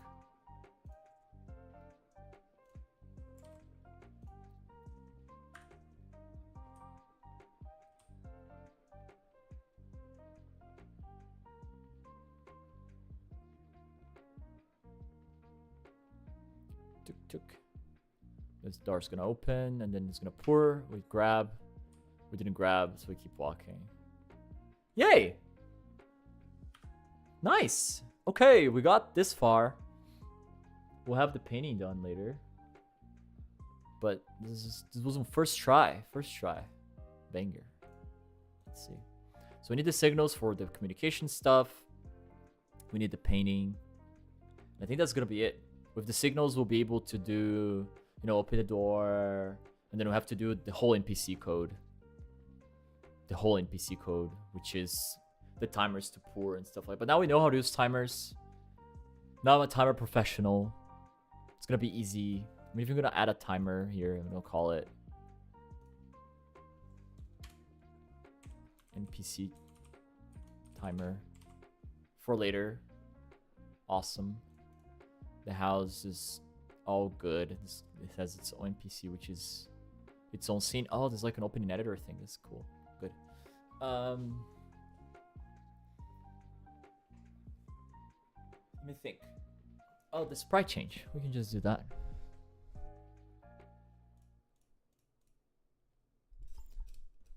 Oh, there's also preload. Var, walking, texture. Preload.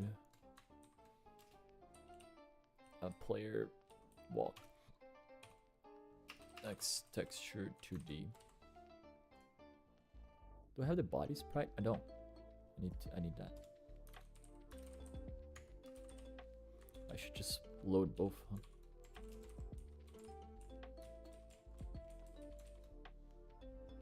I'll do moving.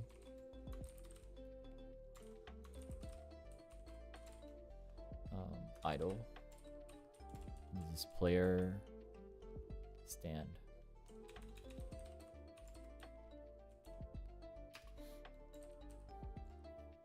Oops.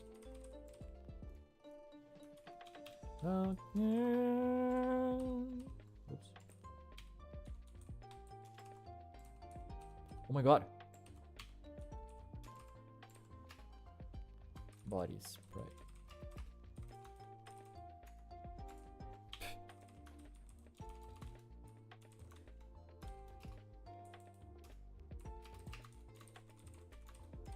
Sprite 2D.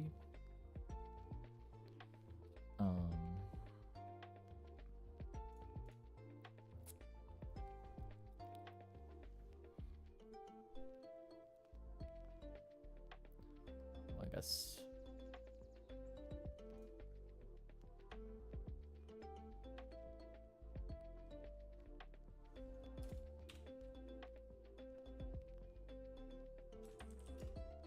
No moving input.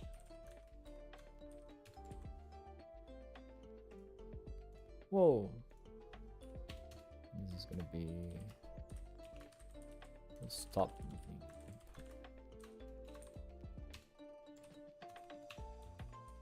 Event maybe.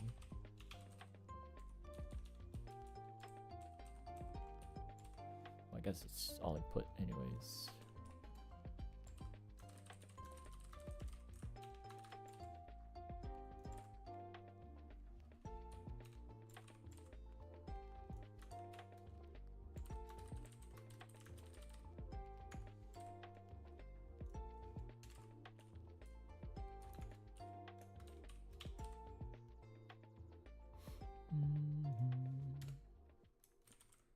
Body sprite equals body moving sprite texture. Is it moving sprite moving texture? Thank you for the hydrate. I'll run out of water.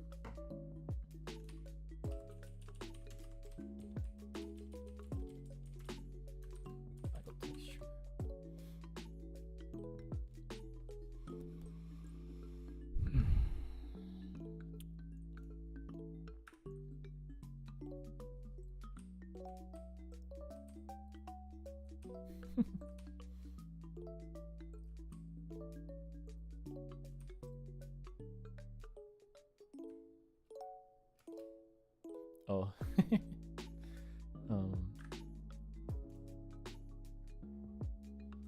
When we stop, we also need to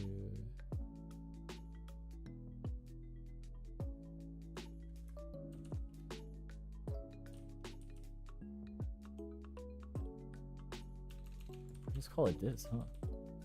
Start moving and stop moving.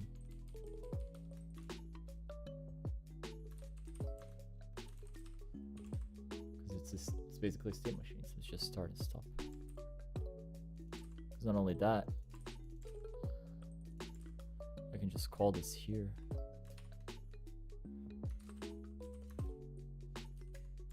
Which repurposes the code. Hey! How you doing, Krishna? Goat coding? I don't know about that one.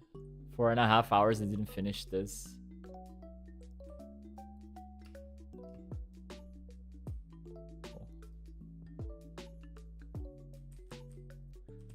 It's cute. Okay. We got the basics down, to be fair. Let's double the speed, just for fun. Just for the kicks, like my tech lead likes to say.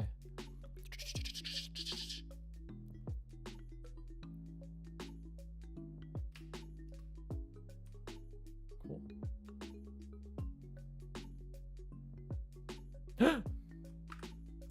We also have to do like an end game thing. We got that. I believe in you. Thank you. Yeah, welcome in. You kind of arrived at the end because I think my energy is too far down for me to continue, and I don't want to sleep late today. And I still need to eat dinner and like chill and maybe play games or something. I need to be up at a reasonable hour tomorrow. But that was, I mean, this is it. This is basically, we did all the players. The player code's basically done. We just need to do the signals for then the house and the NPC to react. So the door opens, NPC does like his thing, and then connect the candy, do the candy behavior, connect the candy to being collected by the bag, which is also important. And then there's the whole painting thing that's its own thing. Well, I guess it's like not exactly the entire player behavior, but like the basics are there. The basic loop is there. We got like the texture changes. We're almost there. Get your dinner? Yeah. But thanks for stopping by. I think I'll just end here. I think this is a good time to end. So that's our to-do list. I'm gonna write this. Where do I write this? In the engine. It would be so nice if I could just have a to-do file. Can I have a to-do file? Is that weird? Can I have an empty file? Script. It always inherits from Node. Can I not inherit from anything? No. Man.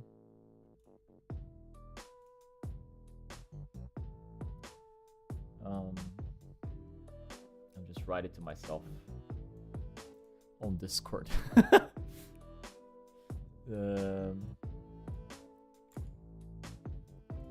Let's see. The list is. We need a. I need an def. We need not a def. End game zone. So we know it's like the end of the map, and we just like show. We can show like maybe we can just show all the doors or something. I don't know. I'll have to figure out how to do that.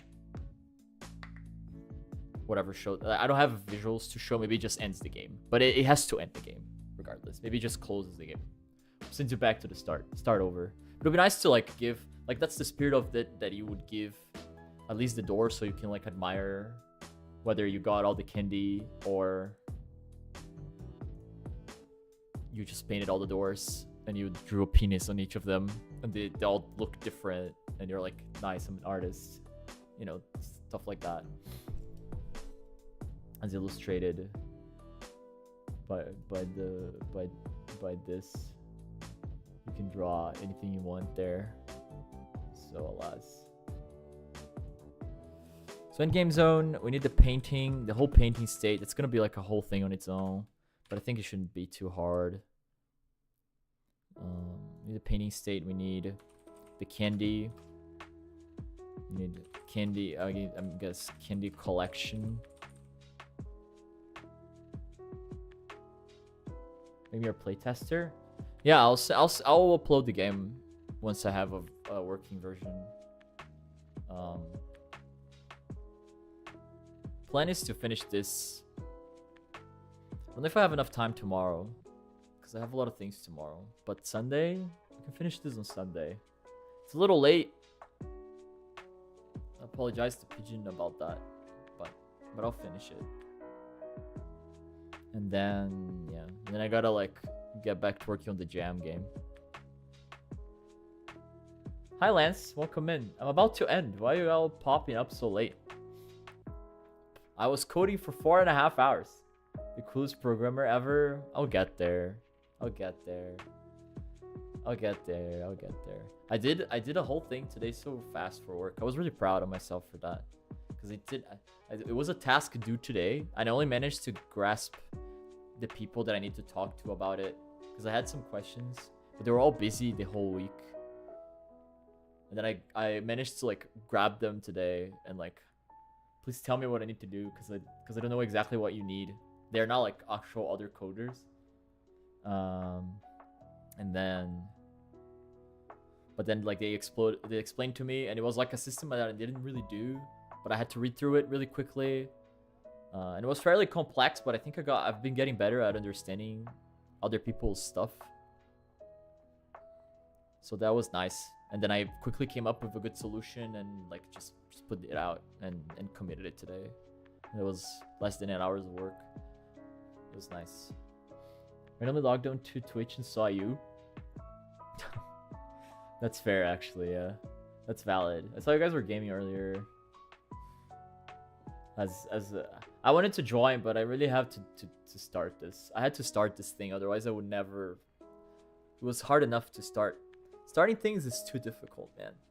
I don't know how people do it, but I'm glad I did, because now I am like deep enough that I'll finish it.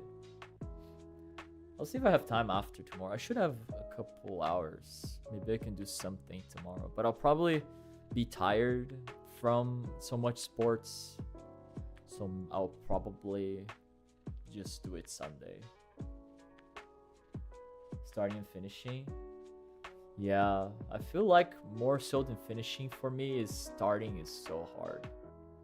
Like starting, like that's my biggest executive disorder. Starting anything. I get into my own brain about it too much. This whole week it was tough. It was tough. It's tough. It's just sad. It's gonna be late. It's already like past Halloween technically, but it's fine. I'll get it done by Sunday tops. Yeah. So as I was saying, we need the end game zone painting the state, the candy collection, and that's it. I think. NPC. Yeah. And for the NPC routine, I guess. The NPC routine.